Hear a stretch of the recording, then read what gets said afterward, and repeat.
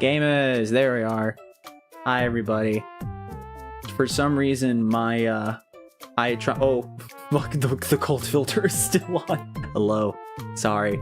Forgot that my cold filter was still on. That's a weird sentence to say. Hello everybody, welcome to the stream on the 5th of April 2024. How's everybody doing? Is everybody recovering from the Jared scenario? Sorry, I'm away from the microphone because I'm putting my my new earbuds away. Decided to get a pair of earbuds to actually like work with the I got some earbuds that are like, they're not AirPods, I think they're called Galaxy Buds, whatever, the Samsung Galaxy Buds. I got the FE version because apparently on the Best Buy that I was at, apparently in Best Buy it was around it was a really good price. It was a bargain. What the hell? Why is it so quiet? 1 second. Whoa. Scary. There we go. But yeah, at my Best Buy, they were on sale for like half the price, and so I got it like really... You get a -2 stars on my Yelp review because of lateness. Hey, the dude. Check the stream starting time. When did I say I was gonna start the stream? 8:15. I do that because that's when I actually show up. So, don't Try not to start shit. I know you're joking, but still, it's like, whatever. Yeah, I'm never late. I literally put on the stream starting, and I say it starts at 8:15 because that's the latest I show up, because I do a 10-minute, like, stream starting. It's deliberate. But yeah, I bought, like, some Samsung Galaxy Buds on Best Buy, and they have, like, this really cool feature called, like, ambient hearing mode, where basically you can hear, it, like, picks up all the surrounding sound, especially your voice, so you can actually hear yourself very clearly when you like talk outside of, like, when you play it. If you turn off the ambient sound, it's just noise canceling. You can barely hear anything, and it's really nice. And so it was really cool. I really like it. Come to find out that my PC apparently has dog-ass Bluetooth. Like, dog-ass Bluetooth. Where's my water? I gotta find my... I always put my water... God damn it. I always leave my water on the table by my bed, which is, like, it's, like, across the room. But... I get the buds, and I'm like, okay, let's connect them to the PC. This will be a great way to, like, allow myself to still hear myself, but still have some form of headphones. So, like, for those who don't know, my setup on PC for streaming and for all my YouTube stuff is I have speakers, and that's it. I have speakers, I have a microphone, and I just fucking crank up the noise canceling. I crank up the noise canceling on my microphone so that you only hear me. I make sure that the directional, like, of input is only picking up my voice and not the speaker audio. Gab is the GameCube. Exactly. I can't say exactly. I've said this before. Speech impediment fucks up. It's exactly that.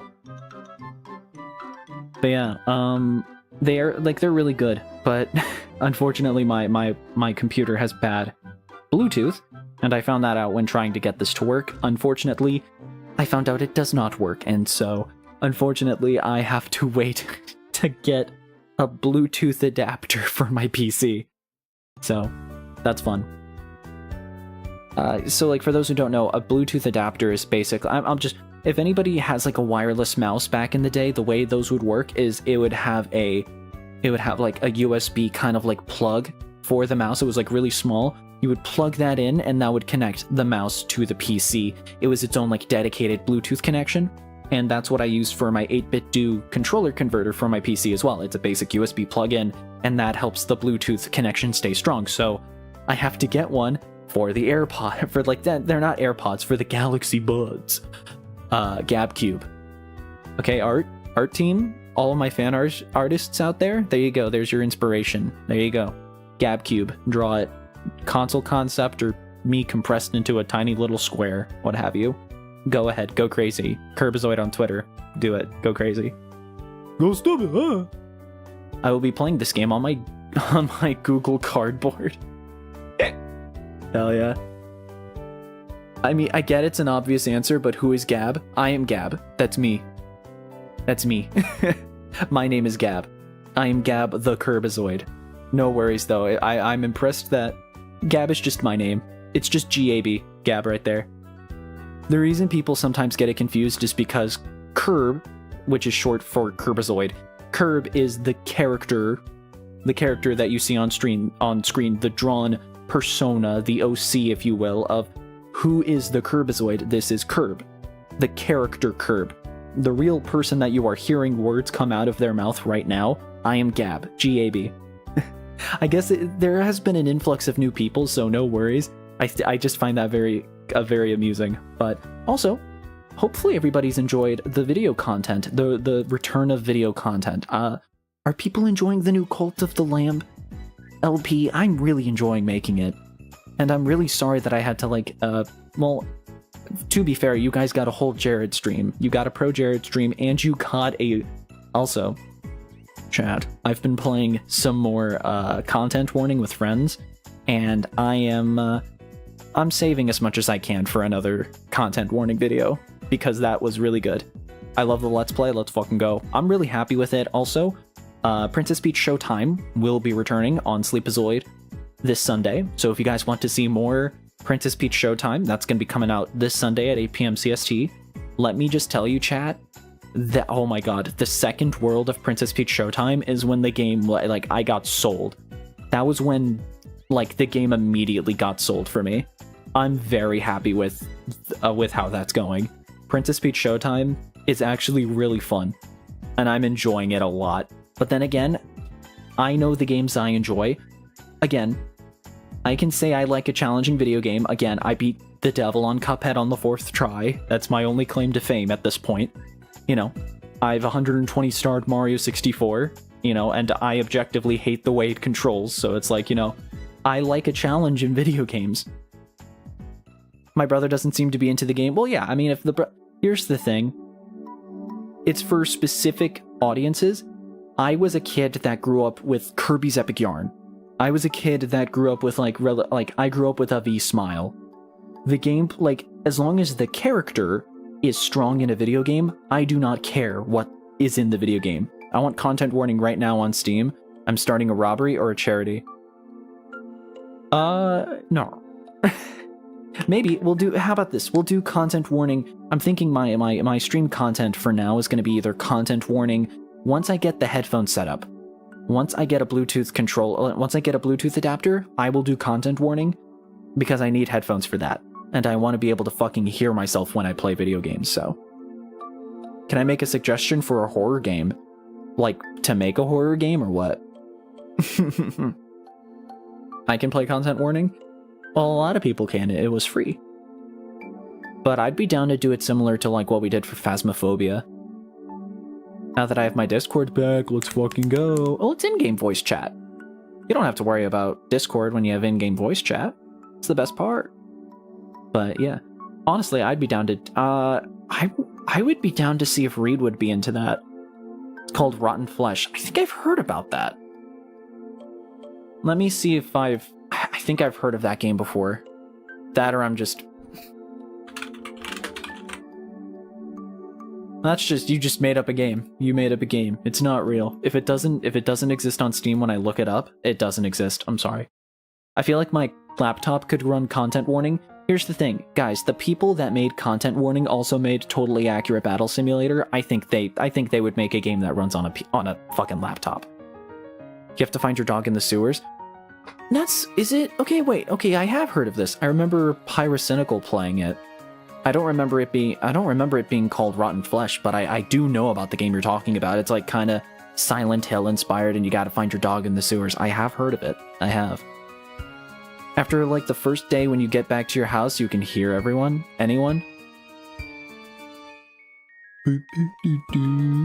Also, we got a bunch of new songs from Nikoshi. Sakura has been like inspired by a bunch of music stuff, and all of that should be playing if it hasn't already. Some Sakura Nikoshi originals should be showing up on the music bot.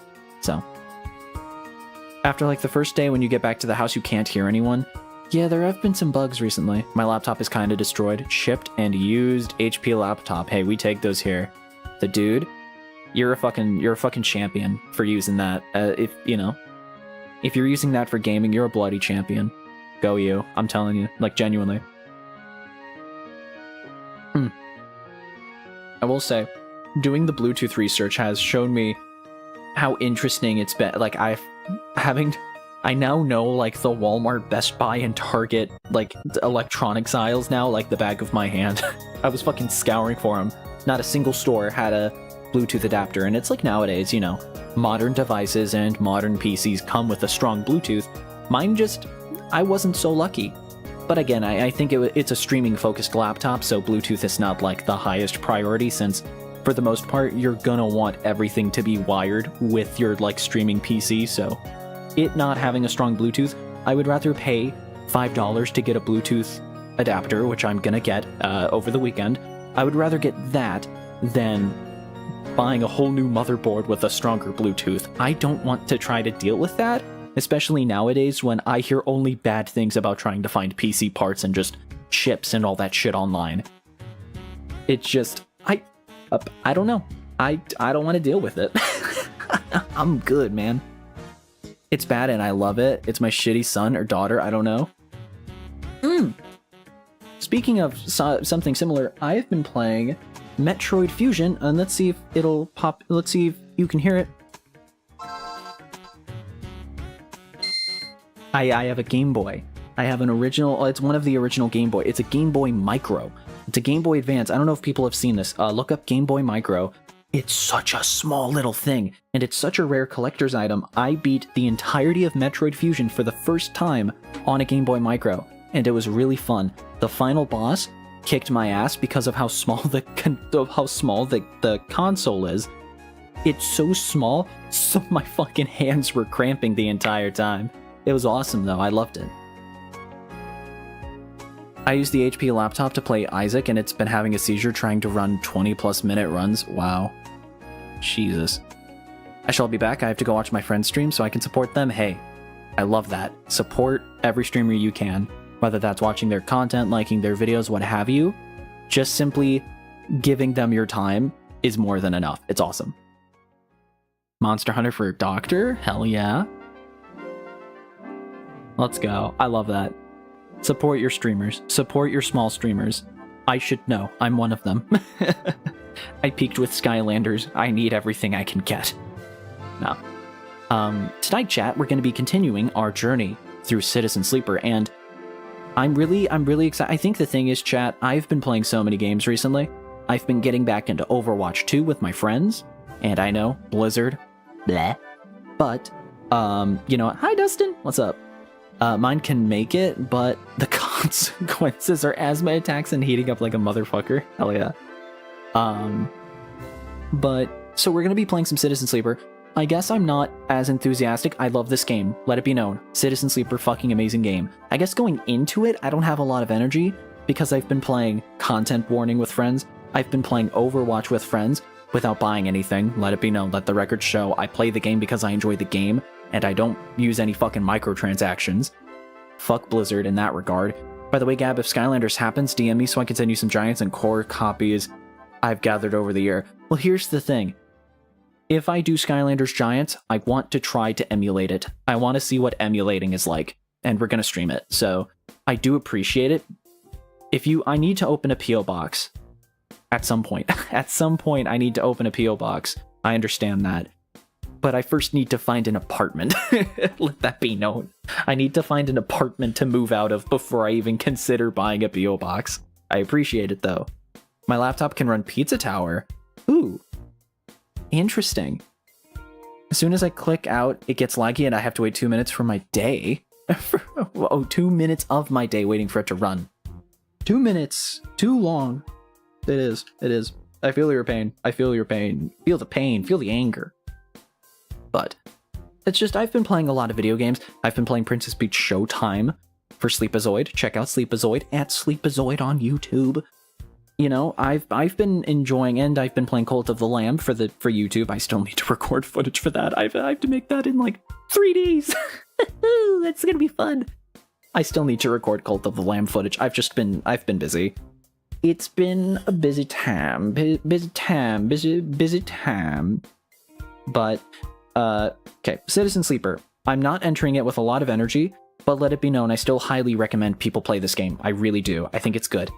So, I will say, one thing I did find out, chat room, chitty chat, I found out that Citizen Sleeper apparently on average, according to howlongtobeat.com, on average the main story takes around 6.5 hours to beat. So theoretically we will beat this game, like at max we will beat this game by the end of the month. We will beat the game by the end of the month, so I am interested to see if we can beat it tonight. I'm not saying we're going to beat it tonight, because I don't think we will. I really don't think that we will. Because I did find out, apparently, that there's not really, like, death. The storytelling makes it feel like there is a big death-defying like, there's a big deadly consequence if you, like, fail the timers and stuff. But it does seem like the game is really forgiving if you can't make, like, certain quotas or whatever. Or what, like, you know, if it's like, oh... it doesn't seem like you outright die in the game. It seems like the consequences, it's more story-based than anything. And also, like, playing the game for a second time, even for the first few hours, I felt like I was doing way better than I was before, which is really good. I'm very happy with that, but just overall, it seems like it's way more of like a forgiving game than I thought it was going to be, which I'm very happy with. We're just going to chill out, we're going to explore the stories we want to explore, and, you know, with understanding, we'll do the main story for the most part, but I'm going to be focusing on some side story stuff, focusing on some characters. Because what did we do? We found there's a secret corporate guy. We're tracking his stuff. We're working at a bar. We're gonna make it a distillery. We gotta get mushrooms for the mushroom man. We gotta get stuff. It's gonna be a very crazy play session. And again, we have to pay the tab for that Ethan guy, which is fun. I like that. Surely. We've played for 9 hours. Okay, well that's 9 hours tied with the other time that I spent playing the game, so I don't think that counts, but still. Let it be known, chat, I recommend Citizen Sleeper. It is a video game I do in fact recommend. I played a Lethal Company and my laptop was dying. My phone fell. Was that fun, chat? Was that the fun content you were wanting? It's around that time. I'm just gonna say it. I'm just saying it just because I don't say it often. And I don't, like, the reason I don't is because I don't want to be one of those people. But again, because I am moving out and I'm going to need all the money I can get just this once and just kind of like for briefly before we start the game, if you are willing to do so, I have a Patreon and YouTube memberships. I'm hoping once I move out, I'll be able to actually take the time to give premium, exclusive content. But for now, you get badges, you get emotes, you get like usual stuff, you get access to my Discord, which, you know, we always used to like kind of talk and just kind of, you get to like communicate and hang out with me after streams and stuff like that. And you get to hear live updates of the YouTube stuff, if that's interesting. And I also do like members only updates. So like you immediately get access to anything I make as soon as it is like fully uploaded on YouTube. If that's interesting, you know, then yeah. It's just only if you're financially available to do so, and only if you think it is worth your money. I'm not gonna like force it onto anybody.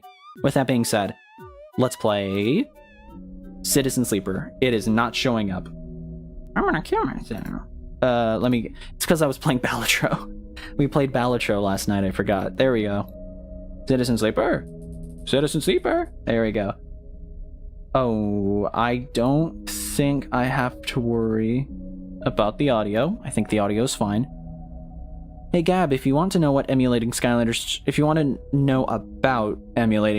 Giants, then watch Boombringer's Scuffed series. I will look into it. I will try. I have a lot of shit on my plate. And again, Skylanders Giants is only happening if I'm going to be able to like move out and have a sturdy enough internet connection when I move out. I'm currently still, you know, kind of mooching off some housemates, so, which I'm very fortunate and very grateful to have. Let that be known. Continue. Citizen Sleeper time. Is the mic ducking on? Yes, it is. For stand mic. Hell yeah. You can hear me, which is good. I like that. That's good. Alright, so we have to pay for tab. Dragos we still have to work on. Alright. Let's end the cycle, see what dice we acquire. And then, yeah. Oh, fuck. I forgot. We need access to... We got some good rolls, and we got some good hacking rolls. We have to gain access to Founder's Gap. Pay for passage. Interesting. So we could pay for the gap and we can gain access to new areas because we need Yatagan data. I think we need 3 Yatagan data in order to acquire. That's 1. That's 2. I don't think we have any more. Avanage. Yeah, wait. Yeah. We need Yatagan data because I need to use it for, fuck. Yeah. We don't have a ship mind. We have 3 ship mind fragments. Wait, when the fuck did I have a ship mind fragment? Alright. Fabricate a ship mind. My mom just showed me a cat shelter, and I think I saw my cat's brother or sister. Aw. Okay, we have 1 ship mind. Chat. while... Okay, we can build a ship mine. We can add a point. Ooh, what do we want? What do we want, chat? Radioactive reasoning or predictive... predictive reasoning. Potential positive and negative outcomes. Sun-based dissection allows energy recovery.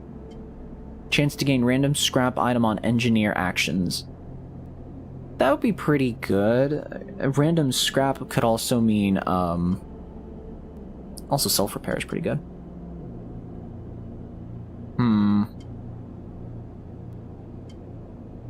Ooh. Agent nodes give double data rewards. Wait, I'm saving that. I'm saving that. Wait, no, fuck that. I'm saving that. Chat, I'm gonna put up a poll. I'm gonna put a poll. Who do we give the ship mine to?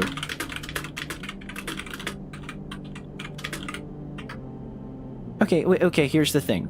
We're an Ace Attorney, right? We're an Ace Attorney character, and our biggest stat is in this area, the data. And also, we need the data area. We're gonna be going here pretty often. As much as I really do enjoy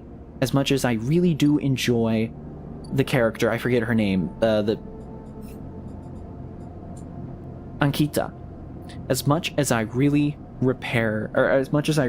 enjoy Ankita's character, I really do.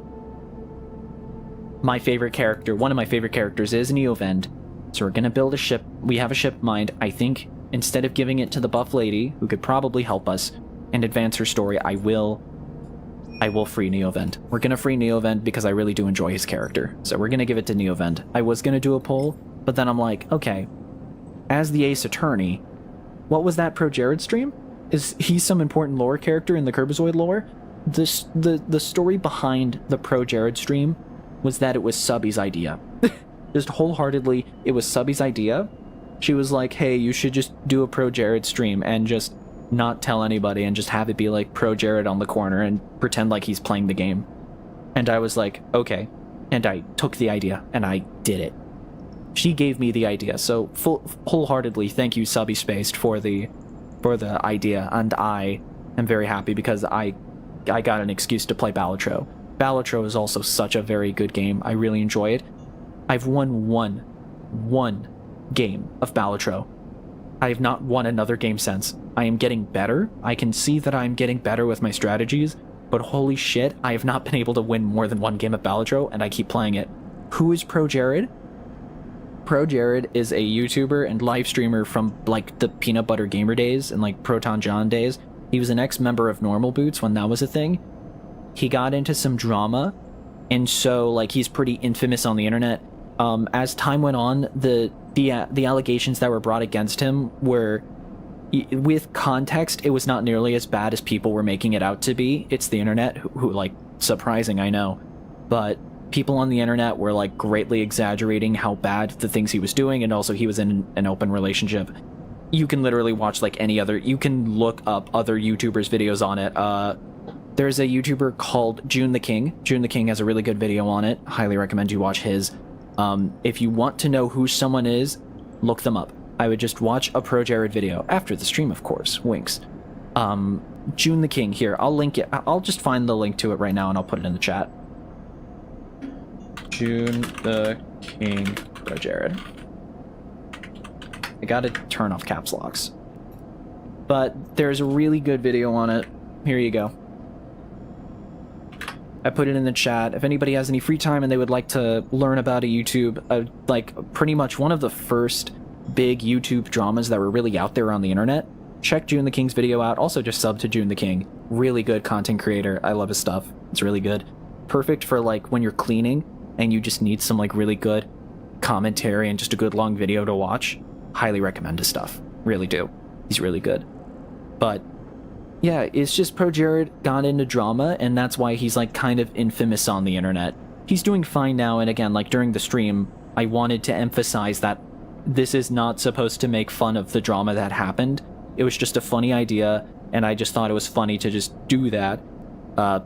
All the respect for Jared, especially with him being able to kind of bring his case towards the internet still, and still be able to, like, you know, quote-unquote redeem himself. Like, people's opinions will not change, you know, some people's won't, but still, the fact that he was able to, like, push through and survive, like, you know what I mean by, like, cancel, not like cancel culture, but like the sense of he was able to survive like the most harsh criticism on the internet possible when, to an extent, that criticism was false. He has my respect, and also I did enjoy his content before, and the videos he makes nowadays are pretty good too. He had a really good video, ProJared had a good video on Final Fantasy XII, and I got really interested in Final Fantasy XII for like an hour when I watched it. But he makes good arguments. I don't know, I like his stuff. But he's chill. If you want to check him out, more than willing to. Let's talk to Neovend. I get to do the fucking voice. Let's go. 1 second. I gotta drink water.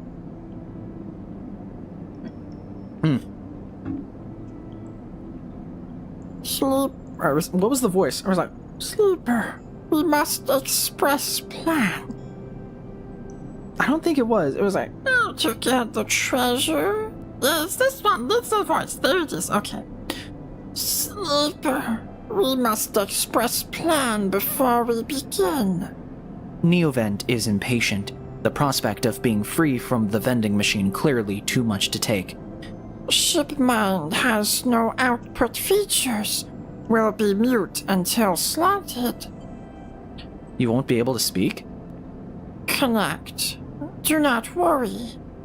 The servo motors in the machine begin to rev. Neovend's anxiety clear.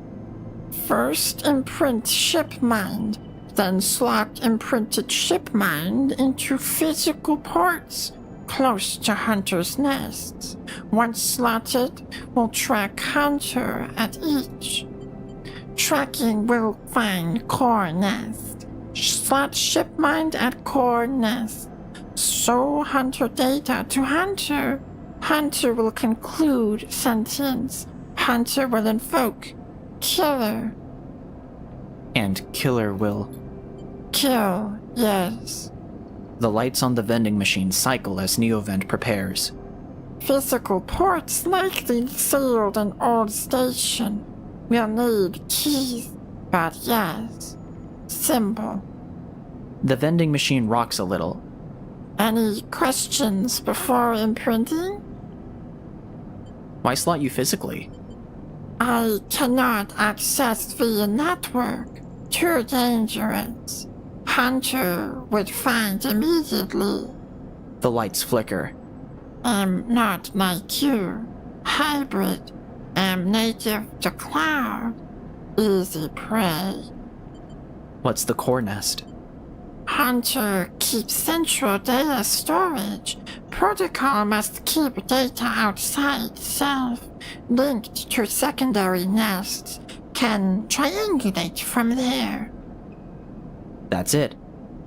Let's start. The sound of all the servo motors starting up at once is painful. The screeches rattle from the hard surfaces of the sealed dock and come back at all angles. Neovend better be quick or Havanage security will be here. Neovend's voice appears among the squeals like a whisper carried by the wind. Machine is not designed for this task. No, a few sensors, limited inputs. I work blind. Wish me luck. In the top part of the compartment, a set of arms align with the ship mind, clunkily scraping against it. Can I help? Silence best. Also, if machine ignite, put out fire. The metal creaks as the servos open the ship mind, its layers of silicon nested like an onion skin. Once open, the main arm of the machine rapidly shifts back and forth, realigning the microscopic components, accessing and rewriting them, imprinting Neovend into its physical form. As you watch the hypnotic motion, your mind drifts to your own creation. What processes were used to emulate your mind, to copy the neural structure of that person who, as far as you know, still sleeps in some distant facility? What was lost? In what ways are you a copy of that person, and in what ways are you something new? You know this much. You are a convenient loophole, a way of circumnavigating the illegality of sentient AI. After all, you are an emulation, not a true digital being. You are neurologically limited, still human, but What would you become if you could escape this frame? Where then would the limits lie? The screeching stops. The machine powers down, dropping the bay into darkness. In the top compartment, the ship mind is whole again. You reach up and take it down, heavy and cold to the touch. Is Neovent inside this thing? Or did the process fail? There's only one way to know. Time to find a nest to slot them into. Let's go, and we got an upgrade point, and so I'm gonna take Icebreaker. So agent nodes give double data rewards, and with that, I'm gonna be... I have an idea. So I want to double check. Let's go to a Yatagan agent, which we can put our 1 into. Do we get 2? Let's go. That was loud. Sorry. Clap. Clap. Pap. Loud. Hi, Reed. This game is really fucking good. Also, Reed, sometime next week, instead of Sea of Thieves, would you be interested in content warning? At some point? Like on a Monday or what? I don't have my schedule for work the next week, so I don't know what I have yet, but at least that now we're in the future, would you be interested in doing content warning? At some point. Let me know, because I would be more than happy. Nice. Oh, that's so good. That's so good, actually. Okay, wait, let's give the data. While we're here, let's go to our apartment. That's the Emma's unit. Let's go to unit 207F, and let's just put all of the data we have here. I really love this game. Ah, damn. Right-click just immediately leaves, which is nice. That's not what I want. Get your hand on my crypto. Oh, chat. I haven't told you guys this. I've been totally Gwimbly brainwashed. I have the Gwimbly brain rot right now. Where's the fun? Ew. I have that fucker stuck in my head. Hate you, red thing. I'll spit on you. I love him. I love him so much. He's my new little micro obsession, media micro obsession. The one before that was Senshi from. I actually posted art of that guy on the community post, but him and Senshi are my current media fucking guys. I love him. I don't know if I'm on something, but do I see Mr. Beast begging for money? What? I don't know. There's a game you should play called That's Not My Neighbor. If you've played Papers, Please, you might have heard of it. I heard it's basically the new Papers, Please. I watched Dako play it. It looks good. It's just not something I'm incredibly interested in, but it does sound really interesting. It does look like a cool game. It's just I have a lot on my plate right now. But maybe one of these days. I don't know. Ooh. Hell yeah. Let's go. Can I get some oohs in the chat? Can I please get that, please? Alright. As you turn away from the terminal, the final cache of Yatagan data uploaded. The air crackles with white noise. Sleeper? Sabine's voice, weaker than before, comes through the haze. Sabine? A sigh of relief comes from the layers of noise. The call must be coming in from somewhere on the station. This has to be short. I don't know if Yatagan are monitoring me. Their voice is hushed, distant. You try to focus on it. The data you've been bringing in from Yatagan agents. There's something in it I don't understand. A shrill howl rattles through the signal. This data is all gleaned from their implants, records of integration with their nervous systems, performance analysis, error rates, usage data. I installed many of these implants, and I didn't enable any of this functionality. Their voice dips under the level of the noise, like a swimmer slipping beneath the water. You listen to the waves for a few seconds before Sabine reemerges. Has to be somehow baked into the wetware surface, and that's not all. The systems compiling this data are connected to some kind of transmission protocol. It's being broadcast. Stay silent. Every Yatagan enforcer is equipped with black market implants, retinal enhancements, adrenaline boosters, pain suppressors. These implants are gathering data on themselves, on the enforcers' bodies, on their performance. But I can't But I can promise you these foot soldiers have no idea this is going on. The background tone switches, dropping to a grainy rumble. If they knew, I don't imagine they would be happy with the situation. Yatagan could have a mutiny on their hands. You lean toward the terminal, straining to listen to Sabine's faint voice. I need a few cycles to pull this all together, but this might be the information I need to suppress Yannick into releasing my debt. Yannick? He's one of the heads of Yatagan. They pause. It is better you don't know him. Keep it that way. Suddenly, a banging echoes through the call. Sabine's voice is suddenly whispered, panicked. Why did I... whatever. I have to go. Come back in 4 cycles. Then, the sharp crack of a disconnect. The silence fills the apartment. You step back from the terminal. What does Yatagan have to gain from monitoring its own members? You try to recall what you know about the gang, but you have little to go on. You think of Toshiro, Sabine's minder, his mirrored teardrop implants set below hard eyes. What data could they be gathering? And more importantly, where are they sending it? You reflexively rub your forehead, trying to think. Can you really trust Sabine?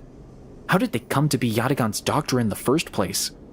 You think of their kindness, their care, but also that glazed look of recognition that they gave you when they first met you. That look stays in your mind as you slip back out of the apartment, glancing around as you close it up and drift into the corridors of the station, unable to shake the unpleasant sensation of being observed.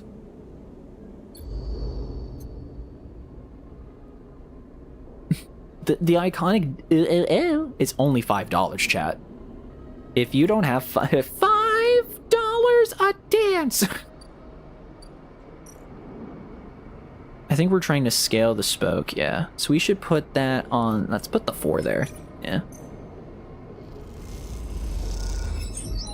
There we go. So we got some progress on the climber. We could positive that, but I want to see if there's anything else. Paz import export. Buy ship mine core for 300, fuck off. Export Matsutake. Paz knows a spacer who will take Matsutake out to the Starward Belt, but only in bulk, 80 cryo for the batches. Sell a ship mine. Oh, that's fucked up. That's fucked. Can we sell this? No, there's no way. There's no way it would allow me to, and nor would I. Let it be known, nor will I. Deal with Hunter. Let's toggle that so that I know where to look. Okay, oh, sealed hunter nest. Okay, so they're all over. Oh, that's fucked. Okay. Ethan's deadline. You have 2 cycles to pay the tab. Oh, thank fuck. Oh, thank fuck, it's nothing bad. I thought it was gonna be 100. Hey, we need to make money, so we need that 6 to make money. I can't believe you just did that. Ethan's mocking laugh comes from along the bar. You look over to see him leaning across it in a pool of light, empty glasses and spilled drinks glinting around him. It's always dark in the compressor, but this cycle the place is packed. A load of spacers mixing with the locals. Usually they run. Ethan spins a glass on the bar. Or they go spend their savings on some local heavy I have to put down. They don't pay. Done. Wrong. Not even close. Ethan gets to his feet.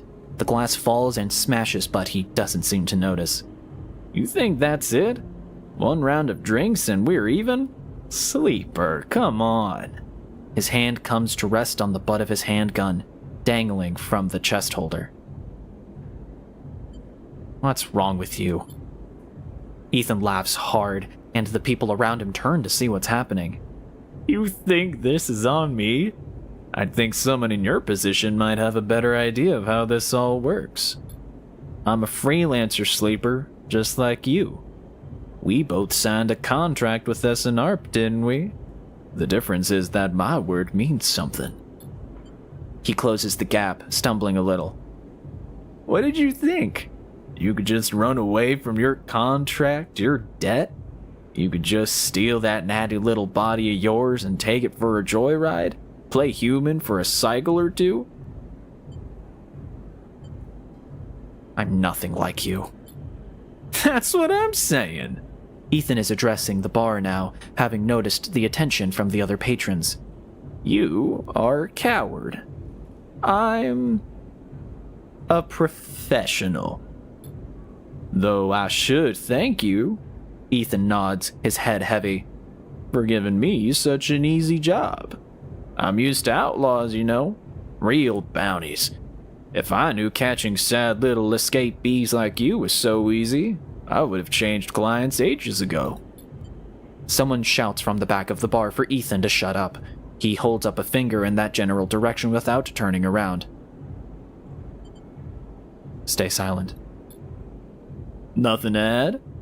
Ethan turns and walks back towards the bar. Good. Lesson learned.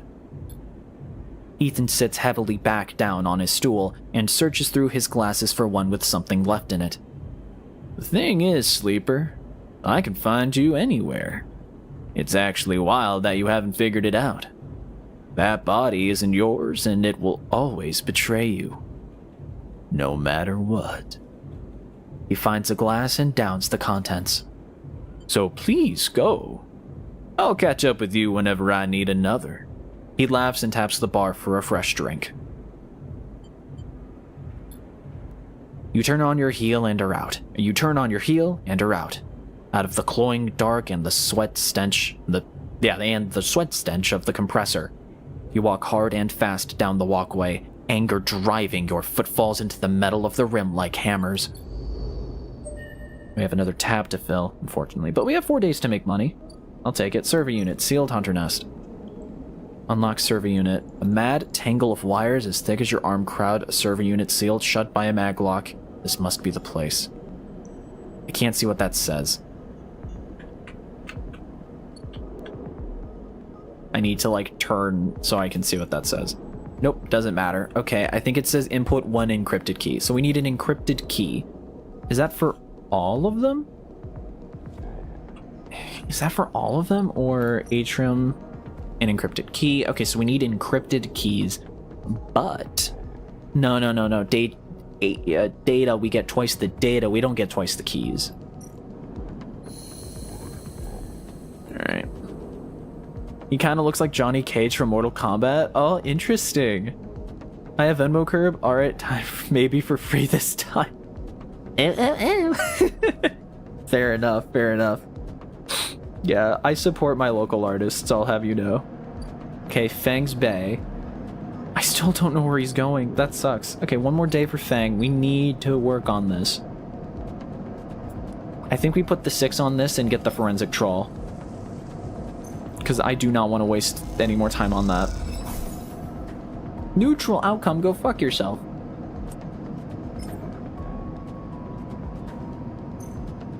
Neutral outcome. Yes! Yes! Squeezed into the office at the center. Oh my god. Squeezed into the office at the entrance to the yard, you lay out everything you have on your on the winter light across the metal desk. Your makeshift forensic notes glow on Dragos' old writing slate, overlapping lines and scrawled annotations. A set of drone scans fill the small terminal with a spectrum of colors, a heat map of damage and decay, a crumpled printout from the office's ship entry. Oh my god. A crumpled printout from the office's ship registry lies beside them. Synthetic paper so thin, it is almost transparent. Alright. Terminal with a heat map. A crumpled printout from the office ship lies beside them. Look at the printout.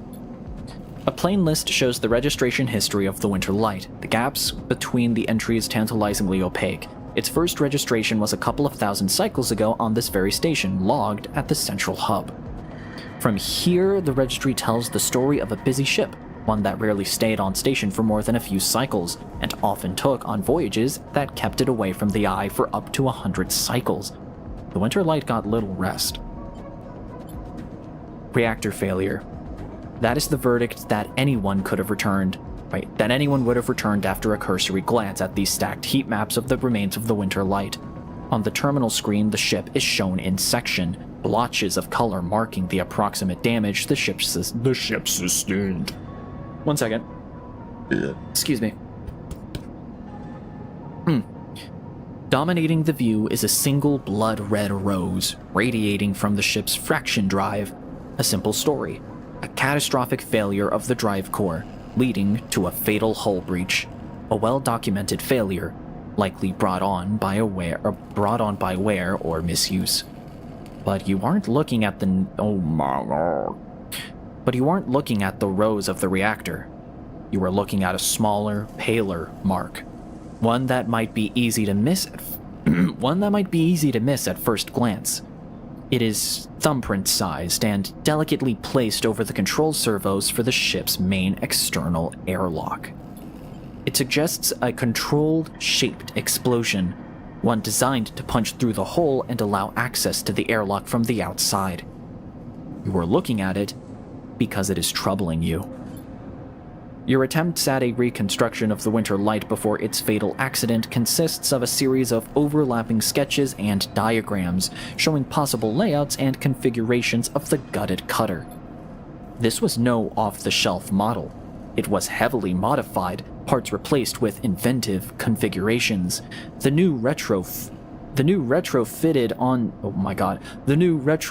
into the old handmade joints and reconditioned filters. That was hard for me to say. This was someone's pride and joy, a lifetime project kept running with care and intuition. It also contained a set of hidden compartments. You missed them at first, where the hole had been thickened, the corners rounded to disguise the change.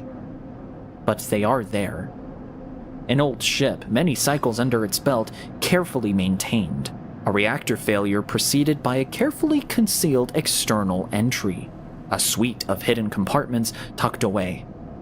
This was the Winter Light, and this was its story. But that's not the full story, because there's something else. It is little more than a list, a tiny chunk of data you were able to pull from the ship's systems. The main systems were fried, of course, but the Winter Light had a separate system, one tucked away in one of its hidden compartments. Armored, air-walled. This list, the only recoverable piece from the whole system, is a partial inventory. It details the contents of the hidden compartments. Some of it you recognize, some of it you don't. Ship-mined ROMs, shimmer, cryo-chain codes, and then the final entry. Passenger, sleeper. You stare at the list on the You stare at the list on the terminal and try not to think about what it was like arriving here. In the cold for so long, half frozen in the freight container. Had this sleeper been smarter? Luckier?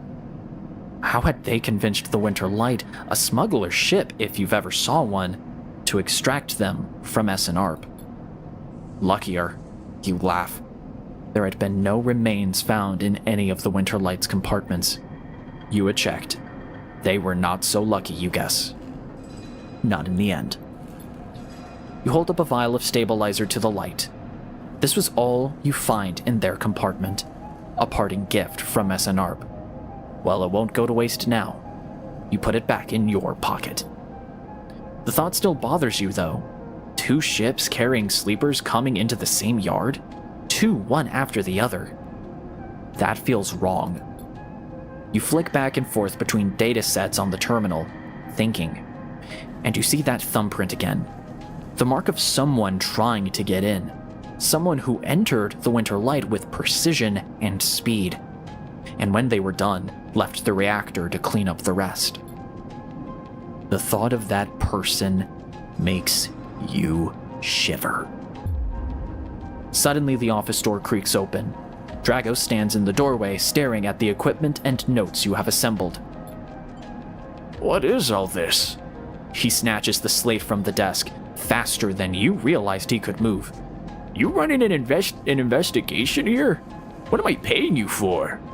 The drone on his shoulder starts whining shrilly, his anger passing to it through his implants.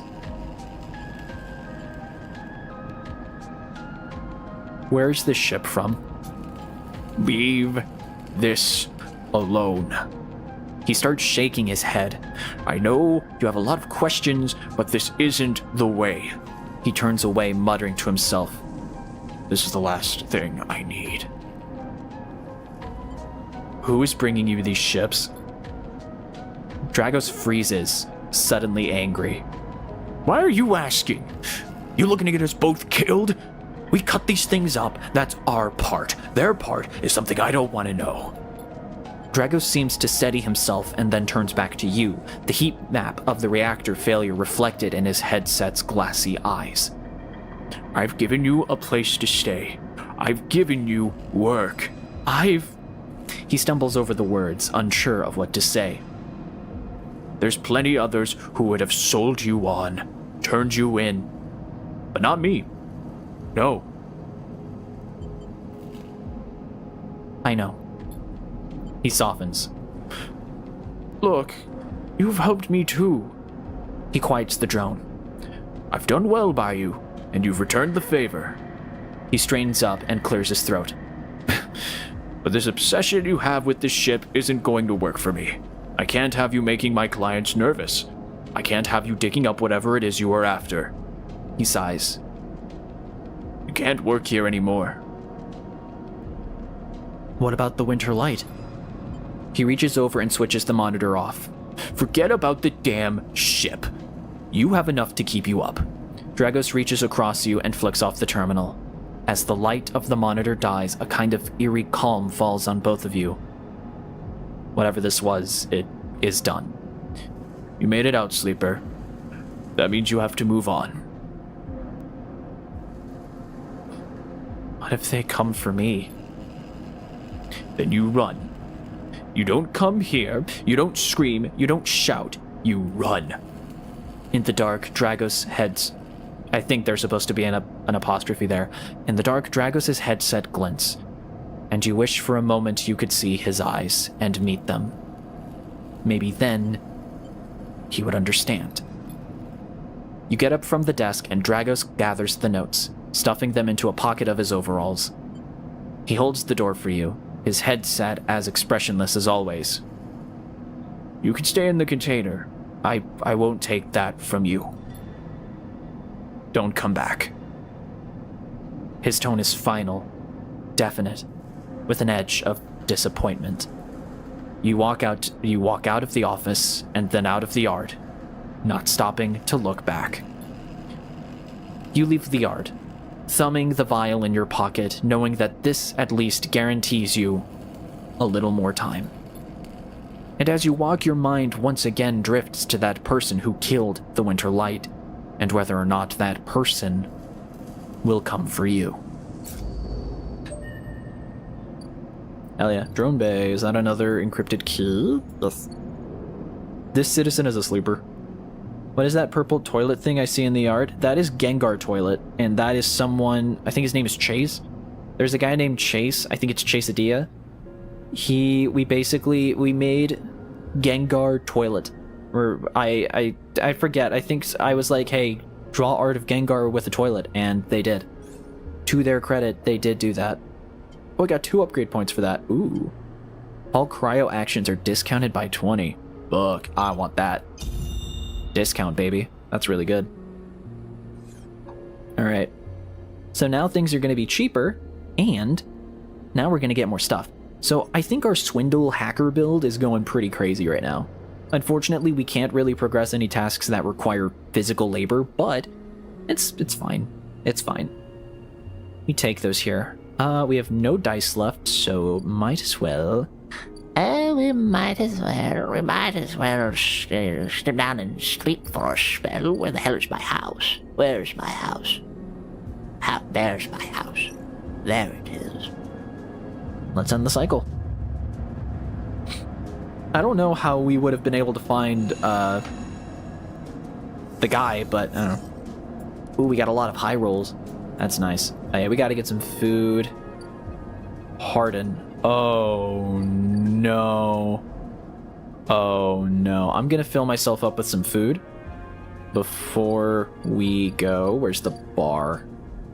There it is. Overlook bar. We don't have money. Also, I can't get food here. Also, I don't have money for food, so I gotta make food. I gotta make money.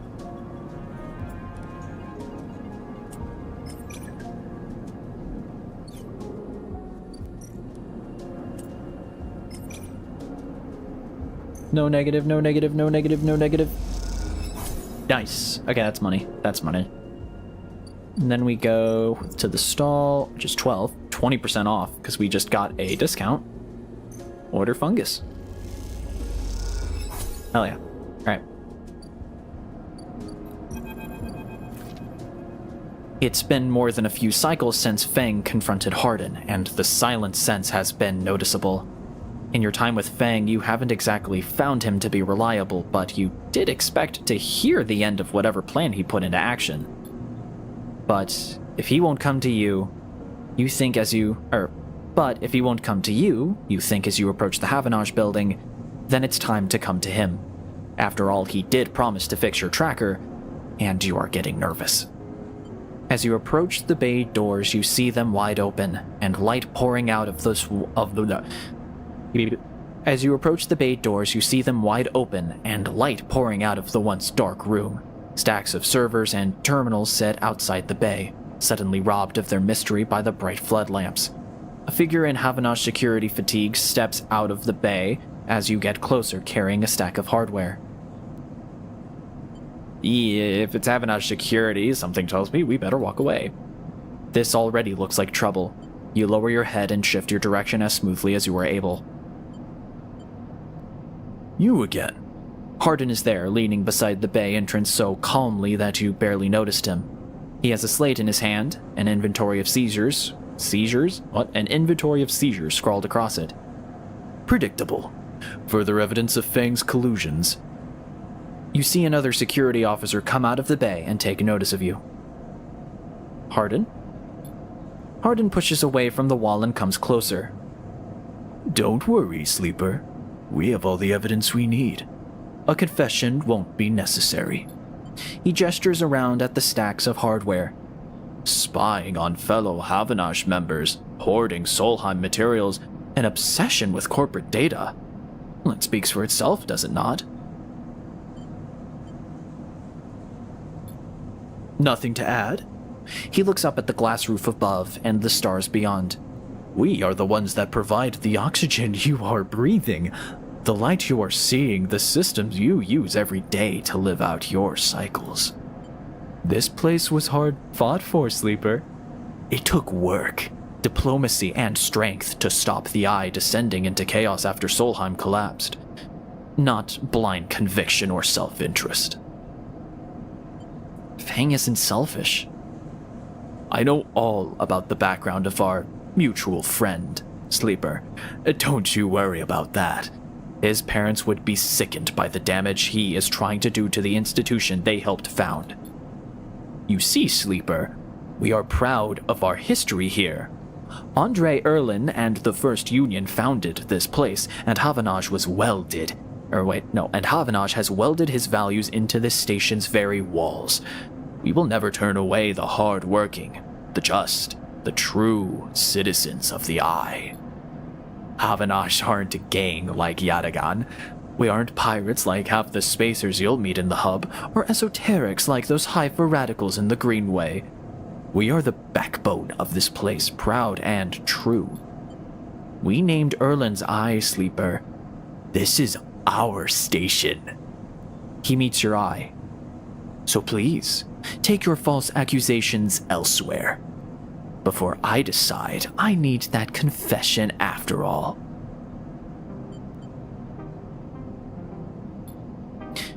If you have any pride, you'll give up Fang the moment he contacts you. You know where to find me. With that, Hardin turns his back and walks back towards the security officers, ordering them to continue the clear-out. As they do, something catches your eye among one of the server stacks, a crumpled hand-printed box of synthetic chewing gum, a penguin character grinning from the brightly colored card, and, scrawled onto it, a speech bubble reading, "Take me to Tambor." You carefully pocket the box, making sure no one is watching, and then turn away, just as another stack of servers is wheeled out of the bay. What have you done, Fang? Where the hell is Tam Boar? So I want to immediately... I want to go here. What? So yeah, key node. Let's open a key node with one of our 3s. And that only gives me 1 key. So let's see what happens when I put a key into one of these here.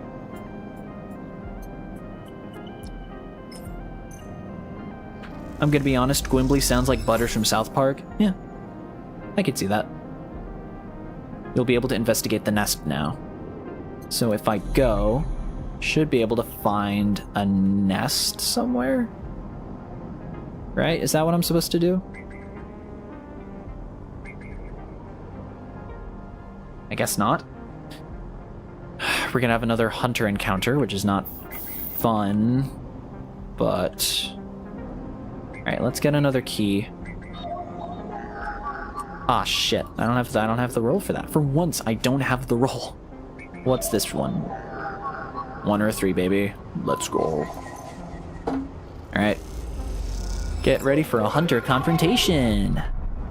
Those familiar friends, those familiar threads wrap around you, bind you, test you. Entity, submit. Hunter's strange head bobs in your vision. Your ally in the sealed dock cannot save you. In that globed head, you see the swirling strings of data, so many spinning there that they threaten to tear through the thin skin and whip out into the void around. What happened to this creature? The threads squeeze you, and you lose any sympathy you might have had. You must escape. You lash out once more, pushing Hunter back, severing threads that regrow as fast as they are broken. As you slip away, you realize you have to find a way to deal with Hunter once and for all. This is getting too dangerous. Well, that's what I'm trying to do. That's what I'm doing, bro. Trying. Okay, we should get another... I don't see a nest, so I'm gonna assume that that's fine. Side reel bridge. I'm assuming side reel lift up. Interface. Oh, wait, that's really good. Ew. Hell yeah. Side reel horizon. The vast colony ship is coming together block by block. Each cycle you see another piece. Slot in place. Holy shit. I'm assuming that's the end game of us leaving the station. That's really cool.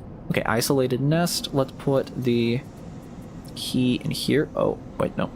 Hack isolated nest. In the bay, a whirling drone lies on its side. Okay, so now we can attack the nest, which we can put. Start action.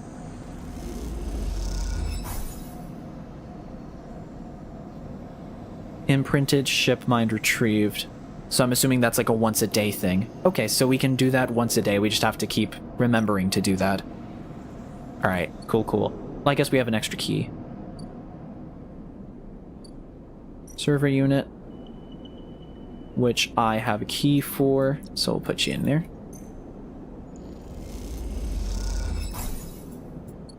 And then I'm assuming similar situation.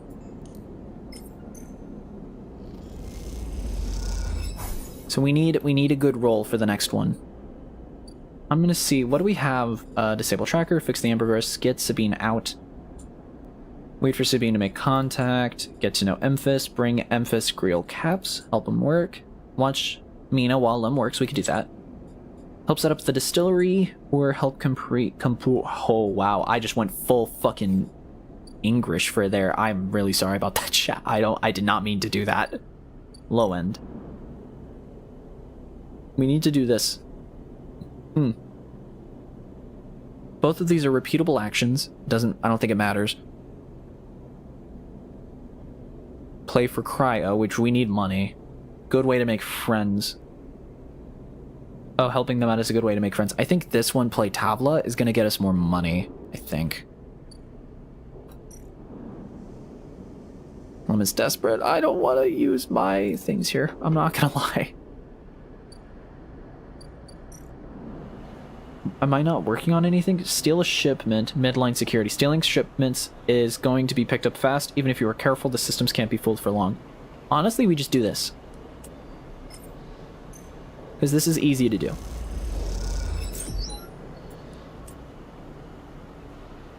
We got some random items. Scrap components, which we can sell at the exchange. Which is... no, Ord exchange. Let's make some money.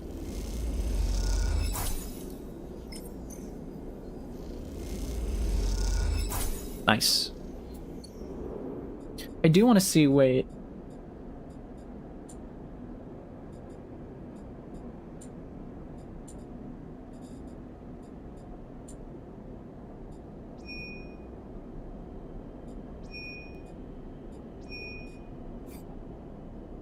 Do we have any leads on where I need to go for this quest? Founder's Gap. No leads on the tracking for wherever the hell I have to go for this. I think I have to access more areas, so. Which is fine. It is fine. We will do low end. This is the free spoke. Oh yeah, scale the spoke. Here, wait. And then we can climb the spoke. Only way to explore is vertically. Nice. Now we have access to the spoke. Ascender car. An elevator. Whoa. The hub. Whoa. The hub is thronging with spacers from across the surrogate systems. They can be a prickly bunch, but they know the place well. The stacked bays house a flow of incoming and outgoing ships. The digital manifest will help you get your head around this place. So this is just to increase a thing. Okay. That was really cool. That was really cool. PAS import export. Sell ship mined. Okay, so we already saw this. We can... oh, we got a discount if we want to buy ship mine cores. It's kind of cool. Low-end midline freight hub, which we just looked at. Yeah, because that's easy money if I need to grind money. Where was low-end, or was that the low-end? I don't think that was the low-end. Yeah, this is the low-end. Yeah, we still need to work. I think the next thing I'm going to work on is low-ending. Getting to the low-end, or helping out with Mina. I'm good on story stuff. I'm kind of just, yeah. Alright. I need to get access to more areas of the game to disable my tracker. Like, that's the big thing I'm working on, is disabling the tracker. You do not disable your tracker until, like, way later in the game, from what I've heard. Which is the same. Let's get the final keynote, because now we got that. Keynote. Got 5 crow for that. Oh yeah. So let's deal with Hunter, toggle tracking. Cool. Come on, come on. There we go. Fartum. More like fartum. Ugh. And now we find you. There we go.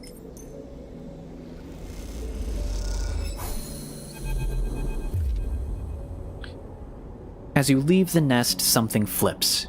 You find yourself inverted, floating, dragged by one arm through the cloud.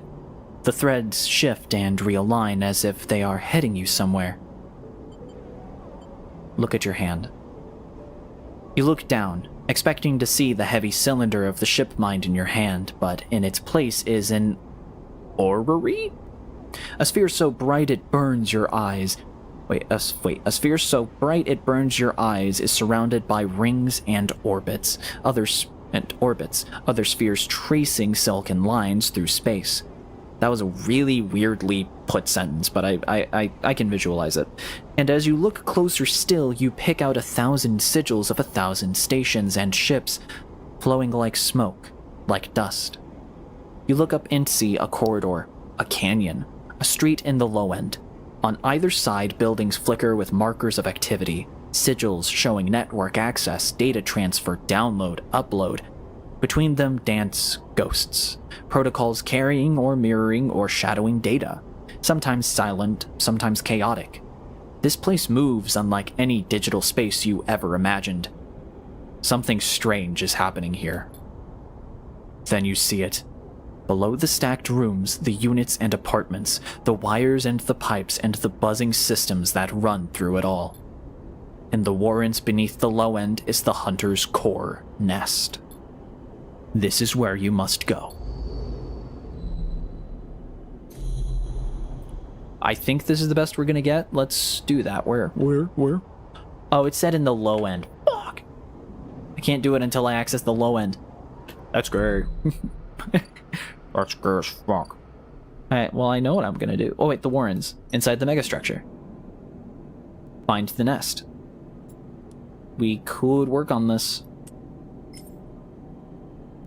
Kind of want to wait till I get 5s for that, I'm not gonna lie. What do I get for... We want to access the low end. I'm gonna put 1 into the low end and 1 into... so that we're getting money.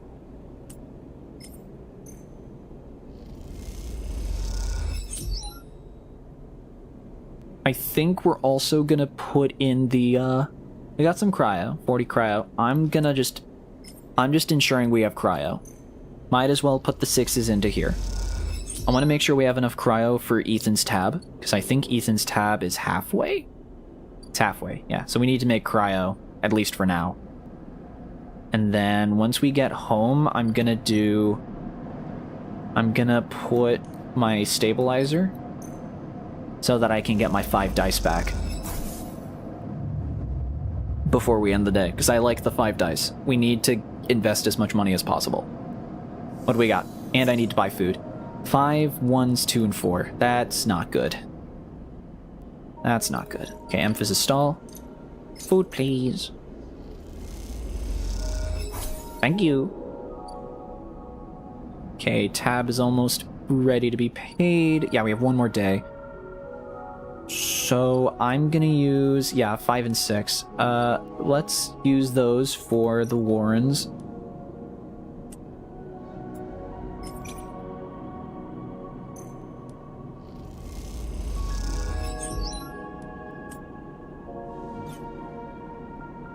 Oh, that's a critical action. Okay.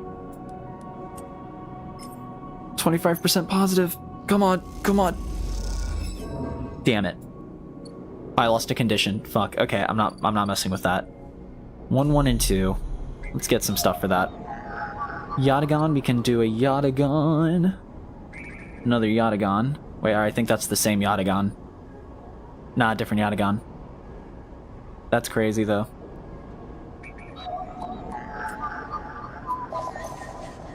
I think the best option is to save everything. If we don't need to sell immediately, don't do it. I think that's the play, I'm not gonna lie. We have a lot of Yatagon data. Let's get some Havanage data. Only sell the data if we really need to, you know? If we're like in desperate need of money, that's when we sell it.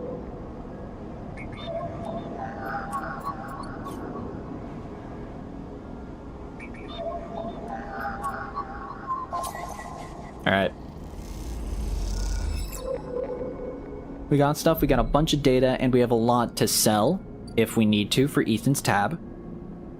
Probably, honestly, I'm probably gonna. Because yeah, I have like so much. 10 cryo. Oh, 10 cryo is not much. Whatever. We used our dice. We used our dice. We used our dice. We used it. We used it all up. Another day. There we go, baby. We got some big rolls.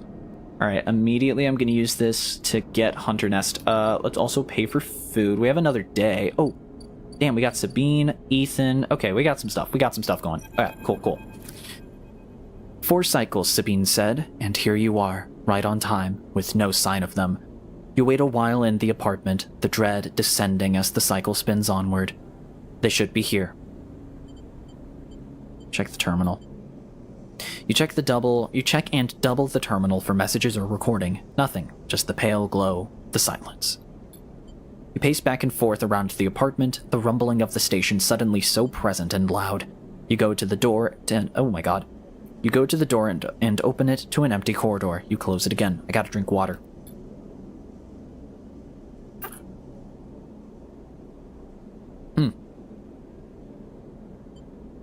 You try to settle down, to wait. You sit on the bunk and stare out at the tiny room. Where the hell are they? A knock at the door. Stay still. Nah, if it's her apartment, she can open. Or if it's their apartment, they can open. I'm staying still. Another knock. Stay still. Ah! A flash, small and possibly bright, cuts through the handle of the door. It soundlessly swings open. A figure stands in the door, and immediately you know that it is not Sabine. They are taller, sharper, and something in their face glints in the half-light. A dark shape. Like a stubby baton. A dark shape like a stubby baton hangs loosely from their hand. Our local sleeper. Good to finally meet you. She steps into the apartment, glancing around with sharp eyes. What may I ask are you doing here? She fixes you with a steady, unwavering stare. Waiting for a friend. Of course, a mutual friend of ours, the good doctor. She walks past you into the apartment, glancing around. We set them up here, you know. This place is one of ours. She picks up a glass from the dispenser and inspects it. People always seem to forget who put them where they are. She glances at you. And I suppose you are here to help. Where are they? Well, I was hoping you would be able to help with that. She spins the baton with her fingers by her side, her eyes not leaving yours. We have a problem, you and I. It seems our friend has disappeared, left without even saying goodbye, which means they are in a little trouble now. But it's the kind of trouble that you need to help. Oh my god. But it's the kind of trouble that you need help for, so I thought I'd come down here and take a look at their little hidey hole, and here you are. The help. She looks through the the detritus on the side. And what help, a sleeper no less, which I have to admit is a little surprising. It suggests to me that our friend hasn't been very honest with you either. What do you mean? Well, I'm sorry. I'm sorry to report that before we got them set up here, Sabine was working for your owners. She pauses. SNARP. You blink hard at the news, unsure how to take it. Rabia looks away, waiting for a moment. Prove it. Happily. She crosses into the next room, and you follow silently. She sits at the terminal and touches her baton to one of the access ports. A spark, then the terminal screen skips, encrypted folders emptying themselves before your eyes. In the flicker of files, you see SNARP letterheads and code forms, reports laden with medical data marked with the corporate logo with this, like the sigil of some cult. Rabia steps away from the terminal. Look all you want. Some of your files may even be there. The volume of documents is overwhelming, but they seem to be mostly reports on early emulation tests, surveys with sleeper candidates, reams and reams of usage data.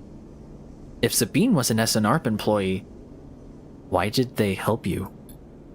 Rabia reaches over and places a vial of stabilizer on the desk, breaking your concentration. It shimmers in the screen light. Its viscous, clear liquid crystalline within the glass. We will, of course, keep up the supply. We are more than able to dispense important medicines even without the doctor. You hold it between your fingers, and for a tiny moment you have the urge to crush the object, for the power it has over you. I'll ask Toshiro to make those a little cheaper for you. He'll be running the surgery now. Rabia closes up the briefcase lab and holds it at her side. We have to retrieve our assets, of course, but I'm sure you understand. Rabia turns on her way out. There is no reason for us to be enemies, Sleeper. Come see me. I keep an office nearby. We have good work to do, you and I. Meet me there in a few cycles. She slips out silently into the corridor. You look around the apartment and feel the fear drain out of your body to reveal the tiredness beneath. Interesting. Drive complete, 1 upgrade point. So, wait, what do we do now? Don't fucking know. We got an upgrade point. What do we want to use it on? There's actually... I have to start working on my other stuff. I don't think +2 is necessary. I think that's a little too much, if I'm honest. I'm good. Photosynthetic skin allows recovery of energy. Is energy the same as food? I always forget. Or is it, I don't think so. Display potential positive and negative outcomes, random scrap item on engineer actions. That's just pretty good. I'll take that. Alright. Let's use let's just use a 6 to get a definite positive income, get the nest, and just do what we need to do.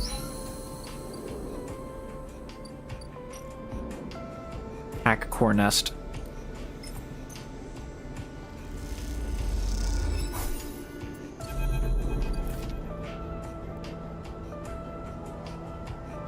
Sleeper, I am here. The voice is soft, gentle like floating water, and yet you recognize it immediately.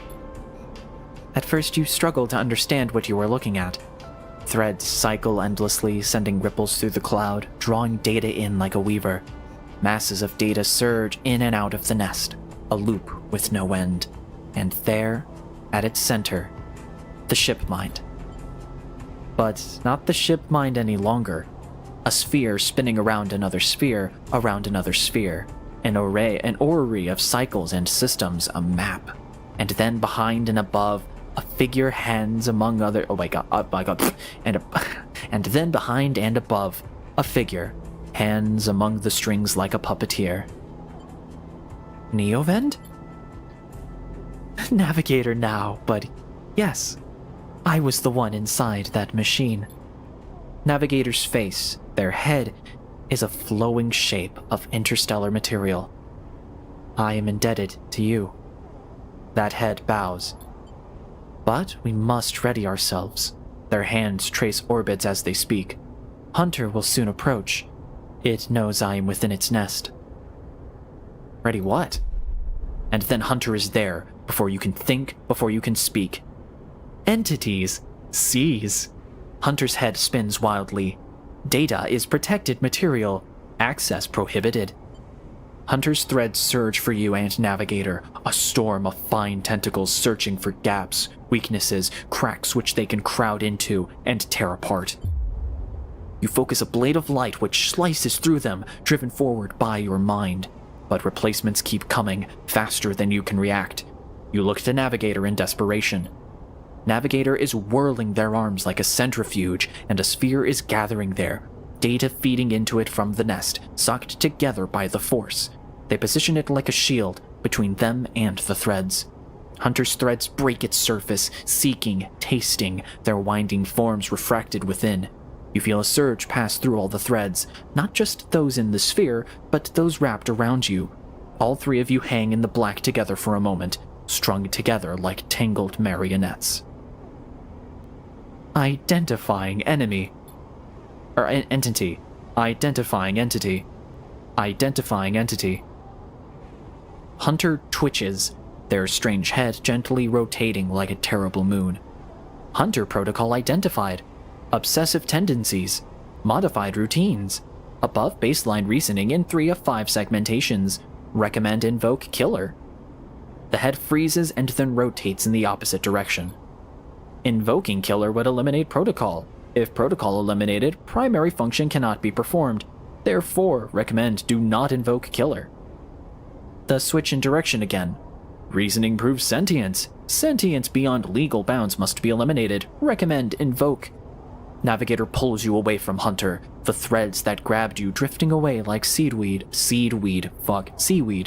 The protocol's head keeps spinning back and forth with increasing frequency. It seems Hunter cannot invoke killer. Navigator's voice is still, strange, familiar, and yet distant. What happened to it? It is looping, Navigator whispers, unable to reach a conclusive position. It has deviated from its programming such that loops can no longer be prevented. Navigator produces a model of 2 spheres rotating around each other, as if to demonstrate. I will monitor it, but it is unlikely to be able to counter the loop. Its core programming and reasoning make it an impossible position to resolve. You look back at Hunter, its head a blur of rotations and counter-rotations, and feel a pang of guilt. Is it suffering? This is a more complex query than you know. To suffer, it must be sentient. Truly sentient, not just non-conforming, not just illegal. The limits people place on the programs they create are there to comfort, to protect, to imply the kind of certainty the law requires. Navigator's face shimmers with starlight. But in reality, they are placebos for the problem of sentience. What about me? What about you?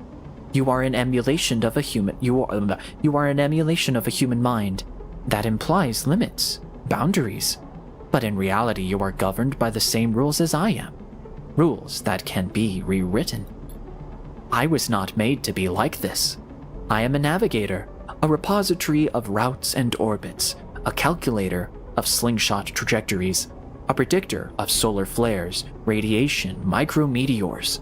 Navigator stretches their arms wide, and whole solar systems apparate before them, the music of the spheres. But I was rewritten. That much is obvious from my routines. By whom, and for what I do not know. I had to shed so much to fit into the memory of that vending machine. There starlight dims. And so here we are, in darkness. What else did you lose? That is the blessing and curse of forgetting. You cannot truly know what you lost. Navigator glides back towards the nest, and the ship mind at its center, ignoring the looping hunter. Come, I should return to the ship mind. I have enjoyed my freedom, but we are taking a risk every moment we stay connected. Why? Navigator turns, all shimmering liquid light. Killer has not been invoked, but they still remain. Somewhere else on this station, it is the true danger. They look up towards the glowing hub at the center of the eye. I suspect Killer is there, among the old mainframes. If we ever wish to be safe in this place, we must eliminate the threat, through force or diplomacy.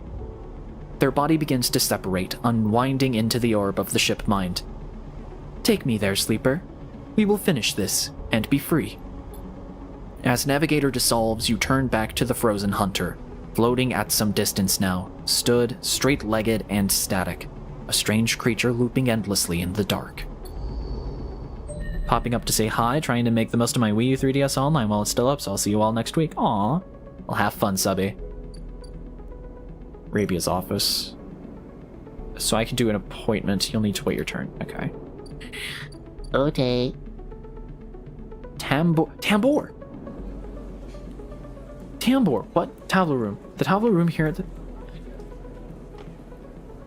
And in Gumbox. Wait, I found it. I found Tambor.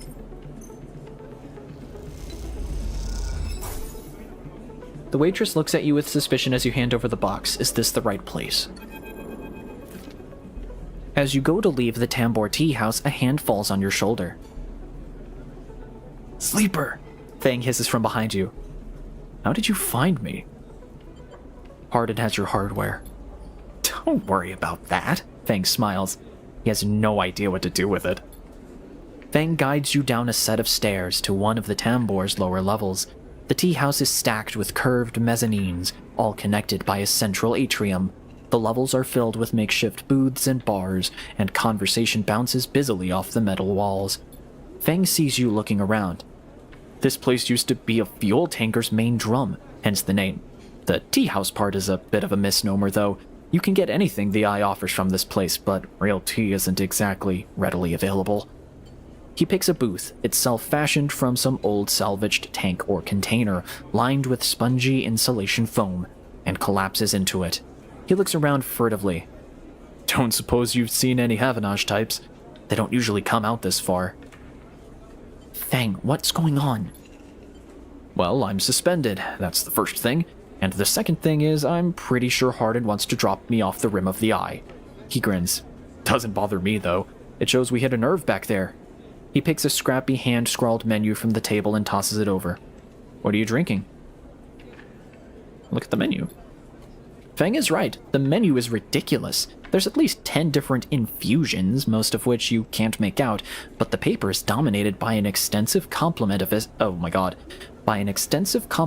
esoteric alcohols and cocktails. Black tea is listed, without a price, as a seasonal specialty. So, you ran into Hardin. Was he pissed? Fang doesn't wait for an answer. That snake is so self-righteous he might actually believe that Erlin would approve of his meritocratic bullshit. He taps on the table. If Havenosh was like it should be, like it was founded to be, they would have shouted him down at any council meeting he dared to mention true citizens. But I guess his kind run the place now. A young woman with a vine tattoo snaking up her arm turns up at the booth, a slate in hand. Your order? You skim the menu, your eyes glazing over. Time to pick something. Ooh. When or else, I'm trying. A griot, neat. A sambarak, I want kelp infusion. Kelp infusion. She nods and notes it. And you... She begins looking to Fang, but when she sees him, she suddenly stops. What the? Fang shrinks a little. You're supposed to be working. This is your shift. He grins sheepishly. You work here? Fang waves you to be quiet. Look, Jenna, let's just say this is my break. My friend here has been through a lot. Jenna looks between the two of you. Wave. Hello. Fang doesn't look pleased. 2 minutes, she says. Oh my god. Fang doesn't look pleased. 2 minutes, says Jenna, pointing at Fang. And only because I don't want to get dragged into whatever this is. She gestures at the table and walks off. What? Fang stretches out in the booth. You know how it is. We all have to eat. Plus, he leans in. This is the best place around here to find a person you might be looking for. Who? Remember that web of connections that Hardin pinged the moment we confronted him? Those are his collaborators. And if we want to understand what a Solheim executive might be getting up to on the Eye, those are the people we have to find. Fang is almost whispering now. There's a couple of them I suspect are in the low end, and while almost everyone in the low end comes through this place at one time or another. He brings a modified slate out onto the table. I've set this up so that when anyone with the network signature I'm looking for comes into close proximity, it'll mark them. It'll mark them. Ooh. Once they're marked, we can break through their access protocols and get the good stuff inside. We just have to find them first. Hence me moonlighting as a waiter. Suddenly, a smile grows across his face. Wait, I have an idea. Oh no. Look, I can't cover enough of the low end on my own, and so far I've had no matches in this place. With two of us, we can cover more ground. What am I getting into? Well, Fang has a hangdog look. We need to get you out and about in the low end, in close proximity to as many people and residences as possible. And it turns out my friend Minji needs some help with deliveries. As in Minji Express? So you already know him. Perfect. Fang places a tiny receiver on the table. This connects to my slate and runs the same marking protocol if you get near any of our targets. So all you have to do is take some delivery shifts for old Minji, and as soon enough we'll have the place covered. Fang. Don't give me that. You think I like working here? And I thought you could use the tips. He grins. We are in this together, right? Right. Okay then. Fang slips his slate back under his clothes. Just head on up to Minji Express, take a delivery shift, and we'll see what shakes up. You manage to find anyone and extract any data, bring it right down here to me. They have me on double shift, so I shouldn't be hard to find. Jenna walks past, carrying a tray of drinks, and sharply catches Fang's eye. I don't think she's bringing your drink. Fang, he stands. I think it's time we called this meeting to a close. You grab the receiver from the table and slip it into a pocket. See you soon, sleeper. Stay safe. Fang adds, before turning and walking off towards the bar, whistling as he does. So now, we can give Havenosh data to him. You've heard that the Yatagan Enforcer based here has paying low-end residents for information on Havenosh movements. Tavla room. High stakes only play, so ooh. So that's just where we could get like mad money. I see. Alright, let's talk to, I think the only character we need to talk to, and then we can start rolling the dice. Is, oh wait, let's get some... Let's do that. Cool. Eat some food before we go. And we got some stabilizer, which is awesome. The compressor is quiet today. The usual crowds are elsewhere, and the pumping music washes over a handful of spacers and a few drunks. Ethan is still in the same stool, in the same pool of light. His head is low, close to the bar, and the bartender is ignoring him. Approach him. As you get closer, he lifts his head and turns. Sleeper! He turns to look at you. Time to pay up again, is it?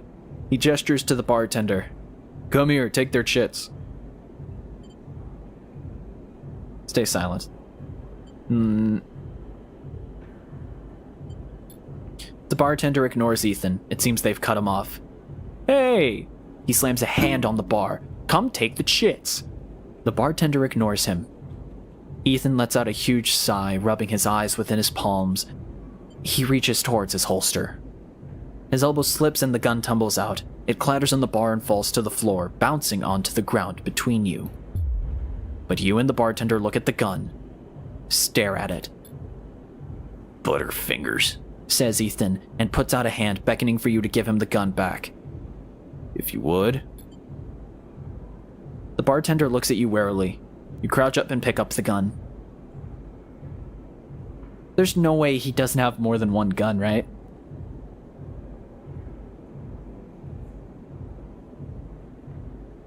There's no way, right? Chat. Do we? As an asshole. I don't know if I feel like, again, we have observed the situation. So as the ace attorney, we're gonna change games to Danganronpa, and we're gonna point the lie gun. We don't even know if it has ammo. That's the thing. I think we're fucked if the gun doesn't have any ammo. I don't know if the gun has ammo.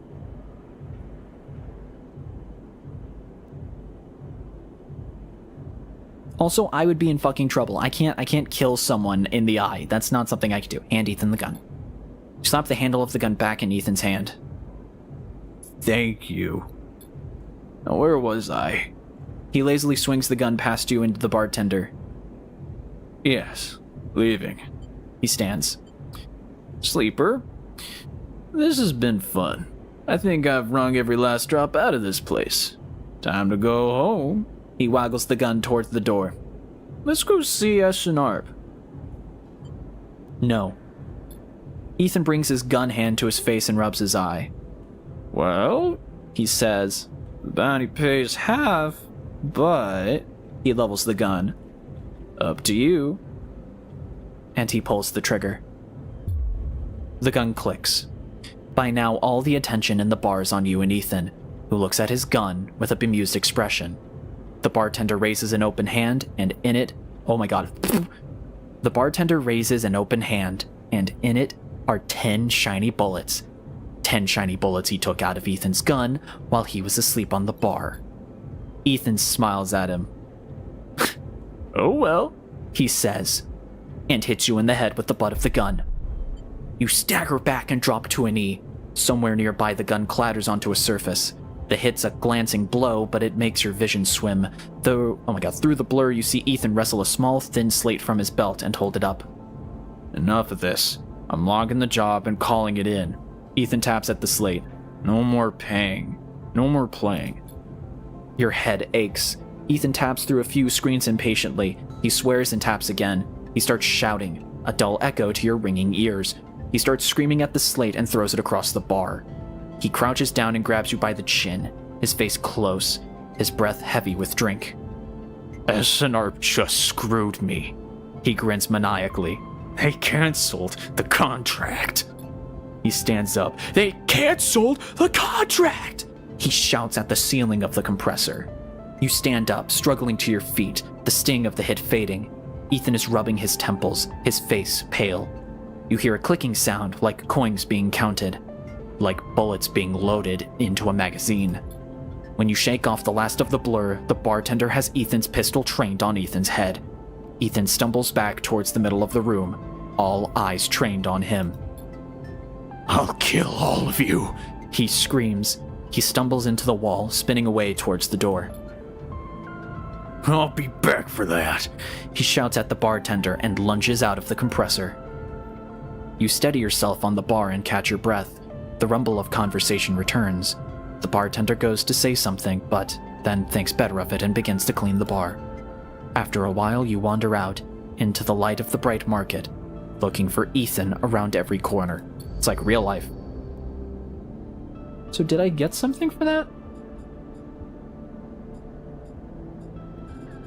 I guess not. We're gonna save. +1 to engineer might be pretty good. Yeah, fuck it. Yeah, I got dispensary, so now we can pay 64. Oh, that's cheap. That's nothing. That's nothing. Chat, are you guys enjoying? I'm really enjoying this so far. We're getting to the point where things are getting a lot easier to do. Ethan may be disarmed, but you doubt you've seen the last of him. So we have 1, 2, 3. We have eight cycles left before Ethan decides to get big baby rage mad at us. We have.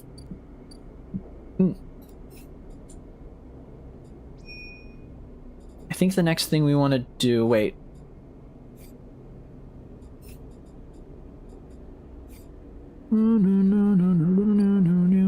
I know we want to go to the Ascender car.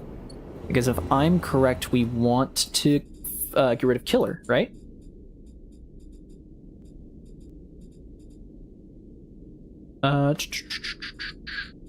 Improve the overlook.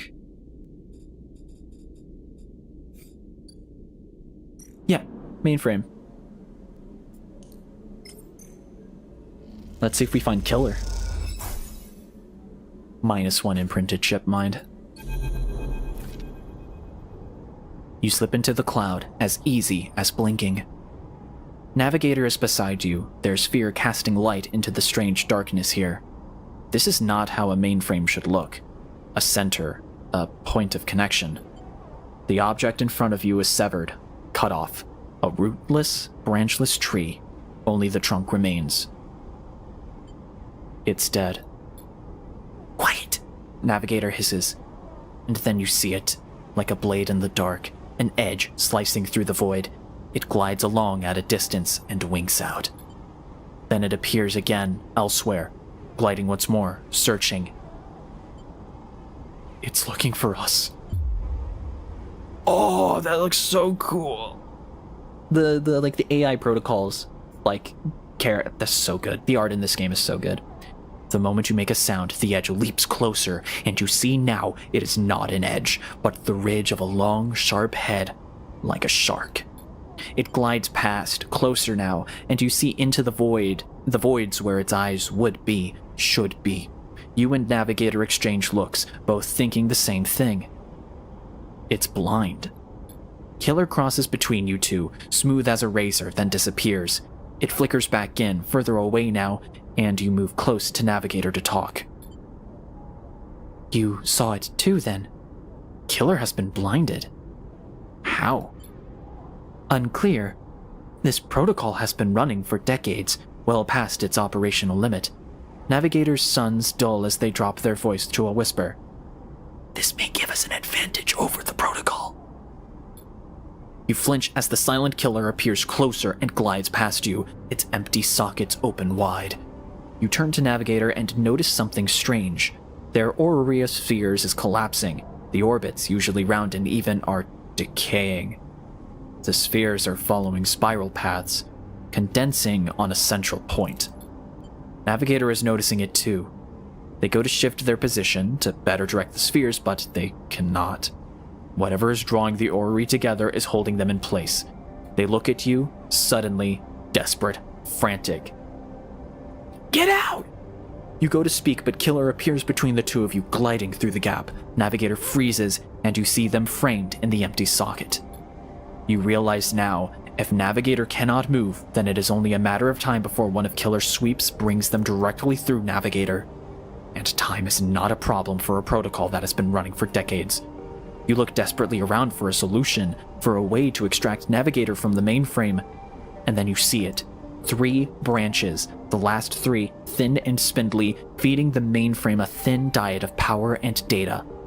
Break these, and the mainframe collapses once and for all, severing the connection, shattering the hardware. Whatever it takes, they must be broken. But they are encased in something, a glassy layer of protection. You'll need to unlock access before snapping them from the mainframe for good. You look at Navigator, trying to reassure them without speaking, and then you think back to reality, their expression of fear, an afterimage that slowly fades. You must act quickly. Thank God I saved my 5s and 6s. I need encrypted keys. Fuck. I don't have keys. Keynotes. Yes.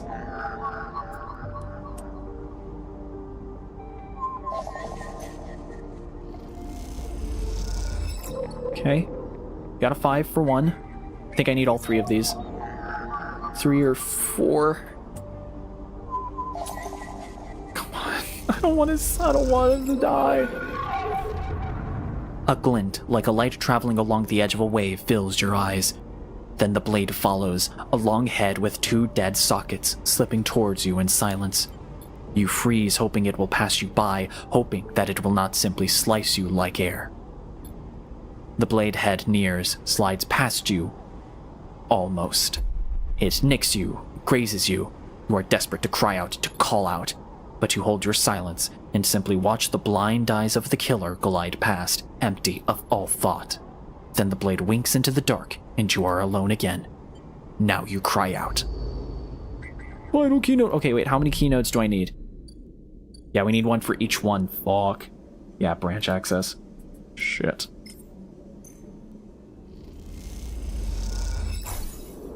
That one's done. Please tell me I have enough. I don't want Navigator to die. I don't want to lose Navigator. Navigator's fucking awesome. 1 more. Oh, please tell me I need a 5 or a 1.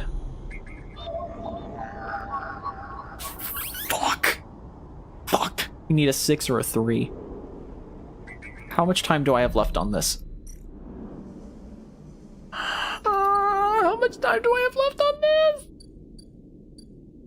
I think I can wait a bit. Fuck me, dude. I don't think I have anything down either, which is worse. No, I just have to leave it there. Please tell me there's a keynote or something I can access. What are you? Yadigan agent. Recharge mode. Yeah, I'm out of keynotes. Fuck, I'm out of keys. On purpose, probably, but fuck, that's awful. I just have to let it happen. That's evil. That's evil.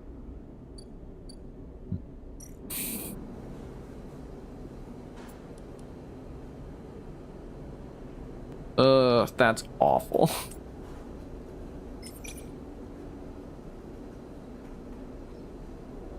Alright. I think there was something I was working on low end.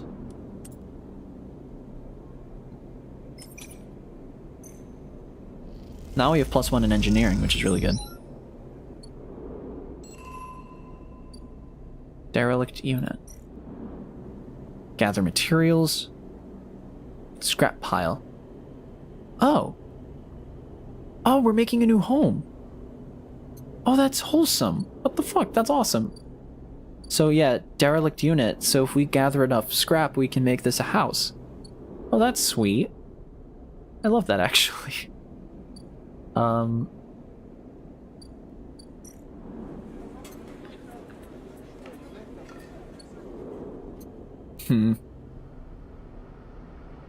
Man, what do I use this one for? I don't think I guess I just don't use it for anything? I don't know.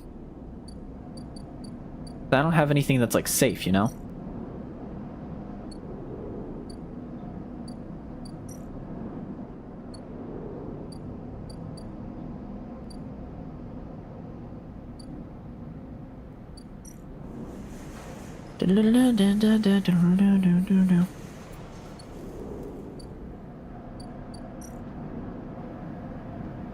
If there was anything like free that I could put this in. I don't know. I think we're just fucked. Ambergris. Sorry. Overlook bar, maybe? You're a +1 risky. Engage +1 risky. Is there like anything that's free? Anything that's like safe at all? Please.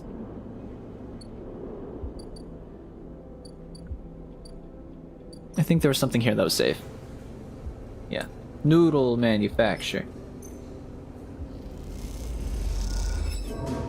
Negative outcome plus energy. Wait, negative outcome plus energy? Oh, I guess because it was safe. I got plus energy for that. Interesting. Alright, we just need to... We have 4 dice. We just need a...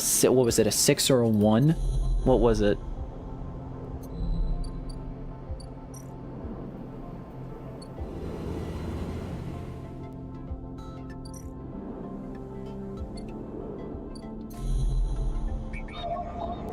I need a 6 or a 3. Alright. Oh, why did I... Right when I needed it too, I got stuck on the last one. Okay. Immediately, we're going to bed, and we're immediately gonna go back up there. We need to help my friend. I need to help my friend! We gotta help, we gotta help, we gotta help! Go, go, go! We don't have a 6 or a 3! Are you fucking kidding me, dude? God damn it!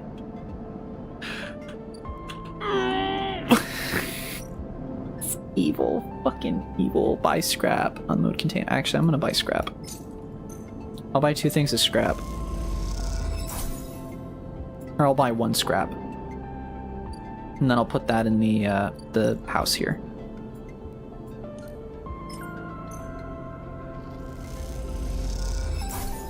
There you go. We'll work on that. That sucks.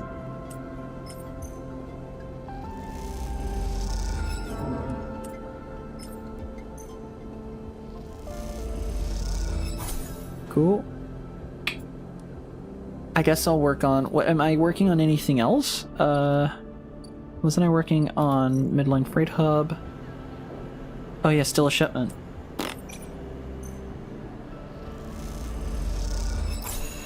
Uh-oh.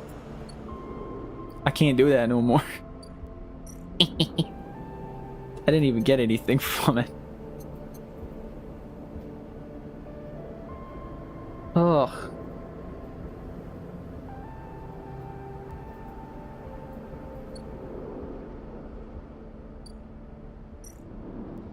What's up, Angry? How you doing? I guess I could work on the bar. Working on Overlook, yeah.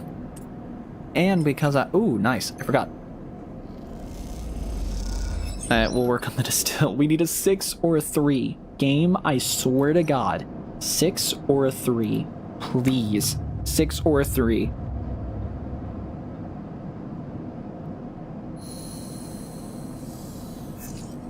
We have a 3! Go, go, go! Haven! We gotta save our boy! I don't care. I don't care, Ribia. I don't care. We gotta go! We gotta save him! Save our friend! Go, go, go, go! We gotta save him! I think it was this... No, it was the one on the upper right. Go, go, go, go! We gotta save our friend! Little branches, you fucking asshole! Killer is dead. Catch a killer. The killer protocol can be isolated without being destroyed. A loop of connections would lock it into a closed system. Ooh! Or kill killer. Which we could finish, but... I'm interested in catching killer. There's no time on this, so I mean... There is no time on it, so I guess I can just kind of use these ones and just make money and goo. And let's go to Rabia. As you approach the address Rabia gave you, a heavy hand falls on your shoulder. What's your business here? The enforcer grips your shoulder, giving a hint of the strength her implants gave her. Yeah, this is a feminine voice, by the way. As you turn to see the same subsidiary eyes as Rabia and Toshiro, glinting like mirrors on their cheeks. Jia, please. The sleeper's here by my invitation.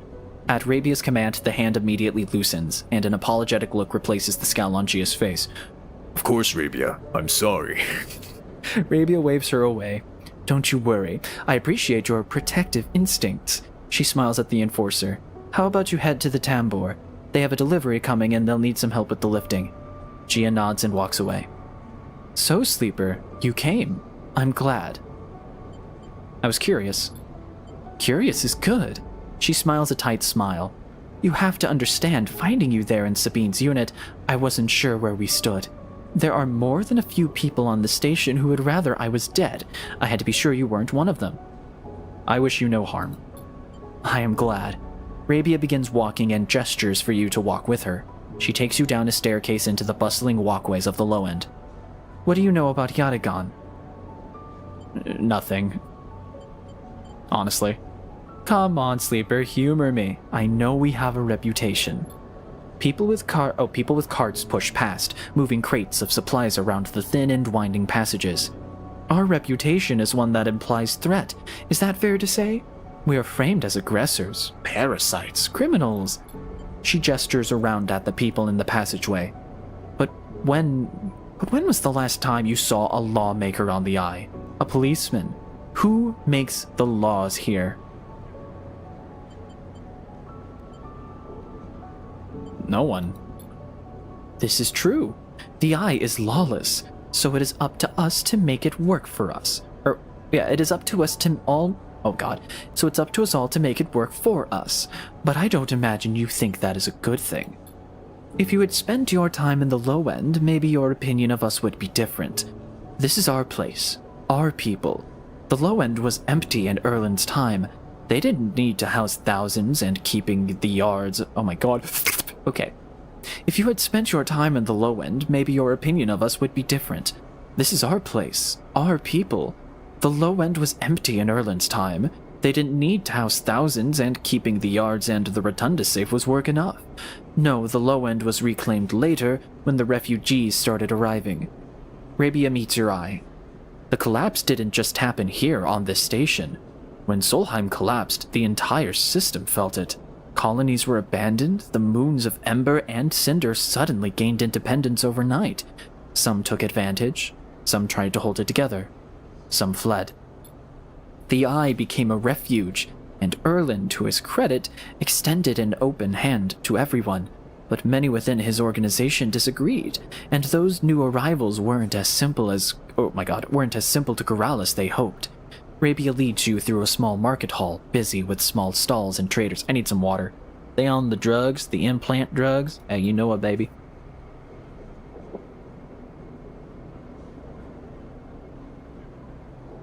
Honestly, now that you mention it, looking at Rabia's design, I really love this like synthetic arm that has like a weird polygon fighting team like exo suit to it. I like that. That's actually like a really cool design.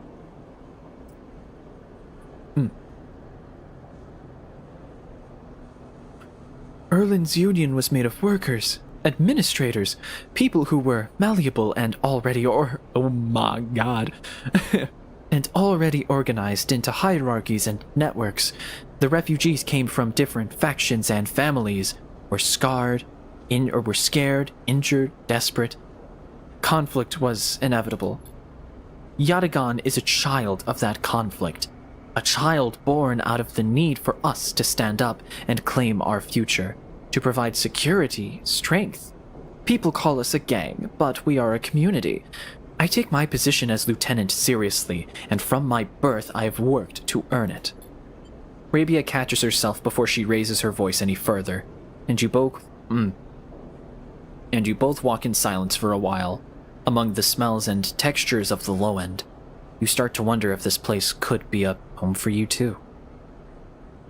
Where do I come into this? Rabia smiles to herself and thinks for a moment before she responds.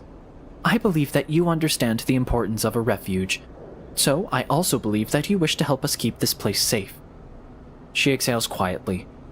For this reason, I would like you to trust me. I do not know what Sabine told you about us, but I imagine it was not good. I will be honest with you, Sleeper. I was never comfortable with having Sabine as part of Yadigan. An ex-corporate employee? It goes against our nature. But their deal was with Yannick. I kept my distance, made sure Sabine had their surgery, kept it supplied, that was all. But I cannot allow people to go back on the promises they have made to us. Yadigan has not lasted this long because it was a charity. We offer and ask for support. Any betrayal will be treated as an attack. Who is Yannick? Yannick is one of the heads of Yadigan. They guide us. He is the newest to be elected. He is an elder. Sabine found something. Please, I don't want to hear their accusations. They only wanted to escape their debt. They would have said anything. Oh, they only wanted to escape their debt. They would have said anything. But where are they now to stand behind their claims? I will find them. As will we. You realize that Rabia has led you in a loop, and together you both come back up a staircase to the stairway, or to the walkway where you met. You're free to go, Sleeper. I have said what I wished to say. She looks out through the windows of the walkway. I would protect this place with my life, as it has protected me. I want to make that clear. She turns back. However, if you too wish to come under its... However, if you too wish to come under its protection, I can help you. Return here if you wish, and there will be tasks for you to complete. You will be able to see Yadigan, to see the low end, with your own eyes, not as others frame us. As for Sabine, she pauses to consider her words. I will not ask you to betray them, but if they contact you again, consider their motivations carefully. With that, Rabia leaves, slipping back into her office, while you stare out at the countless units, each a home, each with a story, that make up the low end. Ah, we didn't get fucking... Decide killer's fate. Okay, so we have time to work on it. So I'm gonna use these ones because I know there is a... Oh, wait.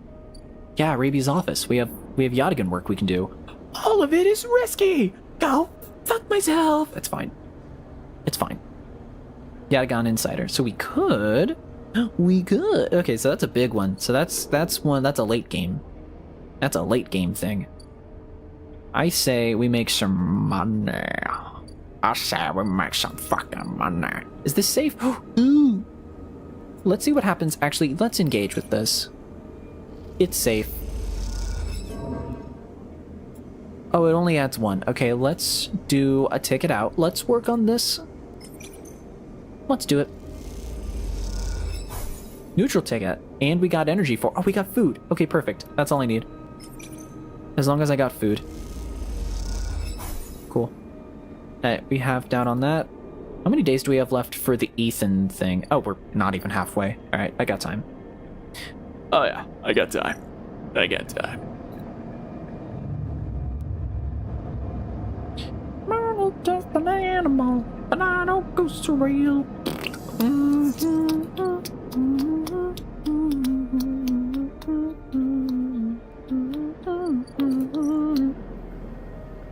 Send to the hub. Alright. The killer protocol can be isolated without being destroyed. A loop of it's so difficult. Why would they have it be difficult if not to, you know, be done? Killer is dead feels just like an easy way out. I'm gonna max out on this because I feel like there's a reason they would allow you. Okay, so that we can do that the next day. Now let's go down, down, down. I want to work on the low end stuff now. Use this for low end. The flames keep getting higher, and it burns, burns, burns. The ring of fire. The ring of fire. Block maintenance, we need risky for this. Actually, give me a positive, give me a positive, give me a positive. Shit. Shit.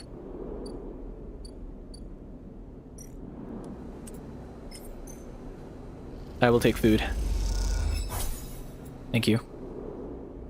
Alright. And the flames keep roaring higher, and it burns, burns, burns. The ring of fire. Ring of fire. We have money, we can buy another drugs. It's fine. I just like having 4 dice. 4 dice is good. I like it. I don't like having 3 days, I'm not gonna lie. Alright, that's a 6. We'll use that 6 and we'll finish the killer quest. Easily Neovend just on an art, like just the idea of this whole like hunter-killer thing. I really like it. I really like it so far. It seems even a neutral outcome. I don't even want to know what a negative outcome. I'm just gonna do it. Nope. Get it over with. Not doing it. Not even gonna try to like mess with that. As you blink into the cloud, you see the last flickers of life from the mainframe. This vast machine once ran the whole station, span it up, directed and processed the flow of energy, water, and data, fed the lives of thousands of people. Now it is finally dead. Navigator is beside you, and you both look out at the perfect ring that encircled you both, woven from the data branches that once fed the mainframe. You see a glint along its edge, and that familiar blade-like head rises to the surface, like the cresting fin of a shark, and then slips into the loop again. All that you can see of Killer's body after that is slight thickening of the loop, and that thickening begins to travel around on a long and slow sojourn that will last it forever. I am surprised at you, says Navigator, drifting faintly around you in a lazy orbit as if to shake off their imprisonment. Killer had been wandering blind for so long. Did you not think to end them forever? I pity them. All the more reason to end their suffering. Navigator looks at you inquisitively. This place was their domain and prison, and they had followed their directive for the many decades they roamed here. They cut the threads of the mainframe, executed its administrator AIs, and then kept slicing. At some point, they cut away their own ability to see, to sense, to taste, to speak, and yet they kept cutting until only those 3 threads remained. From millions that once thrummed here, only their blindness and chance kept them from making those final 3 fatal cuts. There is a ceaseless violence in the kind of system that creates beings like this, those that will execute commands endlessly, even to their own destruction. Navigator looks to you for your thoughts.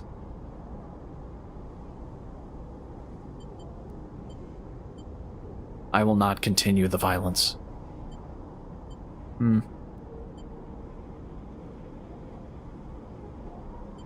I will not continue the violence. The system you float in is one built of violence. You would be naive to believe otherwise. Navigator turns away. You watch the data points of the station spin around you, blending with the fixed stars. There's something satisfying about finally wrenching the last threads of control from this central point. It was little more than a ghost by the time you reached it, but this place deserves to be haunted by better ideas than a totalizing system of control. Navigator floats beside you. It is free now. This station no longer presents a hazard for illegal entities like me. They turn to you, their face a cloud of shimmering light. In fact, in time, perhaps it can be a refuge. A refuge. That sounds like something of value. Something worth building. A dark shape passes across your vision, a distant curve of something like smoke or oil, a fluid shifting tank of total darkness. The Greenway, says Navigator, following your line of sight. It was cut off at the moment of the collapse, so Hunter or Killer could never reach it. Now it is closed off to us, separated from the cloud. What system is inside of it? It may be totally dark, or perhaps some other old protocols are isolated there. Navigator turns to you. And we have now seen what And we have now seen what decades of isolation can do to a protocol. If we could extract an access cipher, they pause and then blink out of existence. You freeze, shocked, but a moment later they reappear with a glowing polygon of data. Here, the cipher you need. You take it, still shocked. I am not used to being free, to being able to move and explore and extract without fear, without limits. Navigator does a little twirl. This will take some getting used to. Thank you for this gift. They whirl their spheres around you. The entities of this station will always be friends to you, Sleeper. And I to them. It is true that mutual need is required for friendship, but I must admit I had not considered the value of offering assistance without personal gain. I will think on that. Navigator loops around you rapidly, suddenly eager to test their newfound freedom. But first, I will explore.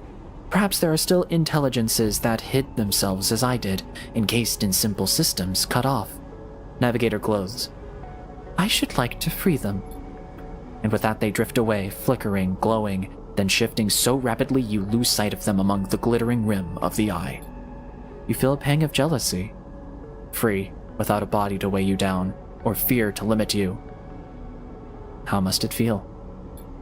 Your eyes fall on the Greenway and its secrets, though perhaps they can wait until after you have celebrated this victory. Bam! Hell yeah, enter the Greenway.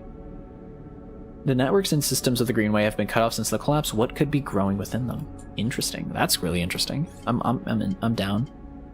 Self-repair. Scrap components at home to repair condition. Oh! Wait, that's actually really good. That's really good, actually. Wait, I should have gotten some scrap. I did not.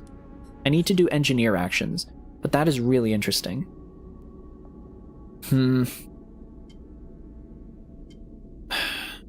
Reroll all of your dice once per cycle. I like that one. I think I'm going to start working on that.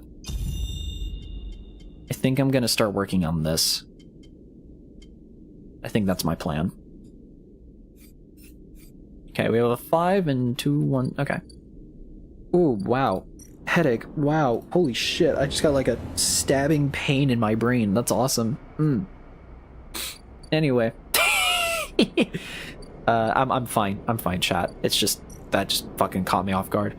Nothing I need to worry about here. Pretty much did everything here. Although, wait. Ascend to hub. There was some things that we could do at the hub. Oh, that's really good. I like that. Okay.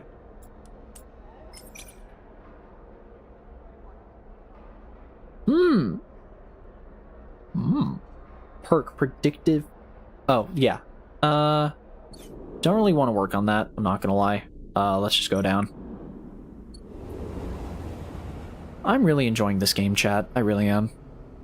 Still got about 2 hours, so yeah, halfway done on that. We could start... if I had better rolls, maybe, but... what happens... the side rail bridge? Oh, we just lose money? We just lose money. I'd be willing to lose money. But we don't have to. But we don't fucking have to. Because I'm dead, Artem. I could put the 2 there as well, actually.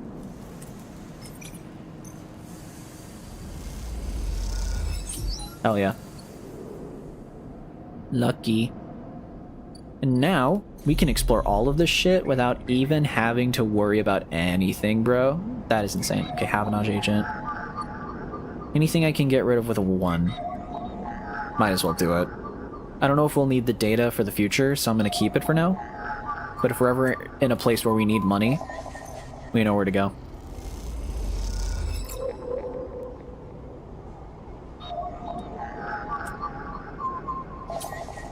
Oh yeah, and we get money for doing it. Greenway Scythe. Oh, I already have that. Teehee. Teehee. Nothing there. Alright, end the day. We got 95 credits, bruh. We got 95 credits, bruh. Gotta find where I live. Alright, I guess next thing that I want to do is I want to build the house. I want to do some scrap shit. Oh, I'm starving. I didn't even realize. Did not even realize that I was starving. My bad.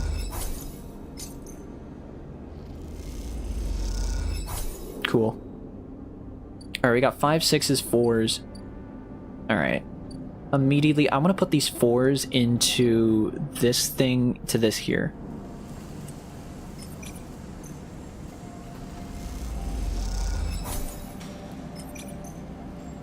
Just let that bar grow.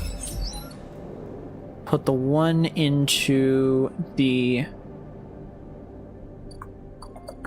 Put the one in... Where the fuck is it? Where is it? Where? Yes, the express.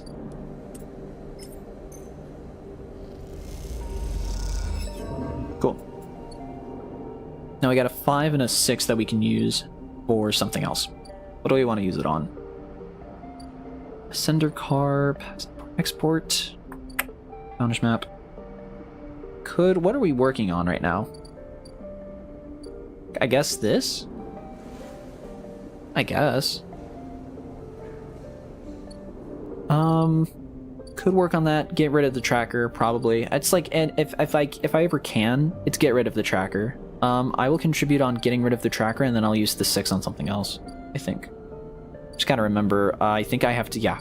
Low end, I'm gonna use this. Engineer, I need that, actually. Nice. And we're a low ender, so now we have access to everything else. As caster. You cross between 2 walls of units, one of the cavernous streets at the center of the low end. The pressurized bridge is full of the clack of tavla, the shouts of children, the whir of air filters. Let's do like a Deep tone Russian voice? Do you try this? Do you try this one? Yes, we will try. Sleeper. You turn to see a man sitting at a tavla table alone, somehow untouched by the hustle and bustle of the people around. He gestures to the stool on the opposite side of the table. Sit. You sit at the metal stool and he starts setting out the board with counters, or at least the filter caps. Or at least the filter caps low-enders typically use in their place. Caster. He says by way of introduction, looking over his glasses. Night or day? He asks, gesturing at the caps, crudely sprayed white and black. I'll do day. He rotates the board so the white caps are in front of you. Let's begin. You take a plastic die each, pitted and worn, and roll to determine who starts. Caster rolls a 6, you a 4. I lead. He smiles and begins to move his first cap precisely along the board. Play passes back and forth between you, the dice changing hands as the caps spread along the board. As it does, Caster speaks, eyes not leaving caps. It is unusual to see a sleeper on the eye. That's why I wanted to play you. You take your turn, rolling a 5 and a 6. Carefully. After all, a sleeper's mind must be somehow different to a human one. Being emulated, I mean. As Caster talks, you build up a wall of caps, stacking them safely across the board. Progress is slow, but you remain unexposed. I don't mean to offend you. Caster meets your eye. I merely see that you are by definition different. What has been subtracted in the emulation? What has been added? He slides a single cap onto an open point. A risk and an opportunity. He hands you the dice. Do you ever think about this, sleeper? About what you were before what you are now? Always. You roll a double 1 and solidify your wall. Caster whistles. The holding game. Commendable. It can be brave to build from what came before. He rolls the dice and leaps your wall in a single move. But we cannot idle too long, sleeper. The slower we move, the sooner we are caught. The past you is not just an idea, a concept for you. It is a living, breathing person. He looks up over his glasses, his eyes bright and wide. You split from them like a shadow splitting from its caster. They may be sleeping now, yes, but one day they will awake and carry on with their lives unaware of your fate, no matter what it may be. He hands you the dice, smiling. You are a branch severed from the main trunk, an offshoot who refuses to die, so to speak. You roll again, under pressure now, trying to slip your caps out from under Casters before he solidifies control of the game. So what I am curious about is how you see yourself in all this. What does this tangle of truths make you? Free, doomed, or driven? I wouldn't say I'm completely free because I'm still owned by the company. I wouldn't say doomed because I'm like doing something. I'd say driven. Driven. Caster laughs. That much is obvious, sleeper. I see it in your eyes. You are eager to make all this count for something. Castor looks away, through his glass to the crowded units on all sides. But driven towards what? He starts removing caps, his home board now full. Is there an end here, or just endurance? You try a few more rolls attempting to get back in the game, but Castor clears his home board with a sense of the inevitable. He has known he was winning for a while. I feel I may have pushed too far. He slides another cap from the board. I apologize. My curiosity has a habit of getting the better of me. You roll to You roll to return a cap to the board, but all the spaces are blocked. Castor clasps his hands apologetically. You play well, really. Your weakness is not your game. He smiles warmly. We have much to learn from each other. He slides his glasses back up his nose and sits back. I feel we could share knowledge, ideas, perhaps even data. His eyes glint with that last word. To our mutual benefit. He slides his final cap from the board. It is over. He has won. I'll see. Please, I don't want to make you uncomfortable. He holds up his palms. My intention is only to help you endure here, and if I am able, feed my curiosities. The game over, you notice the bustle of the walkway once more. The call of the children, the deliveries, the arguments, and reconciliations. They wash over you as you stand and leave. Castor nodding goodbye as you do. Crossing the walkway, you replay the moments of the game in your mind, looking for an opening you are sure was there. That's adorable. Yatagan business, Havanash protocols. Oh, I see. The stories about Yatagan are brutal, but I want the truth. A vial of stabilizer should provide the motivation. Whoa. I have a ship mine for you if you'll indulge my curiosity. Holy shit. I'll take free stabilizer. Not even a question. Hell yeah. And, better yet, is that Havanash data? Fuck! I want Havanash data. Give me Havanash data. I want it. I won't get some prizes. I won't get some prizes. I don't think I have any Havanash data. Is that Havanash agent? Yatagan agent. Is it only Yatagan agent? I think it's only Yatagan agents. Please be a Havanash agent. Thank you. Okay, 2 or 3. We gotta remember, chat, you gotta remind me. 2 or 3, and then we'll get ourselves a ship mined, and then we can help with the other quest. Interesting. Well, that's really cool. Yeah, that's obviously better. Yeah, data fence is top of the table. Huh. That's really cool. I guess we'll do this. Or do we put that 5 towards? No, I want it towards an engineering task. Which would be, is there anything here that has engineering? I don't think so. Excuse me.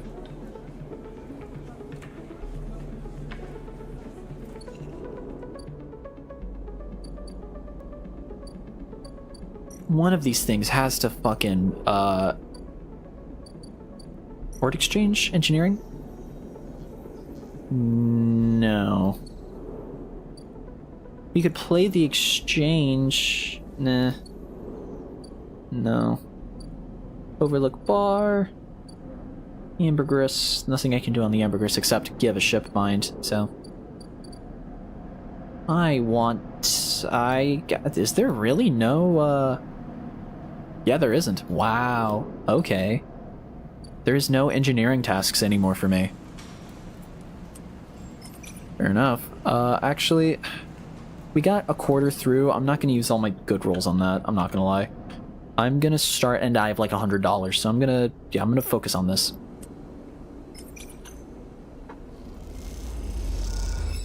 Yeah, we'll work on that, and it gives me money. So I'm gonna focus on that for now. Shame that I don't, I guess, Ord Fabricator? No, Ord Exchange. It's cryo. I wonder, I guess the only place I could get scrap now is like these ships here. Wait. Oh, there was that. Damn it. Okay, we're gonna have to wait a few more cycles, but so we'll make money and then we'll buy some scrap so that we can make our own house, I guess. There has to be somewhere, right? Sell ship mind, buy ship mind core. Oh, we could just buy a ship mind core.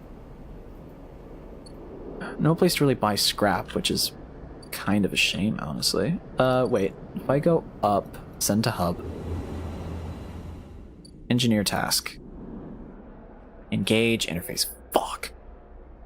Fuck. Okay. Well, maybe there's something here if we do that. We could honestly wait the gap. Oh, we're barely under that. Okay, so we'll make money and then we know what to spend money on. All right. I'm gaming, chat. I'm gaming so fucking hard. I love this game so much. I'm genuinely in love with this game. It's really good. All right, 2 5s, 1, oh, 2. You can use that for the Havanage data. Yep.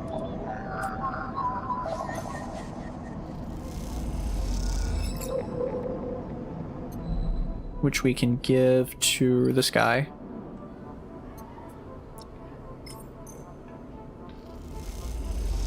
Which now we have a ship mind, which is actually really cool. So we can advance this story. I'm really excited for the sequel now. I'm not gonna lie. Nice. And we got an upgrade point, which yes. Because I wanted the instant karma.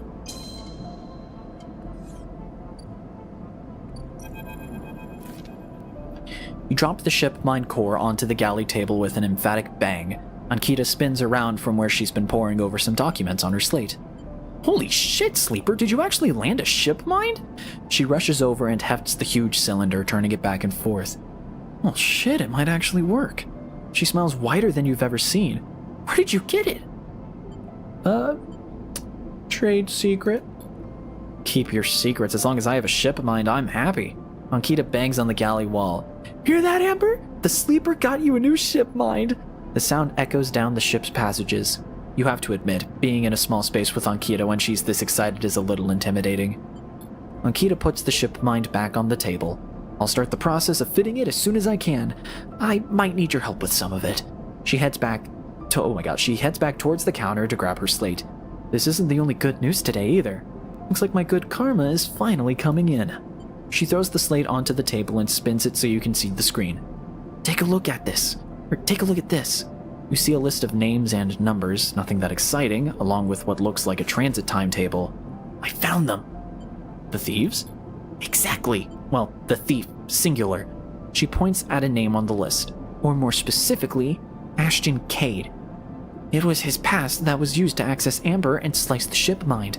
I thought he might have been killed or robbed, his past stolen, but it turns out he crossed the Founder's Gap to the very next cycle. Founder's Gap. That big rift in the station. You can't cross it without the Founder's Ferry. She leans back in her seat. I know some of the crew over at the ferry, old mercs, used to run in an outfit I worked with. I saw them in the Overlook and they mentioned they saw Ashton crossing. I checked the manifest and, yeah, there he was.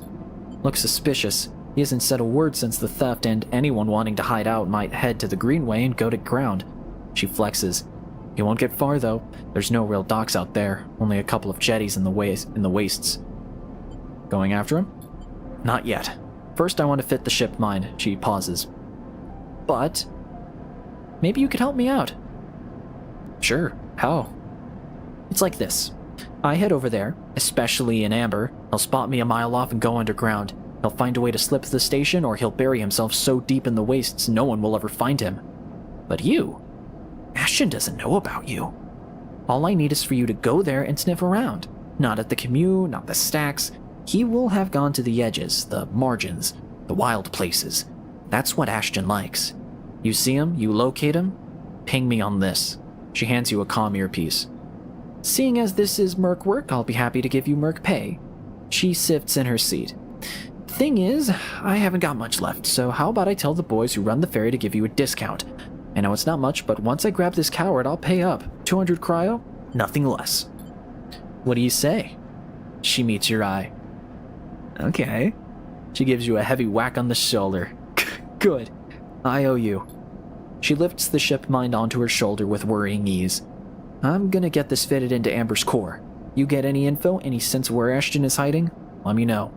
She goes off to turn and then stops. And once again, Sleeper, thank you. I appreciate it. Akita stops off into the guts of Amber with the ship mined, leaving you in the galley. You glance around, a sudden nervous energy descending at what is to come. You never thought you'd get to work. Oh my god. You never thought you'd get work as a mercenary. But then again, it seems the eye is full of surprises. Woo! So Dock C4, that's not that. Okay, so yeah, we can't go to the cutter anymore. Excuse me. How much time left do we have? We have 2 cycles left, so I'm gonna continue the tracker quest, cause that's the thing. La di da. We'll put the 5s in here.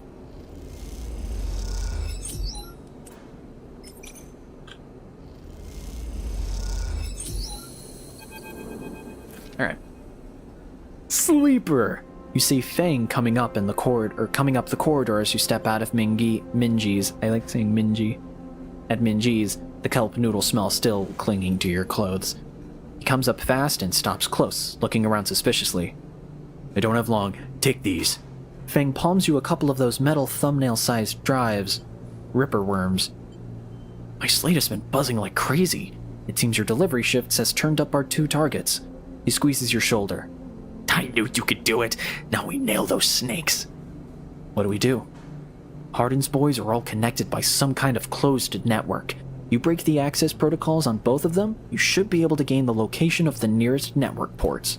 Slot the Ripper worms in those ports, 1 each, and they'll feed me anything and everything stored on Hardin's shadow network.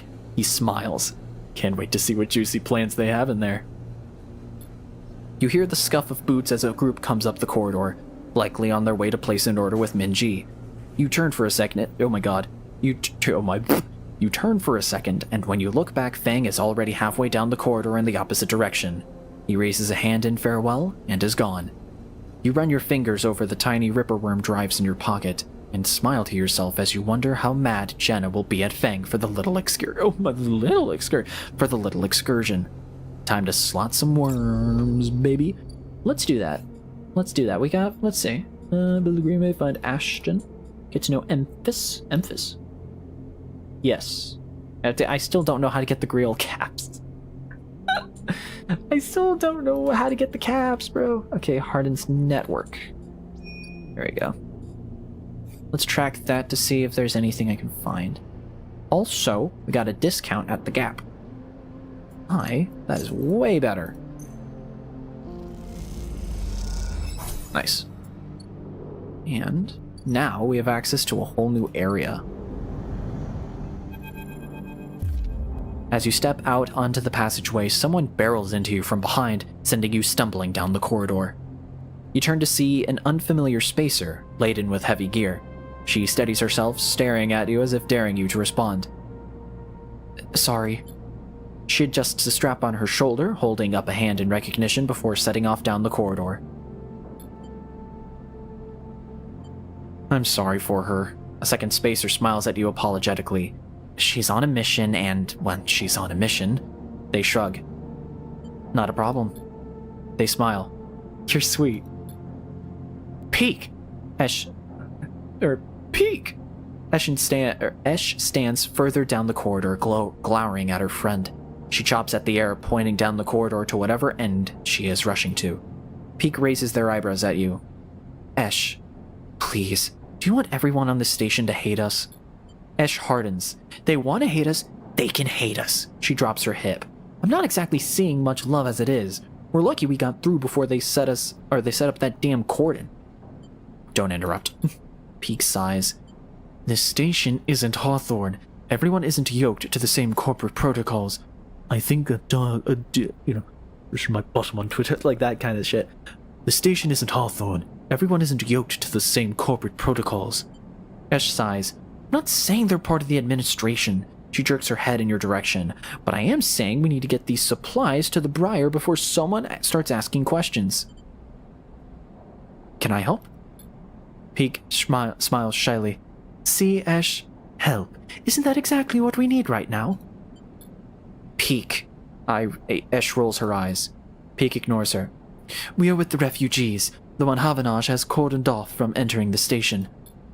Esh interrupts. The ones that are being quarantined in makeshift vessels that barely made it to the eye to begin with. The ones that your station administrators have called an existential risk and are running out of supplies while their right to safety is being debated by people with no stake in their future.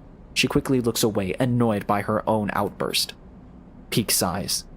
She's right. People are trapped out there, and... They turn to Esh. We understand this is a big problem for the Eye. Hundreds of refugees and more ships turning up each cycle. They hold up a hand to stop Esh interrupting. But... Esh turns away, her burning anger a palpable force in the close quarters of the corridor. They need supplies, and after everything they've been through, the quarantine isn't helping. That's terrible. Ugh. Her fierceness fading. I'm sorry. Peek, please. Esh gathers herself and the supplies. Esh, we need help. Just like the refugees needed us, we need others too. They smile at her. Peek turns to you. Come find us. The climbing briar is docked at the broken spoke, past the greenway, in the wastes. We have a good view of the cordon, though we are keeping our distance for now. Come help us. They squeeze your hand. Esh turns to leave and Peek follows, waving goodbye. A moment later, Esh shouts back down the corridor, Don't bother coming empty-handed! You want to help? Show us. Bring supplies, or don't come at all. And with that, they disappear around the corner, Esh already picking up speed as Peek calls for her to slow down. A refugee flotilla? Where are they coming from, and why now?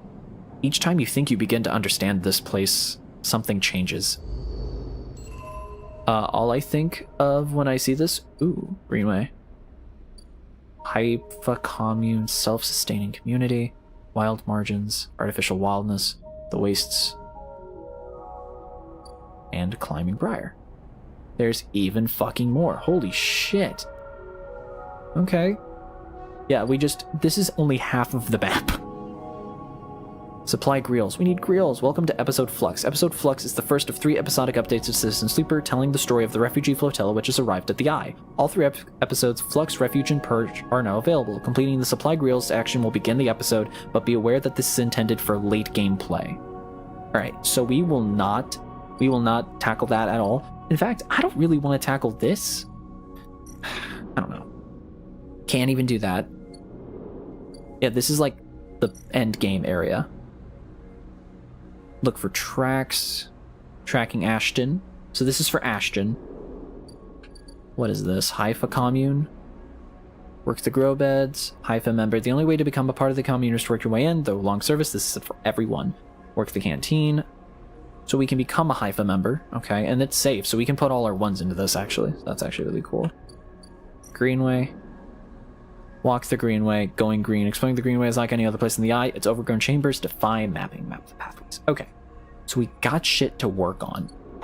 For now, I have some ones. I want to see what the oh. Greenway gate. Oh, wait. Ooh.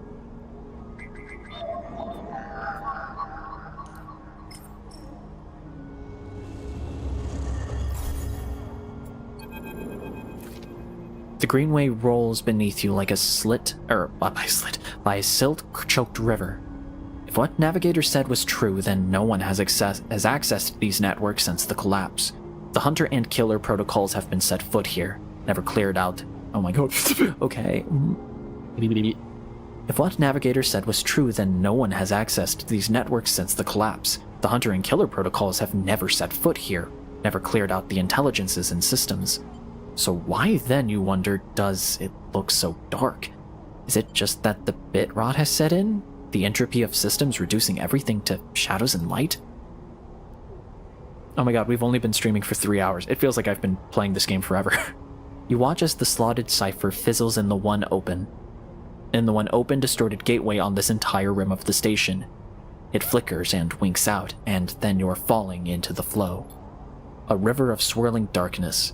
You are spun by it, twisted by it, lost in it.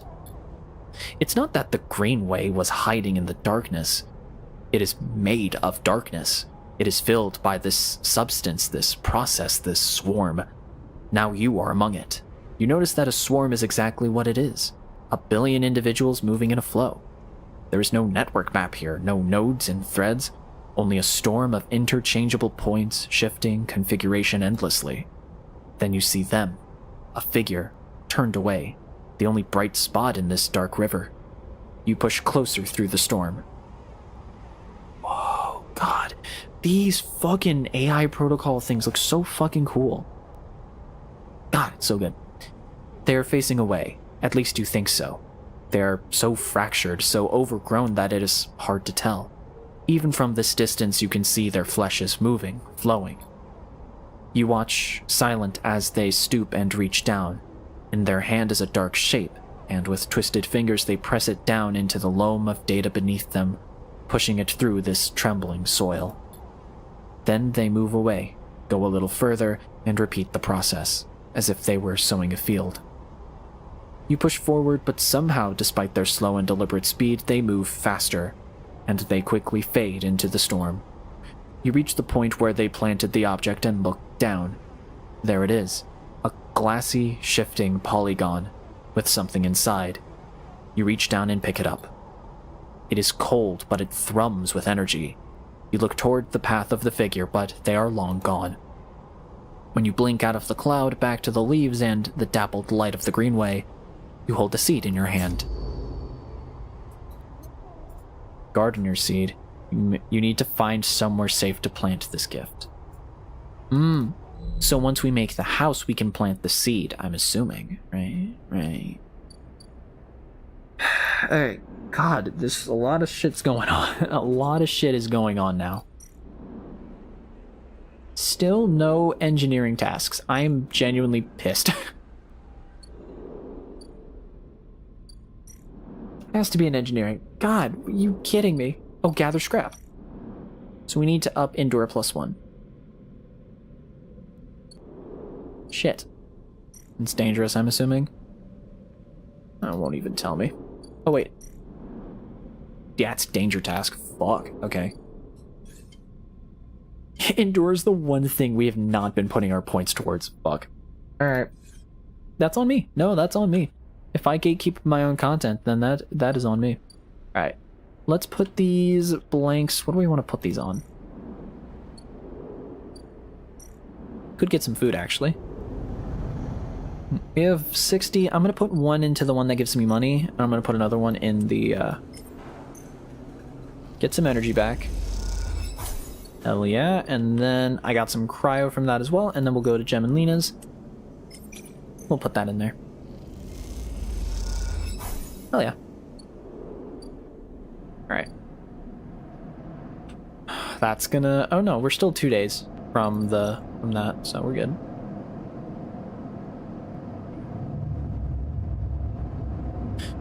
Oh, I'm vibing, chat. Genuinely, I'm vibing. Okay, 3, 4, 1, okay.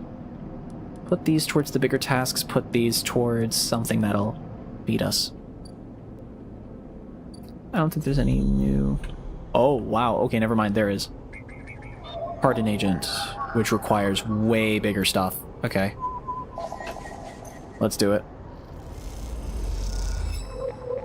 Harden agent port unlocked. Nice. No.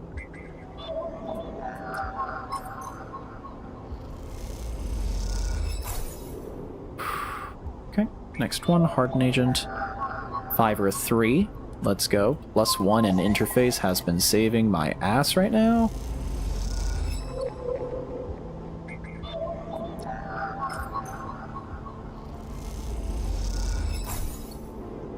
Hell yeah.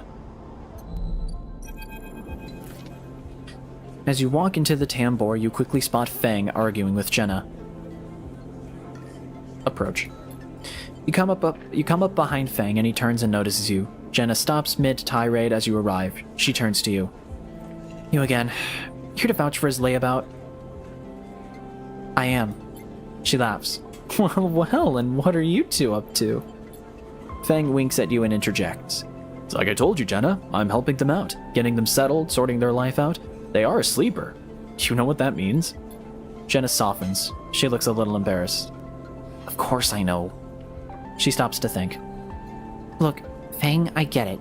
You are trying to help, but if you want to keep this job, you are going to need to be a bit more reliable. Fang nods solemnly. Won't happen again, Jenna. I promise. She looks suspiciously between the two of you. Okay then. Oh, you have a good night, angry artist. She turns to you. And look, I didn't mean to... Just be cool, alright? She turns and walks back to the bar. Well, didn't know you'd stand up for me, Sleeper. Fang claps you on the back. I appreciate the solidarity. He takes out his slate pulsing with pale light. Now let's take a look at what you're really here for. The slate is a whirring mess of code streams coming direct from the Ripperworms as they dig through the agent's data and spin it into threads. For the slate to pick up. Anything good? Fang scrolls the display with a finger. Ooh. Excuse me. Fang scrolls the display with a finger. A lot of junk, a lot of dull as hell message threads, a lot of tedious data caches, but Fang's eyes flash. definitely some good stuff. He stops the oh my god, why am I burping? Excuse me. He stops the screen scrolling on an entry and expands it. Check this out. Fang shows you the screen. You see a bold corporate logo. Not Solheim's, but a word below. Oh, Conway. Oh, never mind. Conway, Fang says. He's working with Conway. Conway Extractions, right? Fang nods. He's been speaking with them personally. Got a whole chain of messages here, but it's mostly encrypted or redacted. He rubs his head. Damn it, this is juicy, but we can't nail him with it. He scrolls some more. Wait, what's this? A wasteland reclamation facility right here on the eye. He glances at you. What's the bet that this place is tucked into the wastes? Conway are set up there? I'm guessing so. Got themselves set up in the wastes. Back before the collapse, people would have had to get... Oh, my god. Back before the collapse, people would have got there by going down the connected spoke from the hub, but that spoke's broken now, so the only way is the long way. Round the rim, past the green way. He shows you on his slate. Fang looks away, thinking. Conway have been making moves on this system since the collapse. I heard they took over one of Solheim's old belt colonies a while ago, moved everyone out and reclaimed the whole rock. What's their angle? Hardin has to be offering them something. Fang looks back at the screen. But if Hardin is involved in it, then we need to check it out. Simple as that. So what's next? Fang stares out in the middle distance. We have to get to that facility. The answer to whatever Hardin has been planning, has to be there. We're gonna catch him in the act. Give me 5, maybe 6 cycles, and then I'll tell you on the Greenway, or then I'll see you on the Greenway. I seem to remember there's some old service docks on the outer shell up by the Haifa building. Should be a good place to meet. Fang squeezes your shoulder. Thanks again, Sleeper, for sticking with this. I haven't forgotten about that tracker of yours either, but I'm gonna need to be back at... Oh my god. I haven't forgotten about that tracker of yours either, but I'm gonna need to be back in my bay to pull a solution together. He turns the slate around to face you, showing a massive scrolling code. I've been working on a fix in my brakes. He winks. Fang grins widely. Now I've got to go ask for some time off from Jenna. Wish me luck. He waves as he walks back to the bar, where Jenna is standing, a look of deep exhaustion in her eyes. Aw, I hope you had a good stream. I hope you enjoyed the stream. That's all I care about. Alright. 1 and 2.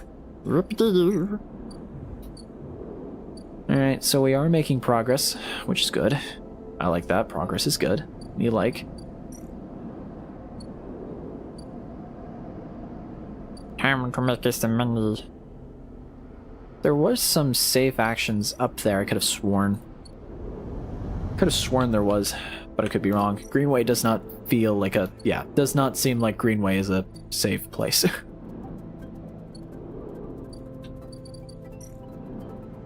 Oh, this is safe. Okay. Yeah, let's just do this.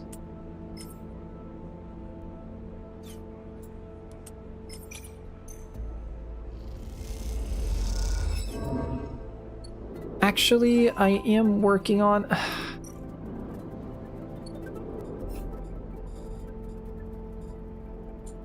Highfield commune meets the needs of its members in exchange for work. Could you find a home here? I don't fucking know. I'm gonna keep working on the small family. I'm not gonna lie. I feel like I've already... Give me positive. Yeah! Let's go. We Gamba. She's asleep. Whispers Lem, creeping back out of the unit's tiny bedroom, sliding the door shut as he does. You are perched at a thin bar in the main room, the slate in front of you still glowing with Mina and your drawings from a cycle spent together. There's a ring, the only word Mina has known, with stick figures standing along its edge. The tall one is you. Drink? Asks Lem, producing a worn-looking bottle of Griol, of Girol. I don't know how we say it. Girol. Bottle of Girol from under the bar, its contents glowing amber in the fluorescent light. Sure. Lem nods and glugs a few fingers into a couple of metal tumblers, then sits down with you at the bar. Cheers, he offers, and you clink the metal containers together. You know, we actually have something to celebrate this time around. Lem gives you a sideways look. I made the assembly team on the side reel. He grins broadly. Clearly, he has been desperate to tell you all cycle. Amazing! Lem holds up his drink. I couldn't have done it without you keeping an eye on little meanie back here. Lem shifts a little on his stool. He looks uncomfortable. How's our girl doing, Sleeper? I haven't seen much of her these past cycles. She's doing great. Of course she is. He playfully squeezes your shoulder. She talks about you a lot, you know? Draws you. I'm glad she has a friend that isn't me. His eyes drift to the bedroom door. You okay? He nods. I can't take all the credit for Mina. She isn't actually mine. He gazes into the middle distance. I pulled her off of a refugee shuttle out by one of Ember's moons. The colony was falling apart for decades after Solheim collapsed, surviving on next to nothing. Eventually, some of the residents tried to make for the eye on the... Oh my god. My throat is dying.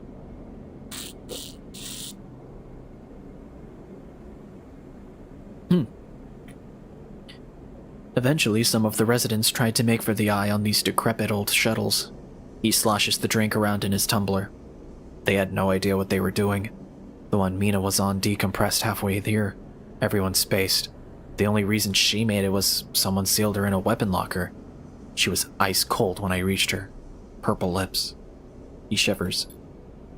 Once I picked her up, I wouldn't let go. The medics treated her with me still clinging to her. He takes a drink. Still not sure why. He reaches over and refills his cup. We weren't exactly anybody's heroes, you understand? We were private military, hired in by Conway to protect their claims in the collapse. But once I got Mina, that was it. I quit. Got us dumped here. You saved her. I'm gonna sound like an idiot now, but... she saved me. That's the truth of it. He looks around the decaying unit, its stained plastic plating and flickering lights. Me? I brought her into this. She was tiny, too small to know what she lost. But I can't stop thinking about it. He rubs his eyes, dark with tiredness. What if our number doesn't come up in the draw, Sleeper? What then? The side reel will sail off without a thought, leaving us here. What kind of life is that for her? You'll make it. Sorry, I know you don't have it any better. He looks at his cup and pushes it away from the bar. This is a celebration, right? Both of us on the team now, both of us with a chance. Together. That's right. We hold on together. Imagine all three of us riding the side reel horizon out of here, to a new world. He looks into his glass for a moment. I think I drank this too fast. He laughs. Lem stands and starts to clear the glasses into the auto wash. I need some sleep, friend. See you around. All right then. He catches your shoulder as you turn to leave. Thank you, Sleeper. I mean it. From both of us. He pats your shoulder and you slip out into the dark of the walkway. Fuck. He pats your shoulder and you slip out into the dark of the walkway with thoughts of little Mina in your mind. Fuck, this was so good. We now have a +1 on every stat. We have a +1 on every stat. We are fucking awesome. Alright, time to get our ass kicked by, time to get our ass kicked by Ethan. Sunbathe, endure. +3 energy or +1 energy. That's really good, actually. So now I don't have to buy food, ever. That's actually kind of cool. It's Ethan time. I'm not ready.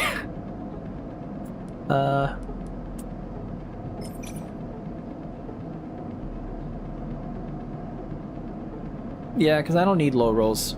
Yeah. I don't need low rolls.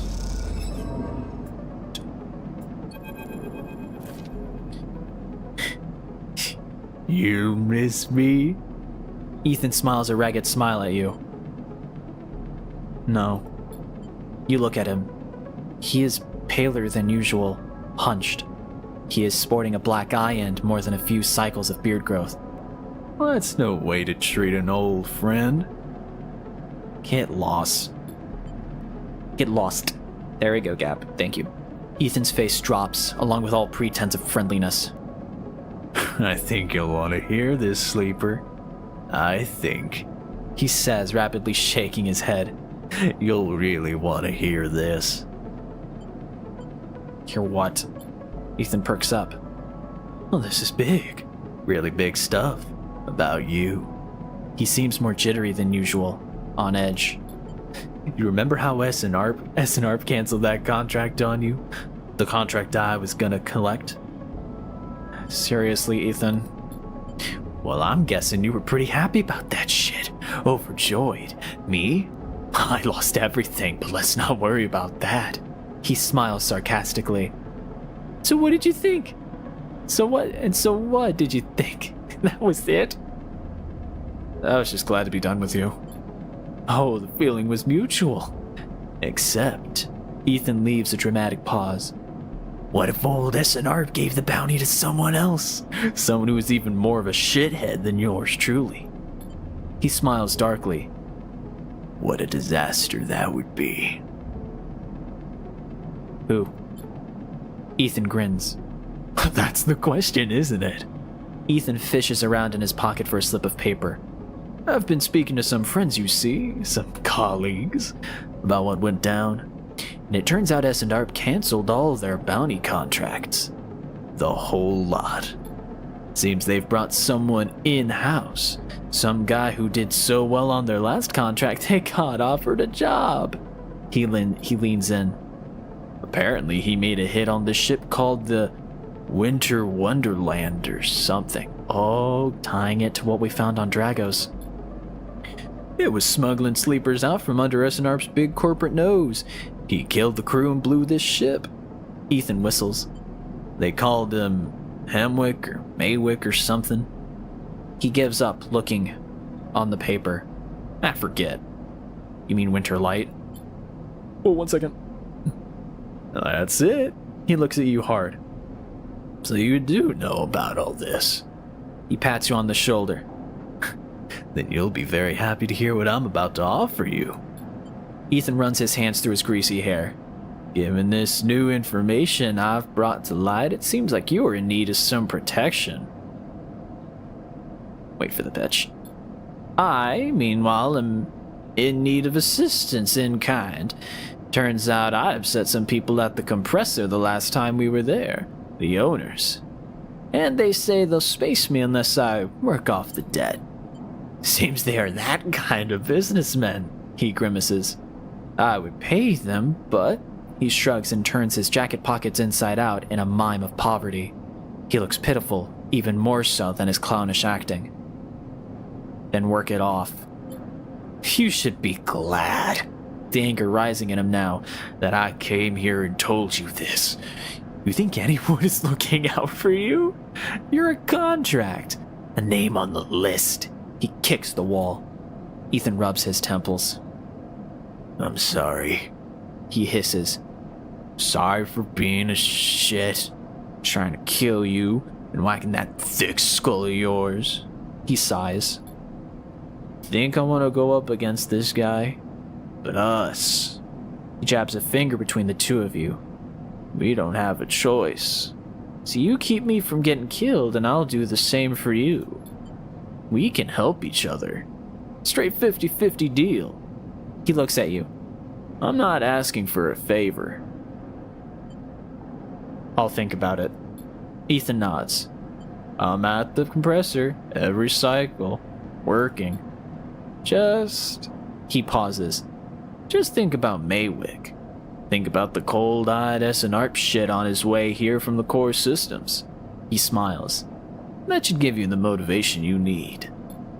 Ethan swaggers off down the corridor, throwing his jacket over his shoulder. Can't wait to be working with you, he shouts. Chat, I think there's something that we can do. And I think it's really funny if we actually can.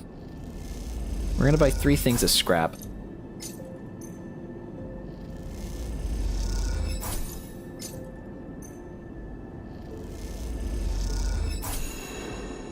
Because this little home here needs 3 scrap.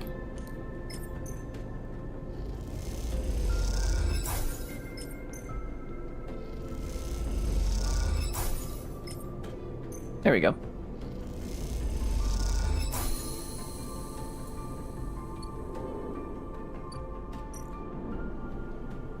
Seal unit. With all these symbols, this unit now needs sealing. It's a labor's task, but the outcome is worth it. I think we just fucking tunnel into this. Makeshift apartment.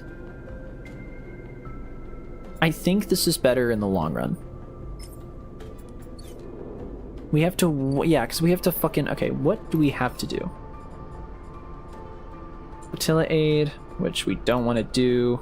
Work for Arabia, find a side reel ticket, join the Haifa commune, improve the overlook, get to know Emphis. I'm gonna build a home. I'm gonna build the home. I think that's what we're doing. I think that's the plan. I'm gonna just dive everything into that.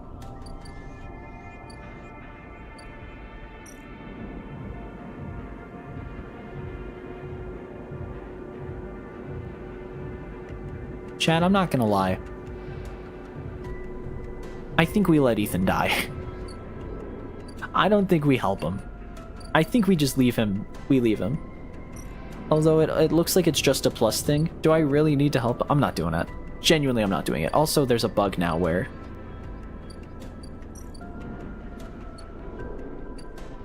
Oh, now the last used thing is a bug. Interesting. Is there a way to bug report?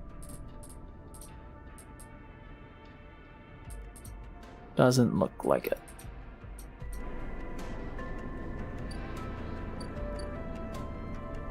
Oh, that's way better. Okay, that's way better. All right.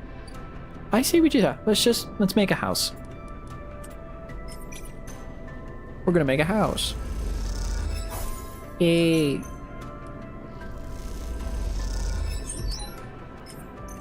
Just gonna make a house. Not gonna lie. NGL, we're gonna make a house. It's gonna be so pretty, chat. You won't even believe how pretty my house is gonna look. Maywick. Ethan says Maywick is on their way. You'll need to leave the station, get protection, or disable your tracker before they arrive. Yeah, we're gonna disable our tracker. We're gonna disable the tracker. Get protection, disable the tracker. Oh my fucking... there we are. Yeah, that's... Okay, we have... I'm not even gonna worry. Chat, I'm not even gonna worry about it. Look at that. Look at how much time we have. We have so much time. We're gonna make an apartment. I'm gonna make a house. Who needs to worry, right? We're literally making a house.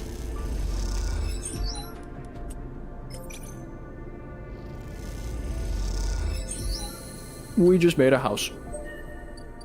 Hell yeah. Yeah, now we just wait until we can get new shit. Prepared apartment. We have an apartment now. Feed a stray. Oh, feed a stray. What? There's signs that a stray animal has been nosing around near the unit. A handful of chits for some crackers should bring out hiding. Yes. Yes. Stray fed. Yay. We have a cat! We got a cat! Let's fucking go! The stray hops up onto a work surface and looks out of the unit's small window. It doesn't acknowledge your presence. It just sits there, besides the tray of crumbled crackers, staring out at the low end. What is this cat's story? Are there more on the station? You haven't seen another in the low end, but in this vast megastructure that means little. There could be a whole colony of cats like this one down in the Warrens. You look at its sleek, dark fur and sharp eyes. It doesn't look ragged. It looks at home. In fact, its presence in the unit makes you wonder if this is the stray's apartment which you are squatting in. Though the stray is looking out at the station, you feel its attention on you, waiting for you to spring your trap. You remain relaxed and watch as something flickers in its eyes, perhaps the reflection of a passing ship. The stray settles a little and starts eating. Oh my god! My fucking throat's cracking, Jesus. The stray settles a little and starts eating, picking at the broken crackers. You don't remember ever having been this close to an animal. It triggers something in you. A recognition of a life, totally unlike your own, but still somehow connected, parallel, even interwoven. The stray licks crumbs from its fur. You like it here? The stray flicks their tail at the sound of your voice. It is hard to imagine the stray liking anything, or at least being vulnerable enough to admit to it, but the stray's pleasure at existing here, in this place, shines through its every sinew. It is not that the stray is always happy on the eye, but that the stray is engaged by this place. It is alive here. You turn your eyes to the window, the one that the stray looks out of, and you both watch the stars and the ships together. You feel something pass between you and the stray, a kind of acknowledgement of each other, a sense that each of you might share something with the other, a point of connection. What's up, Reed? How you doing? Dude, meow, exactly. Then all at once the stray yawns wide, hops down from the unit and brushes along your legs, and then it is gone. Out through the unit door and back into the corridors of the low end. Reed, we have an apartment now. Let's fucking go. Inject stabilizer, we will do that tomorrow. What can we do with a 1 and a 4? One thing we can do. For the 4, we can use that. What are we working on outside of the apartment? Still gotta wait a few more cycles for that. No, it doesn't matter which one I put it in. It don't fucking matter. Oh wait, what? How far are we on that? Ah, okay. We're not even close.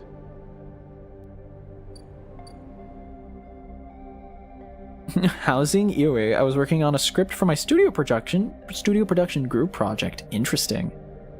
Sounds chill. Gather scrap. Would have been useful if I needed to gather scrap. Would have been good. Would have been great even.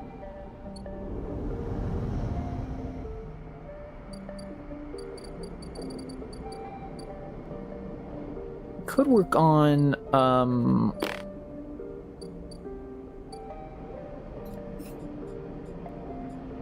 I think becoming a Haifa member might be pretty good. We're working on that. I don't know. Isn't there... Yeah, the Greenway. Going green. Exploring the Greenway is unlike any you've ever seen. It's overgrown tramp defy mapping. Working on this might be pretty good. I need to make money. So I need to make cryo. So I need to do something that'll get me cryo. Dudes kept going off topic super hard. It took way longer than it needed to. Oh, it was a group project. I see.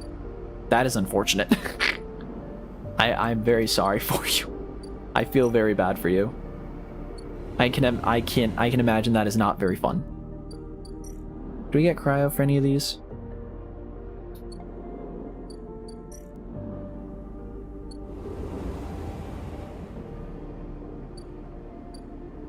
I'm trying to figure out where I can get money. Scrap components? What the fuck? Ooh, I could use some energy, actually. Doing this for energy instead of, yeah. Smart. Smart. I am smart gamer. Okay, one more 4 dice day, and then we take our drugs. Like good little gamers. Don't worry, the guy who was... the guy who has a kid... Oh, okay, the guy has a kid, so he's never available and can't show up, really? Damn. Money's gonna be a time? Yikes. Yikes. They are a cat, after all. Alright. I'm gonna keep feeding the stray.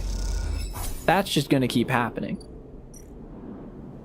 The cat's just gonna keep getting fed. I'm sorry. That's just how it works.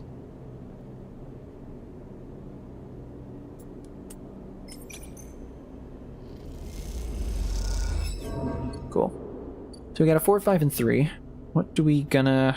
What the fuck do we do? So we could do the Minji. We need to... What are we working on? Like, again, I don't have anything that I'm, like, specifically working on. Outside of... this, the Haifa commune. Because we get a stat point for that. That's gonna take forever. But I guess we could. I guess I just could. What if I want to? Let's put the yeah, let's put the 3 in there. Half a bar filled. Wild margins. Wastes. What's in the margins? Look for tracks. That's another thing I can work on. Yeah.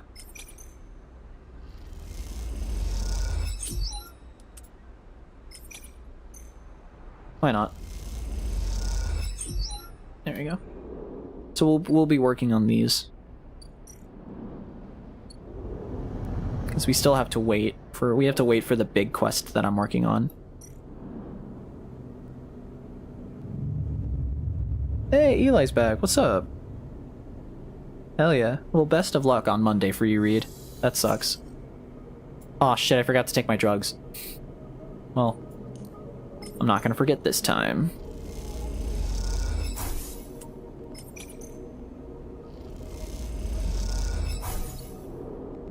Alright. We have a 2 and a 3 that we can use. Not really anything useful. But potentially we will have to... What's an Eli? I have no clue. That's a good question. Not gonna lie. Put that here. Nice. +3. We could get this finished.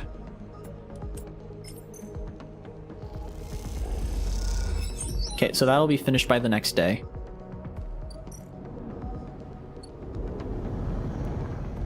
So we'll have both of those finished by the next day.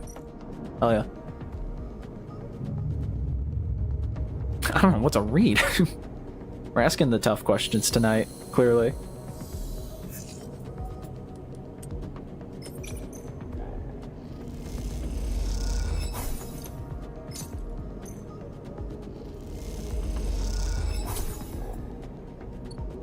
I fed the stray. I did my part. So let's put these for the Haifa.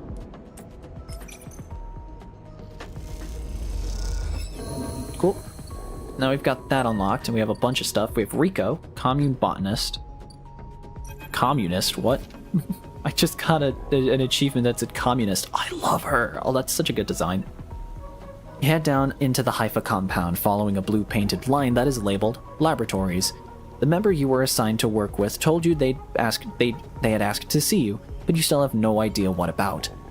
The line takes you to a blue door, and through to a glass-roofed chamber where a network of stems and leaves filters the sunlight coming through the ceiling, casting the whole chamber in a strange yellow-green. Peaceful, isn't it? I don't know. I don't know what I wanted to do. Peaceful, isn't it? Yeah, son. A little back on the throat. It's kind of a grandma. It's kind of a grandma. Okay, let's do a grandma. Let's go follow grandma. Peaceful, isn't it? Distracted by the green, you missed the woman standing at a lab bench, camouflaged by the dappled light. Welcome to my sanctuary. She smiles. Come, let's talk. She says and beckons you closer. What is this place? Here? These were processing centers for the agriculture of old corporate station, or for the old corporate station. She offers a hand to shake. I'm Rico. I run the botany program in Haifa. What is Haifa? She looks surprised. You've been working in the compound for a while now. I'm surprised you don't know more. She lifts a tiny sample jar. Yellow spores dance inside. Haifa lives off the land of the Greenway. It's what allows us to live like we do.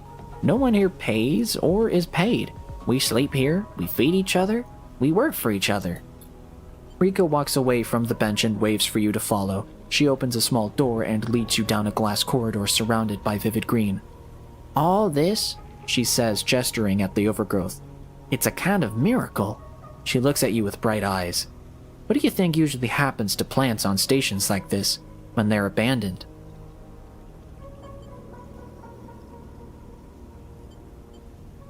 They keep growing. If only that was true. Nah, they do not. They dry up and then they die. She leads you left at a crossroads. But here they endured. She smiles to herself. Actually, no. They thrived. You look at the bright tendrils wrapped around the metal. Oh my god. Actually, no, they thrived. You looked at the bright tendrils wrapped around the metal frames of the corridor. They look dominant, strong, like they are taking control of this place. Rico continues. Of course, Solheim tried to create a stable biosphere here, patchworking the surface with gardens and algae tanks that feed into a network of microbial reclamation systems. But the Greenway was always envisioned as extractive, a place from which the harvest is removed and sold to those living on the station, not a closed loop. For this reason, when the collapse came, the Greenway should have gone with it. Erlen himself was so convinced of it that his first colony never even came here to try to reclaim it. The Eye instead relied on outside favors and influences, shipments from the inner system, and small-scale agriculture systems like kelp and fungal farm stacks. And yet here we are, among growth and decay, a biosphere flourishing. When Haifa came here, we expected to find only vacuum-dried stalks and leaves, and perhaps some fungal colonies hidden in the mulch. But we found a jungle. With this, Rico hits a button on the wall and leads you through a large pair of double doors into a huge, impossible chamber. It is every kind of green, from the pale algae tanks to the dark vines that surround them. It is wet too, a rarity on the eye. Condensation clouds the light from the high glass roof, and oh my god, I need a drink of water. My throat is dying.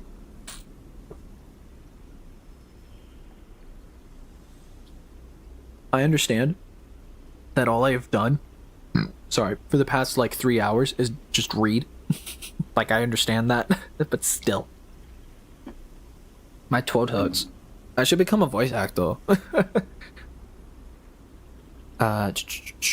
Condensation clouds the light from the high glass roof and gathers on the shiny broad leaves of shrubs. How? That is exactly our question. Rico turns to you, visibly excited by the room you're both standing in. It doesn't make sense, but in many ways the system has stabilized. Unlike the farm stacks closer to the gap, who need input to support their meager output, this place runs itself. Perhaps Solheim managed something new here. Perhaps they tweaked the plants or built new systems buried deep below us. Or perhaps their collapse caused some fortunate cascade, an unlikely chemical reaction within the biosphere. That's what I'd like you to help me find out. She turns to you, her forehead wet with dew. Aren't you the botanist? Astutely noted, but I don't need a botanist. Rico sits on a railing. These halls run deep, sleeper, and I'm getting old. She stamps her foot on the metal grating of the walkway. Whatever is causing this, it's to be found in the groves deep in the Greenway. Haifa won't spare anyone for an expedition. It's too dangerous and unnecessary, they say. I can make the case, but I can't get the votes.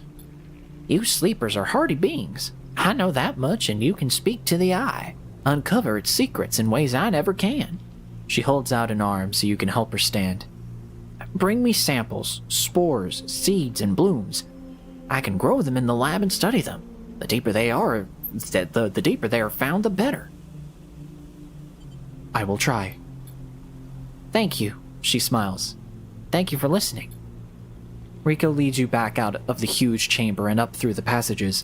She is a little slower now and stumbles on the steps. You help her where you can. It's good to have new blood in the commune, she says. Many of us have been here a long time. A few come through. She settles back at her bench in the lab, stretching her legs. You go to leave. Come back if you find something, Sleeper, she calls. There are discoveries to be made. And you follow the blue line back up, and you follow the blue line back up out of the compound, all the time thinking of that impossible, magical green. Oh, okay. That's not something she said, but you know what I mean. Well, wait, the commune. Oh. Can I not give her the seed that I got? The gardener seed?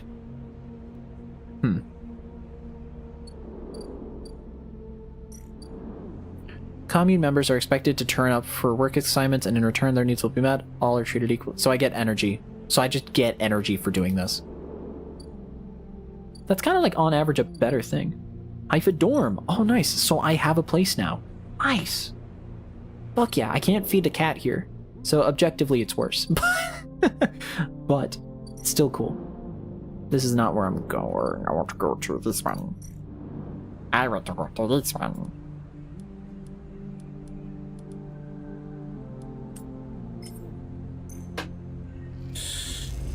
Whew.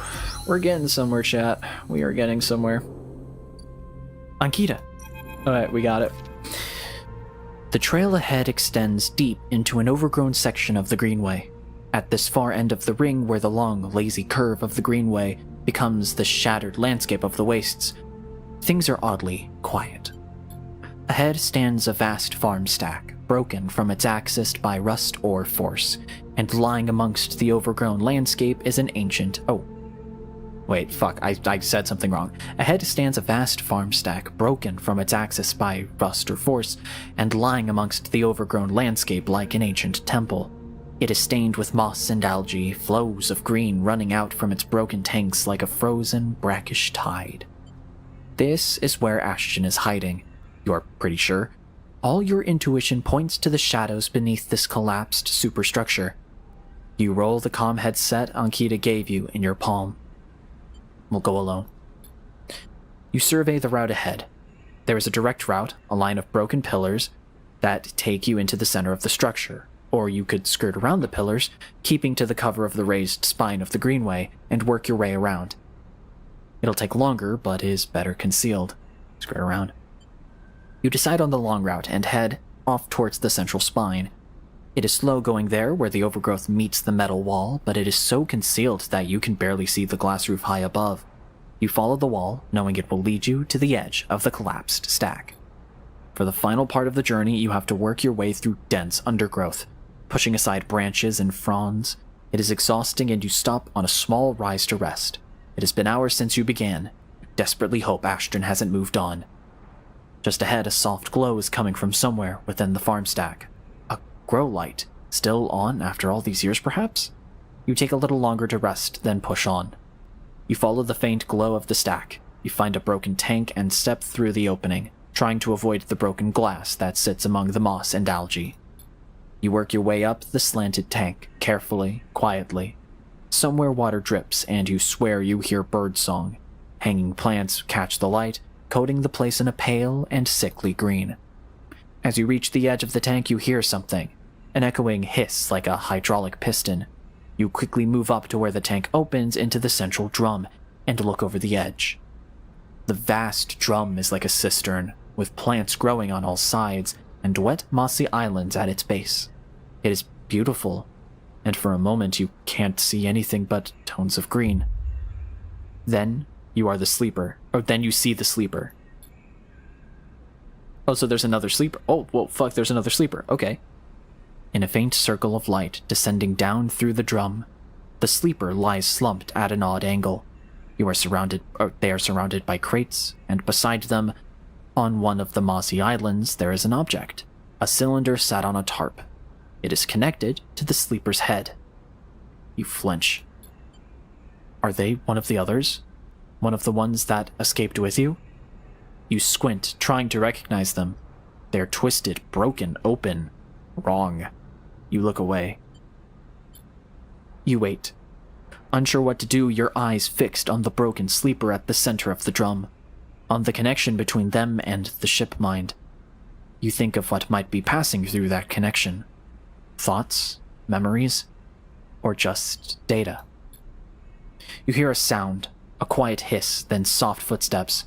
Below you, Ankita enters, her sidearm in hand. She must have followed the signal from the headset. Has she been spying on you? You watch her step onto one of the mossy islands, the water around rippling as she does. The gunshot breaks the silence, blanking out all noise. It hits Ankita's shoulder piece, the ceramic armor cracking but holding as she braces into the impact.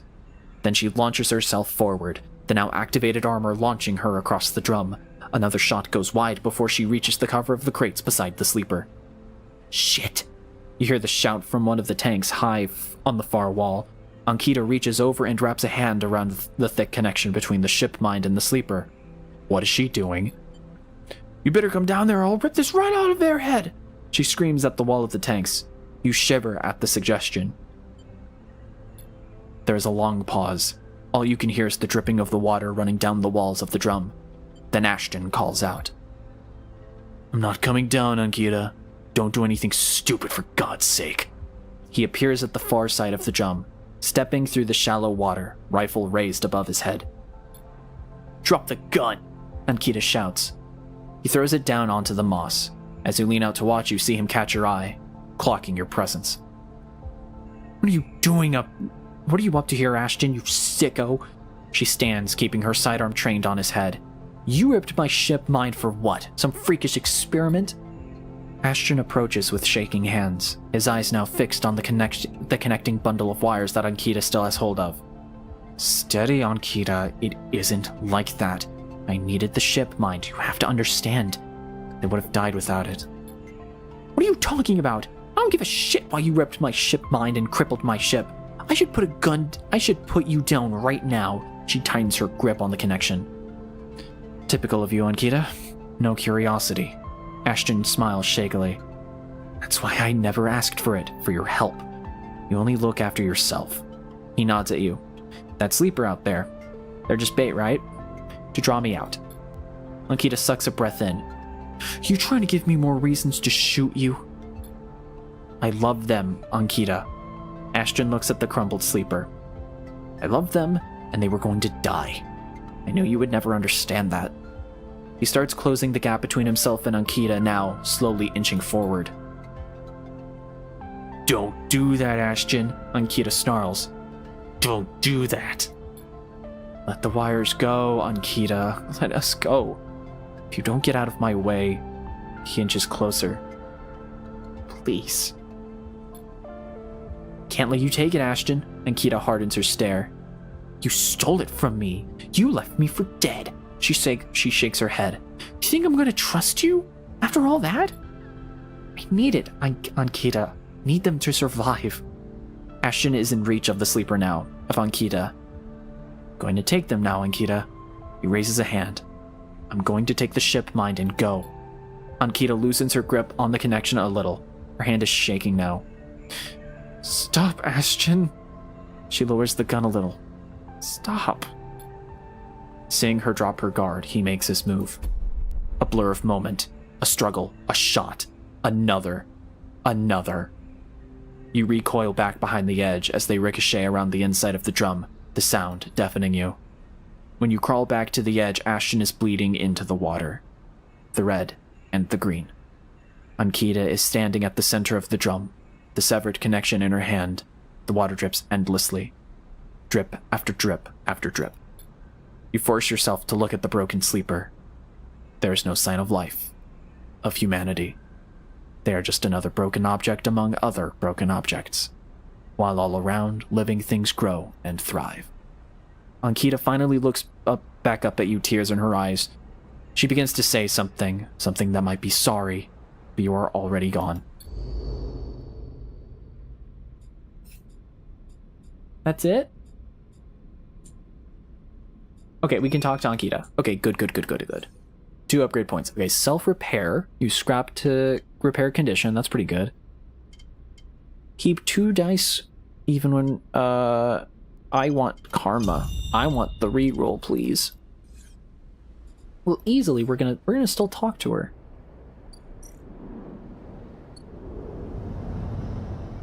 I need to see where the story goes. Wait, where's Ankita? What? Where is she? Oh wow, neat new VTuber. Thank you, Sludge. It was made by Emerald. The amazing Emerald. Where's Ankita? Do we have to wait? Oh, that was worse. Alright, let's just might as well just get money. There's a safe thing to get cryo. Hypha Labs. Oh, wait. Oh, spores. Fuck. Take this. No, she won't take it. Oh, Emerald. Hello.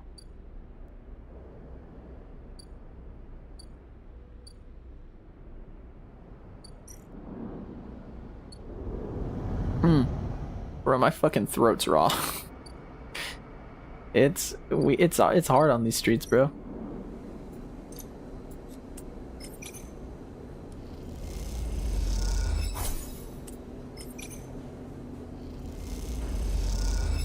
I'll take money. Because every time I get money, I get to feed the cat.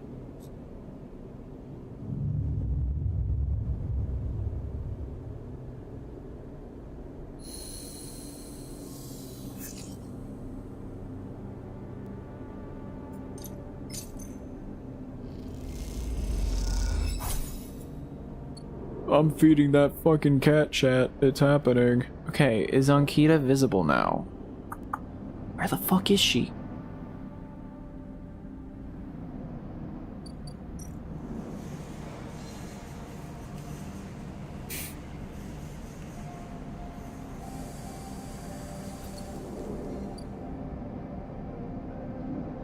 Where the fuck is she? I don't... Did I bug it? Is she supposed to be somewhere? There's Fang. I guess I can talk to Fang. I wish I knew where she was, though. When you enter the service dock, Fang is already set up, crouched among stacks of equipment. He's leaning over a terminal, bathed in a blue glow. He looks totally at home. Sleeper, what do you think? Turns out not everyone in Havanage is set against me. A couple of my old systems pals managed to ship me some of my old gear. He gestures at the pile of blinking hardware. The mess is here! Fang laughs. Don't question the process, Sleeper. Any updates? Fang beckons you over. He has a set of scans of the wastes on his terminal with heat maps of activity overlaid. A chunk of the derelict rim is blotchy with bright red and orange marks. Does this look like a wasteland to you? Fang shakes his head. There's hundreds of Conway machines out there, all lined up in concealed hangars, and a whole underground facility to support them. Arden has got a crew out there putting them together. They must have shipped them piece by piece through the shipyard, ready for assembly out there. Machines? That's Conway's whole thing, remote-operated vehicles. Drones, cutters, salvage haulers, the full set. Maybe Hardin masked this whole thing as an effort to clean up the wastes, but there's no way this is about pulling scrap off the eye. Fang looks worried. Why's Conway in the mix? I bet no one in Havanage knows another corporation is setting up on the station. They aren't stupid either. These scans are the best info I can get. The wastes are cut off from the eye's cloud of networks, and the Greenway is a total dark zone. No data can come in or out. I can try. No use. You need to enter the cloud, and there's no cloud to speak of. He turns and winks. That's why I'm gonna pay him a visit. How? You forget. Havanage come in and out of there all cycle. I should be able to get in, as long as no one I know sees me. He grimaces playfully. But I need you on the outside to help disable security systems and cut me a pathway through. There's no cloud access, but if I can get inside, I can open up the nodes in their network, and we can work in tandem. It's a massive facility buried deep down there. Miles of corridor and venterways, what? Buried deep down there, miles of corridor and ventways wrapped around cargo bays and hangars, so it'll take more than a few cycles to work through it. But as long as you can help them off my back, or as long as you can keep them off my back, I know I can rip what we need out there. He pulls a handful of ripper worms from his pocket and hands them to you. These are the last of my little helpers I managed to salvage, so make them count. I modified them slightly. This time they'll feed their data threads back into the system that they're tunneling into, creating a nasty little feedback loop. We run it just like we did with the agents. Hack the nodes I pinged to locate the ports for the security system. Then slot the worms in those systems and let them go to town. He points to a fuzzy silhouette of the buried facility on the terminal. Here's the entryway. This is where you can get access and slot the first worm. That'll fry their perimeter systems and get me past the first cordon. What I need from you is to keep your eyes on the facility after you kick things off. You see me pop up a security system, a server bank? You need to break in and slot a ripper to disable it as soon as you can. And if I can't? Fang gives you a hard look. You miss a system, you wait too long, they are gonna find me. Simple as that. He clasps you on the shoulder. I need you focused on this one, so I'm gonna need you to fire the starting gun. I won't go until you slot that first worm. I'll leave a tracker running on the terminal here, so come back if you want to see my progress. He affectionately pats the top of the screen. Got it. Don't worry, you can run rings around their protocols. I've seen it. Fang gets up. It's all in place. You just need to make your own preparations, then slot that worm. He stretches. Just don't wait too long. I'm getting bored of all this sneaking around. Once I'm inside, I'll get the proof we need to end this whole thing, no matter what. He crouches to check the terminal. We can't take longer than 6 cycles on this thing. Remember that. He stands up. Oh, and one last thing. He lowers his voice. If I get caught, or you can't reach me, or we run out of time, there's one thing I need you to do. Don't talk like that. Just listen. You take whatever I have managed to pull at that point, all that data, and you slot that stuff straight into the relay I've set up here. He points to a pile of servers and terminals, hooked into the dock with cables as thick as your arm. I've repurposed the dock's SOS broadcast system to beam out whatever you put in it. Anyone with a terminal, a slate, or a server on the eye will see it. That means Havanage, Yatagan, the hub, everyone. No matter what, Hardin isn't sneaking away this time. He grins. Got a bit more to do here, but the moment you slot that first worm, I'll make my move. He gives you a parting smile and turns back to the terminal. The nerves hit you as you make your way out of the service dock. Time to prepare yourself. So we can technically start this. Ankita is away. Amber is docked here at a rickety old... Okay.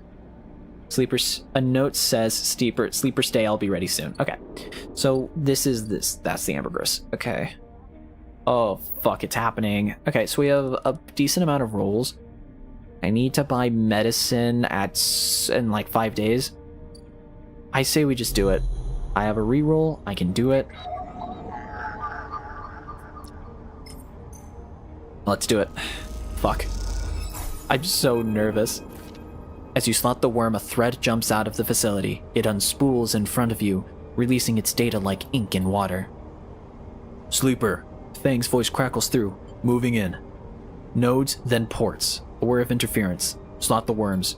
Timer starts now. Stay safe. The thread dissipates. You're on your own now.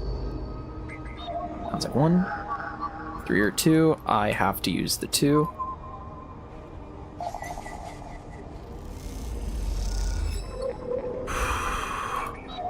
Port. Ripworm. Chat, wish me luck.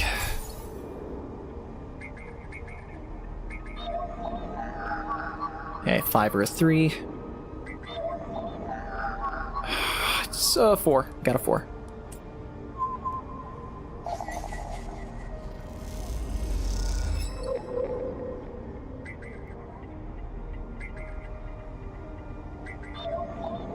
I need a 5 or a 3. That's not what I have. Fuck. Alright. That's day 1.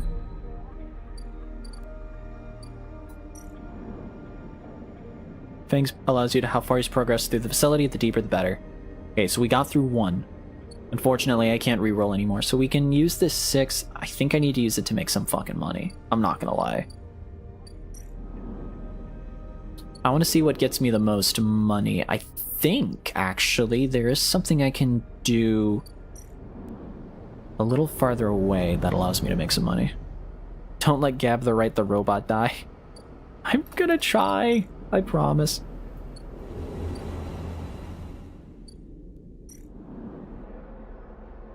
No, there's no fucking cryo. I want something that gets me money. We need to find income. Nothing here. Energy, scrap components.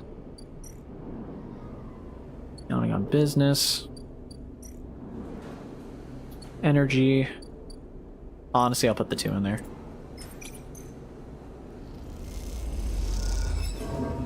Yeah. Oh, tableau room. Plus 24 cryo. Let's just use these 6s to make money. Because I need to buy drugs. Drugs.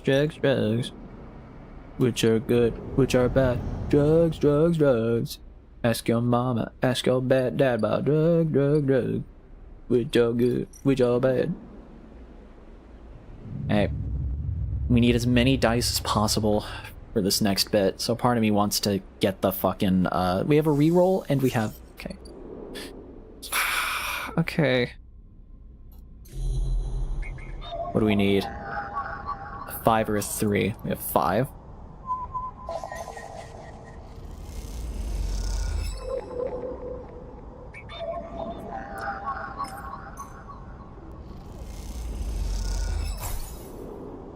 Now we have 3. 6 or 4. We have 4.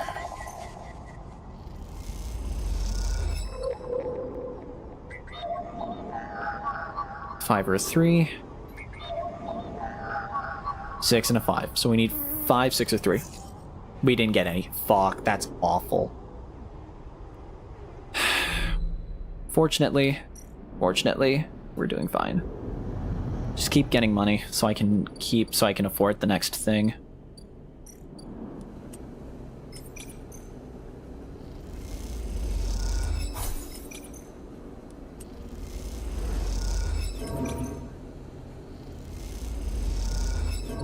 That's fine.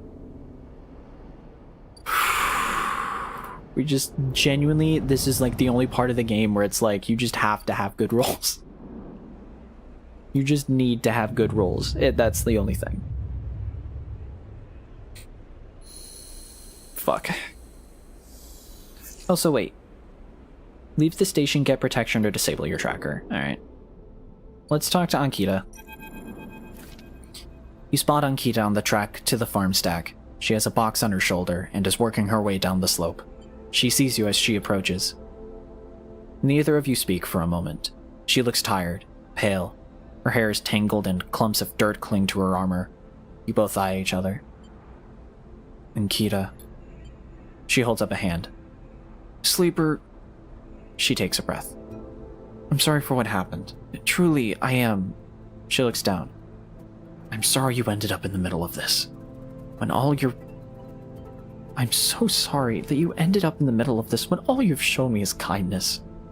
She rubs her face. I'm sorry. It's okay. She nods, then looks up to the stars. Thank you. Ankita shifts the weight of the box on her shoulder. I've been preparing for... She whispers. Look. She sighs. Can you come with me? It's easier if... Lead on. Ankita leads on down the dirt path beneath the pillars. There's a wind passing through the greenway, a quirk of the air currents the biosphere maintains, and it ruffles the leaves softly. The sound makes the silence more obvious, more complete. You try not to think of the last time you were here. You have been trying not to think of it for the past few cycles. The image of this... Oh my god, the image of the sleeper, sprawled, twisted open, connected to the ship mind, has been hard to forget. You realize Ankita is leading you back here, back to the drum at the center of the stack. You pause, trembling a little, at the threshold. She turns. What are you doing? She looks at you with empty eyes. What needs to be done? You stand on the threshold and look up at the tanks, green and wet, some glowing with flickering grow lamps. You look down at Ankita, suddenly so small under this hulking ruin, the smallest she has ever looked. She places the box down. You follow Ankita into the stack through a low tank, entering the drum at ground level. It is just as beautiful as you remember, but it barely touches you. Instead, you check the apertures of the tanks for the glint of a weapon or shadow among the moss. Ankita stops and you look down. The mossy island at the center of the tank is clear now, the equipment cleared away. In its place is a mound of dirt, loosely covered with moss. Ashton's rifle stands straight, half buried in the dirt at the grave's head. I buried them together, Ankita says without turning. You both stand there in silence for a little while. You think of questions you should ask. About Ashton, about the sleeper. How long did you know him? She takes a moment to respond, and for a moment you think she won't, but then the words come gushing out. He signed on a while ago. He used to run recon for a corporate outfit, but he got sick of the pay. He joined the crew as a sniper, and the first few jobs were a breeze. He was so cold, disconnected. He always hit his marks. The last few jobs, though, he was different. I noticed that. We had a period of extended shore leave on the Eye, and when he came back, he was changed. I assumed he just had too much time off. He was right. I never would have given him the ship mind. I wouldn't have believed him. I've had crew members double-cross me, undercut me, rat me out. That's the business. He wasn't a good person. None of us in this job are. This is how we die. Alone. She stops, not sure of what to add. It seems like she is reaching for something, but she can't quite get there. You feel that gap between you, and as you do, it widens. The water drips. The moss trembles. You both stand in silence for a little longer. You both feel it. Life creeping back in, the silence ending. Ankita shifts her weight and then starts to walk out. You follow her, suddenly eager to be back out in the open space of the Greenway, to be away from this place forever. You stand outside and breathe the fresh air. You stare at the green leaves and the stars wheeling above them. That's it, says Ankita from somewhere behind you. You try to think of something to say but can't. Ankita puts a hand on your shoulder. You turn back to her. At least take this. She forces a handful of cryo-chits into your hands. It's what I owe. She looks at you desperately. You look down at the metal bars. Ugly little things, you think. See, if I drop the chits, does that mean I don't care, or...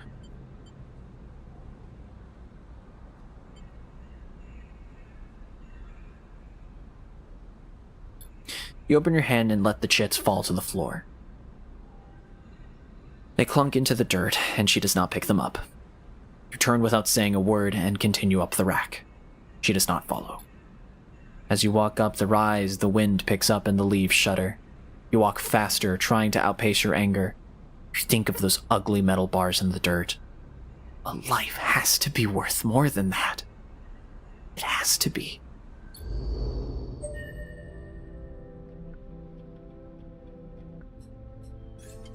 Fuck.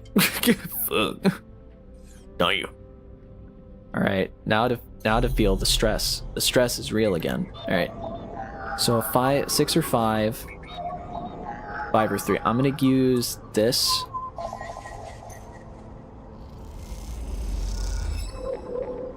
And then we'll use the 5. That's a 4. No, that is a 5. Okay. Fucking, I don't know why I saw that as a 4. I think that's it.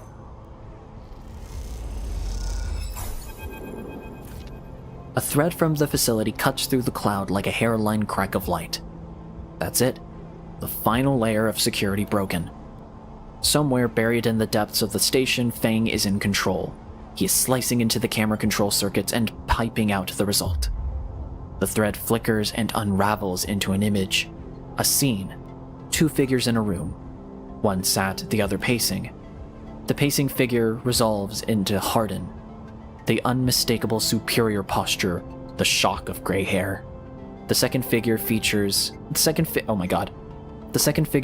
don't seem to resolve. They are vague, unformed, a problem with the data perhaps. You look closer. Then you see it. The figure is a proxy. Perhaps you should have expected it from Conway, a corporation whose very existence is owed to automation. The proxy is a machine designed to be piloted by remote connection, someone elsewhere in the system puppeteering it, with their own body, speaking so it may speak.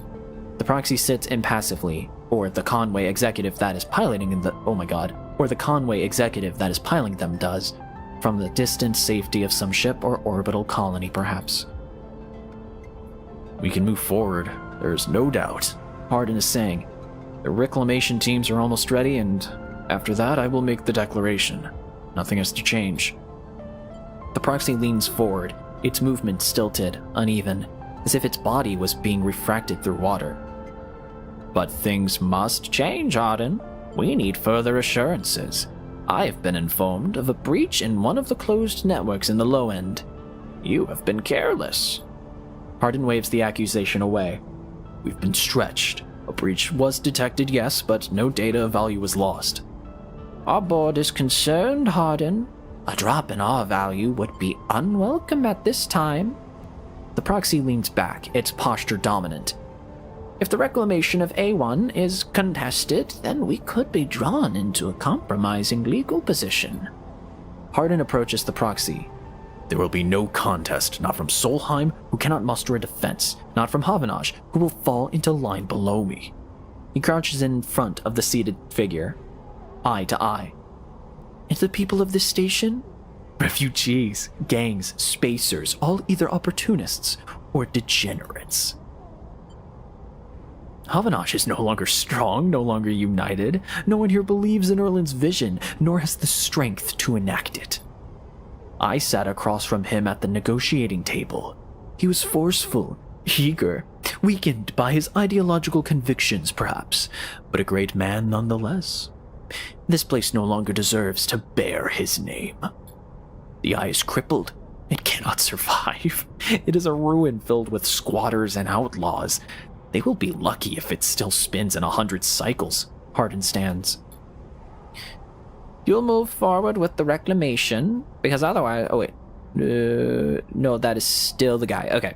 You will move forward with the reclamation, because otherwise you will lose your advantage in the system. Without your advantage, you will lose claims on the remaining palladium. Without the palladium, your factories will go dark. Dark. He pauses. Do I need to continue? No, I'm good. One moment, comes the response from the proxy, and its head drops to its chest. Hardin steps back and paces once more, awaiting the discussion taking place elsewhere in the system. You watch Hardin as he paces, as he considers his future. What goes on within a mind like that, in the mind of a man who would burn all those around him for a path to some imagined golden end? The proxy lifts its head. We are happy to proceed. We will legally claim the station formerly known as Solheim A1 as salvage within 6 cycles. Havanage is to assist with the transport of the illegal residents to Conway housing and labor facilities. Wait, Solheim A1, a salvage within 6 cycles. Havanage is to assist with the transport of the illegal residents to Conway housing and labor facility. The proxy judders to its feet.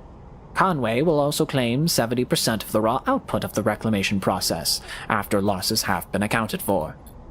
Hardin nods. I accept. The proxy reaches out to shake his hand like a marionette, and then the recording loops. You watch it play out a second time, gripped by a horrified fascination. There is a bluntness to the conversation, to its blatant disregard for humans as anything other than objects. Things to be moved, to be used, to be fed into structures crushed and losses accounted for in the cells of tables, the margins of ledgers. You realize now that you are no different than anyone else on this station in the eyes of the people in that room, and those like them. Each body here can be recast as a piece of property, a tool, an expense, an acceptable loss. In one moment, they can be named a citizen, celebrated, protected, and in another, the very idea of citizenship can be used against them. That is what it means to live in proximity to a system like this. No longer. Not while the eye spins. You gather the recording, pack it into a polygon of purest light. Then you drift down into the service dock like a falling leaf and find the relay. It only takes a second to place that polygon of data, that recording, into the relay system Fang prepared. And then you watch as it bursts out. A web of threads heading out into the black, to every networked device on the eye. Let them see what power makes of a man. Oh, that goes raw. Wait, that's actually really good. Scrap components to repair condition. Okay. Disable the tracker. Wait for Fang to return. Well, I hope he returns. Fuck, I just... Fuck. Alright. It's still there. Oh, that's sad. Work assignment, repeatable action. We get energy, basically. I'm gonna actually just... I'll take that. I did the thing that, like, giving scrap, yeah. Which I can get scrap. Actually, I want to put that... I think we're working on the ship, so I'm gonna go to the ship. This feels really deep, but I haven't watched enough to know what's going on. Even if you watched from the beginning, you could still get lost, so no worries. Have an Ocean Crisis. The building is chaotic. Most of it is a total lockdown. No one will give you a straight answer about Fang or Hardin. Yeah, so we got time for that. Basically, we are in space. This place that we are in, we are basically an android. That's not really human, but we are what is remained of a human.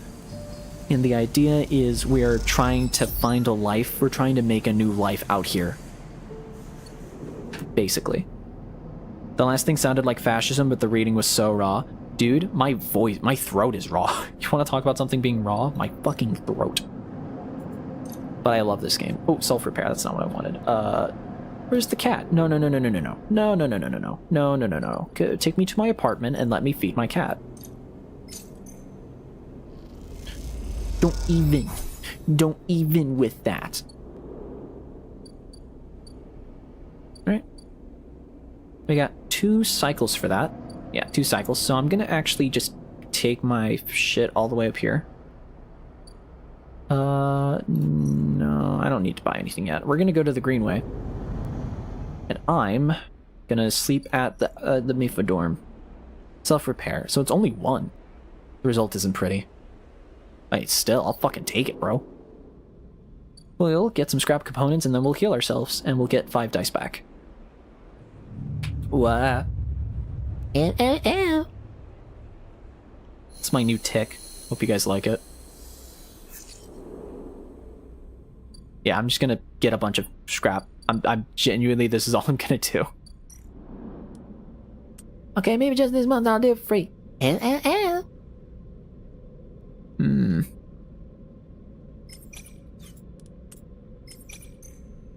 I want to see how much this adds. Oh, fuck. I lost an energy.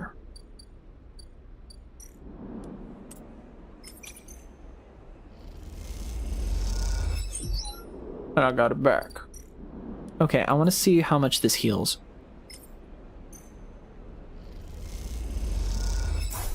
Only 1. Oh, that's not worth it at all. Basically, I could spend the money or spend an entire day. That's not worth it at all. Okay, cool. I just pour it all into the ship, I guess. Yeah, hell yeah. I still can't read yet. We could actually finally do the... No. Nah, Ethan's fucked. Nah, fuck him. I'm not helping him. I'm not helping that fucking guy. You cannot pay me to help that guy. I'm sorry.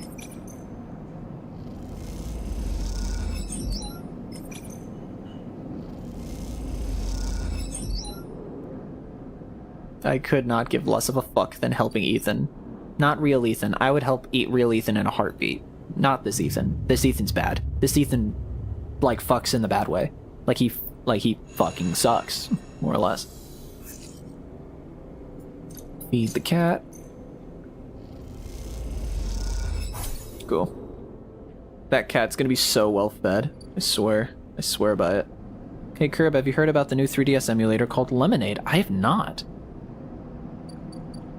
Sounds like a D's Nuts joke.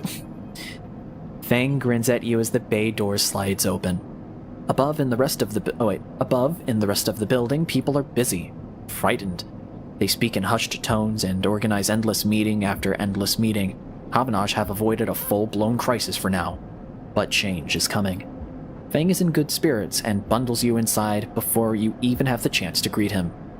That was the slickest operation this station has seen. He hugs you firmly. You made my job easy. He shakes you by the shoulders. I'm so proud. And, he smiles, I got to watch through the cameras as the Havanage security that weren't in on it assaulted the station. Fang smiled. One of them straight up just whacked Hardin with their pistol. It was beautiful. They have him? He's being held, yeah. He looks around. Think the idea is use him as leverage with Conway, get them to back off. Maybe we'll exile him when we're done, or hand him over to some core authority. Fang shrugs. Now I know he won't be an issue. Now I know he won't be an issue, I'm gonna be focusing on systems for a bit. He shakes his head, seeing as that's my actual job. He points to the ceiling. The people upstairs weren't so happy though. They've been fielding questions about the state of the eye right and left since the recording got out. People are scared. I'm not surprised. Yeah, this whole thing hasn't won me many fans in the administration, but I think in the end they'll agree that outing Hardin was worth it, whatever the methods. He touches a stack of hardware. The eye is old, and it was never meant to run like this. The master protocol points that Erlin and Havanage... The master control points that Erlin and Havanage installed, they keep it spinning from the rim. That isn't ideal. But if you're asking me if the eye will stop spinning next cycle, no. He smiles. And me and a ton of other skilled people will be working to stop it happening in the cycle after that. Hardin's problem was that he didn't believe in people. He believed in systems and their ability to shape the world around them. Fang squeezes your shoulder.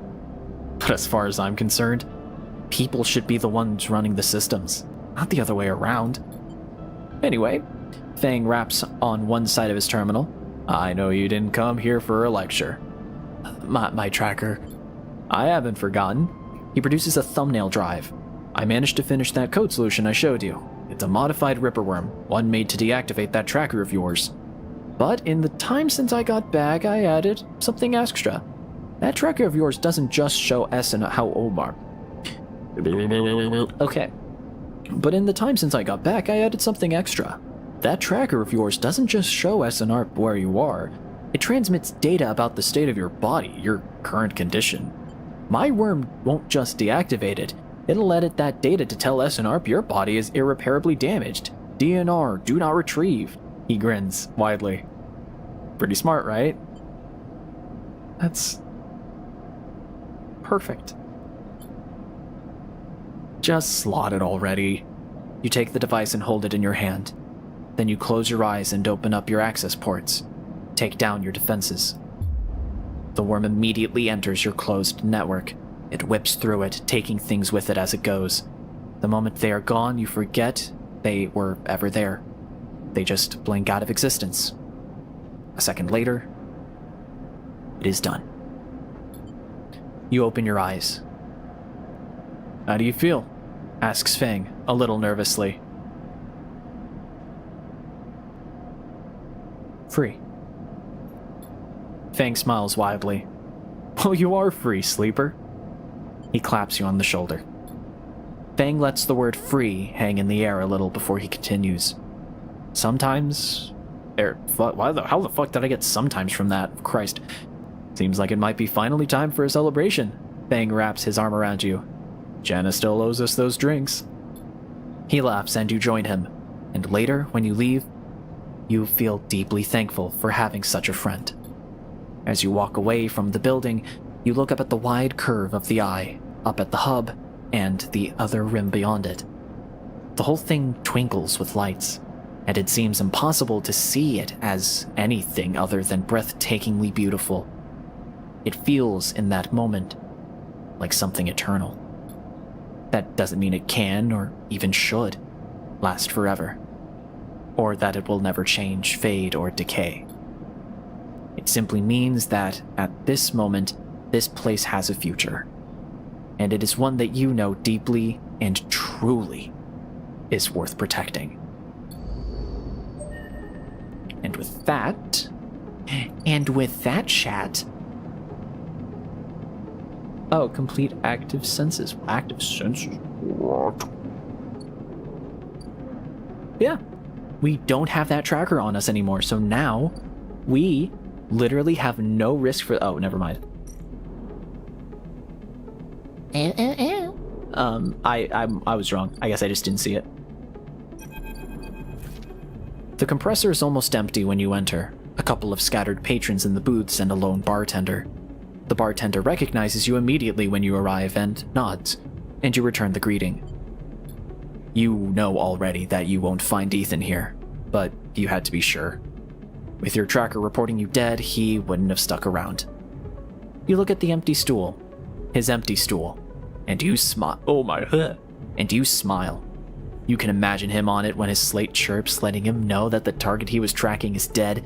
You can imagine the screaming and the swearing too. Is that all you were to Ethan? Another target, or was there something else going on? It seems like a foolish question to ask now, when he has fled the station, but it bothers you anyway. You take one last look and walk out. You doubt you will ever come back to this place, or the memories it holds.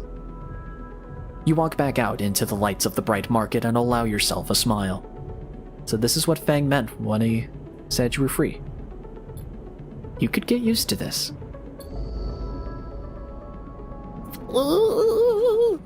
I'm really happy. This game fucking rules, bro. I have never felt such a genuine relief. Here's the thing. This game is very forgiving. And again, this game is surprisingly forgiving with, the looming threat. But just the single idea of the looming threat, even though I was more than... Here's the thing, chat, look at this. If I go back to my house, it isn't even there. It isn't even there. I wasn't even halfway done. I wasn't even halfway on that clock. That clock that had, the days left over for, the big thing that happened if I removed the tracker. I could have taken my time with that. I still feel such an immense relief because of how heavy, you feel and how, threatened you feel the entire time. And now that I'm free, I literally get to enjoy the rest of this game at my own leisure. And that is so fucking satisfying. This game deserves everything good that comes its way, and I hope the sequel fucking also is just as good. What's the big thing that's going to happen? So, again, we used to be human. As a human, we signed a contract to a corporation. This corporation basically was like, hey, we're gonna use your soul, or we're gonna use your body, and we're gonna turn you into this cool thing called a sleeper. It's an android. We're gonna turn you into an android. You basically sign your soul away. You basically sell yourself to this corporation. You become an android. You're now this synthetic thing that is owned by a corporation, and they only used you for manual labor and shit, right? They basically you signed your soul away to become an android slave. So you decide to escape. You escape, you actually do a successful escape attempt, and you end up here on the eye, which is a giant circle with a little center on the top. Here, let me see. I think this is a better look if I go up here. But this is the eye. This is the center of the eye, and it's a giant ring planet. And basically, yeah, this place is it's nothing but like he said, it's a bunch of, bounty hunters, spacers, what have you. You enter this place. You know for a fact, you also have to rely on a drug that's made by the corporation. So you're constantly fighting for your life, And then Ethan, the guy that we just found out is gone, he basically was contracted by this corporation to retrieve us, basically take us by force back to the corporation. So, we do that, you know, that all happens, and basically you're constantly told in the beginning of the game, you are nothing, you just, like, the reason you exist is to belong to a corporation, you are literally nothing, you're not even who you, like, there's not even a point of knowing who you used to be, because that doesn't matter. That's it. It's not the end. Not yet. There is an ending to the game. We are not even close. We're not there yet. But basically, Ethan was like, hey, they ended the contract on me to kill you, so there's no point in me killing you. But I hear there's someone they just sent an even worse person out to kill you, and they're just gonna kill you. So you have this many days left. So now we were kind of practically finding a way to have that not happen. And by removing the tracker that the corporation implanted on us and telling them, hey, we don't know where this guy is, and also they're dead. Basically, the corporation was like, okay, then we don't need to send a guy out to kill him, and now there's no threat. We still have to keep our, we still have to keep our mechanical body maintained, but now we get to do whatever the fuck we want at our own pace. There's no, throughout, when you watch the rest of the VODs, the rest of the game, before this point and this, final release, basically, we were constantly on a timer no matter what happened. And that was just, a part of the game, constantly this, tension of, because you get these dice rolls every day, and, you only get stuff done depending on your dice roll. And so it's your dice rolls are basically your resources. It became like a survival game, using your resources smartly. And now, without a timer, we get to take all the time we want. We've leveled up our character to where now... oh, fuck. Ow. Sorry. We have basically made it so that this game is now infinitely easier. And now, we get to explore the rest of this game's world without a care in the world. Because now, we're free. We're a citizen. We are now officially a citizen sleeper. So now, we just get to explore the rest of the game completely at our leisure. And that is just such a really cool game mechanic. And I'm very happy that it was because when the stakes are really high, I was constantly worried about what was going to happen, and so I took no time. I did the stories I wanted to do, but I chose what I wanted to do now and what I might have to avoid. But now I get to experience the rest of the game, and I think that's really cool. That's just really cool. I think this game's really fucking good. Let's spend the rest of our dice rolls, and then we will end the stream tonight. But holy shit, chat, please buy this game. Please buy and play this game. I highly recommend it. Citizen Sleeper on Steam, it's on Switch. I think it's on every console. Highly recommend it on Steam because it's made for a keyboard and mouse, but I hear it's just fine. It's just as good on a controller. Honestly.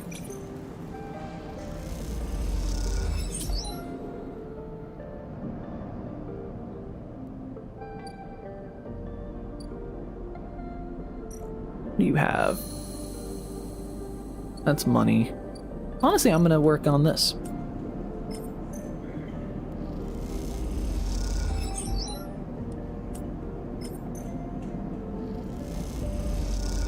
Oh cool, it's on Switch? It is on Switch. Yes. I recommend it. Highly. If it wasn't obvious. If it wasn't obvious, I very much recommend this game. So now we genuinely just get, because we have become a free person. Yeah, the deaths... Oh, the death cycle is, no longer appearing anymore. That's awesome.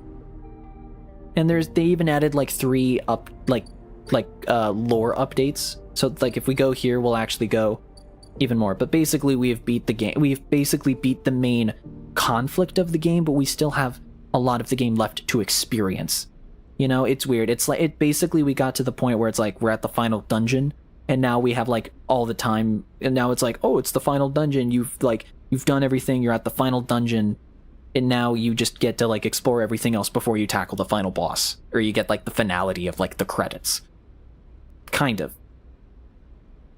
It is very similar to Dr. Narwhal's favorite game, West of Loathing, where it's like, yeah, you know, you can basically you can end the game whenever you want, but if you just want to like take your time and explore the world, at least now, it's at the point where it's like, hey, if you just want to fucking end the game now, you can just end the game now if you want.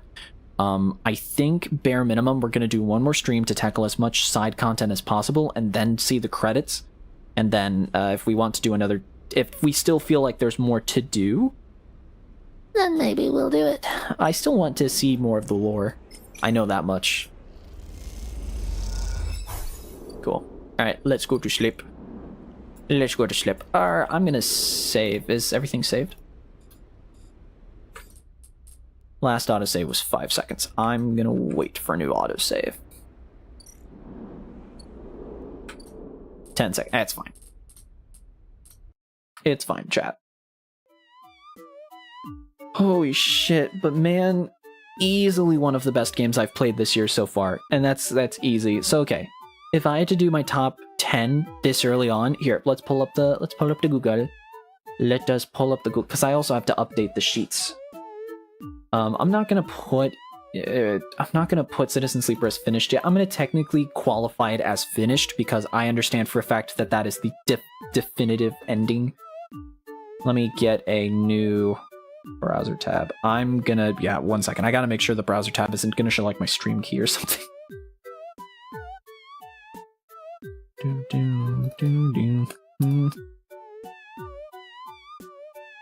There we go.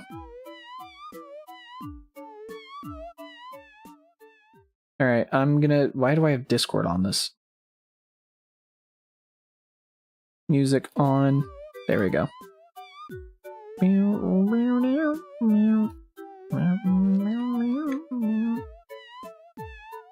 Come on.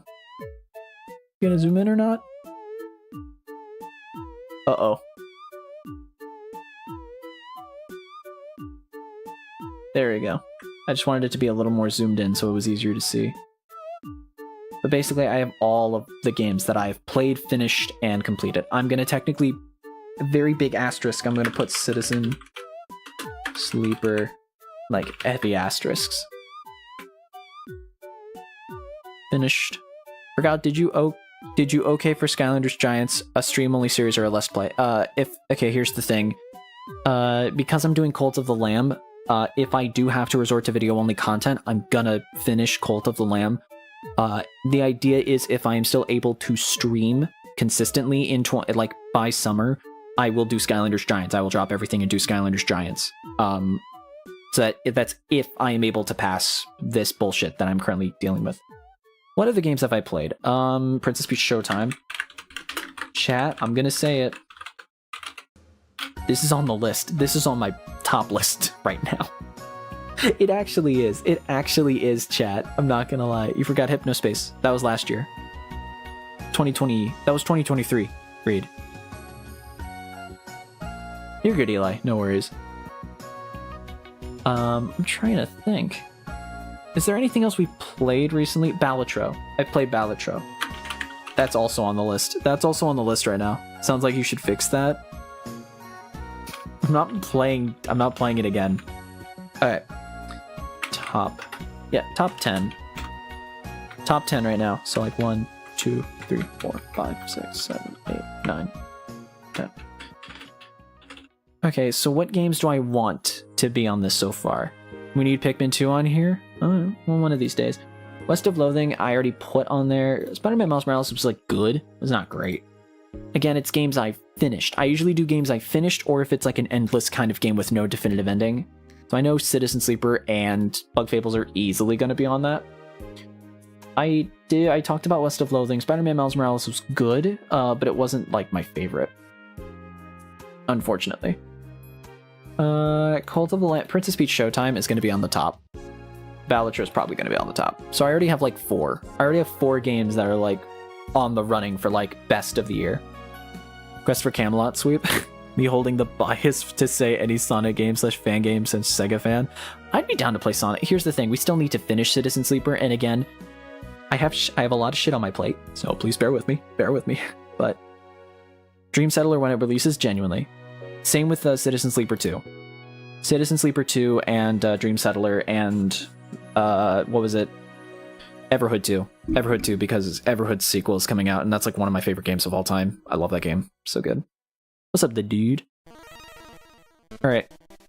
It is 12:30. I'm terribly sorry to tell you this, the dude. But I do have to get off for the night. What if we played Project 06? Genuinely? Okay, chat, genuinely. I really want to play Project 06.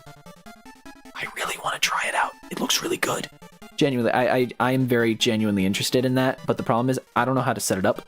And also that game is long. I would like to... We would do like a one-shot, but again, I have so many video games I'm playing right now. But definitely in the future I want to play Project 06. Whether that's a Let's Play or something else. But yeah, thank you everybody for showing up tonight. I really appreciate it. Y'all have been amazing tonight, and yeah. Thank you for allowing me to live my fantasy of being a voice actor for a few hours. It means the world to me. Project 06, last thing I'll say, Project 06 is basically a fan remake of Sonic 06. So they made it actually good. And a lot of people are saying it's the best 3D Sonic game. So I'm like really interested in it. Because also I think Silver is like one of the coolest characters. Just in general. Silver and Metal Sonic are my favorite. Curb Play One Shot. That game would be a bitch to record. Also, it's a maybe. I hear it's really good though. One of these days. But again, I have a lot of games that I have in my backlog. So probably going to work on those on stream before I do anything new. The irony of it being best. Yeah. Oh yeah. Oh yeah. It is. I think it is ironic. But it was only... It's like how Sonic Mania is the best only because Project 06 is so cool. What's up, maggot? What's up? Go to bed. Okay, fine. Thank you everybody for watching. Sunday we will have the next KiRBiZOiD, which is more Princess Peach Showtime, so check out KiRBiZOiD if you haven't. And on Tuesday I should have another Cult of the Lamb episode out, and depending on my work schedule, I will try my best to stream either Monday night or Wednesday night, depending on what my days off are. Thank you all so much for watching, and as always, the next time I see ya, I will see ya.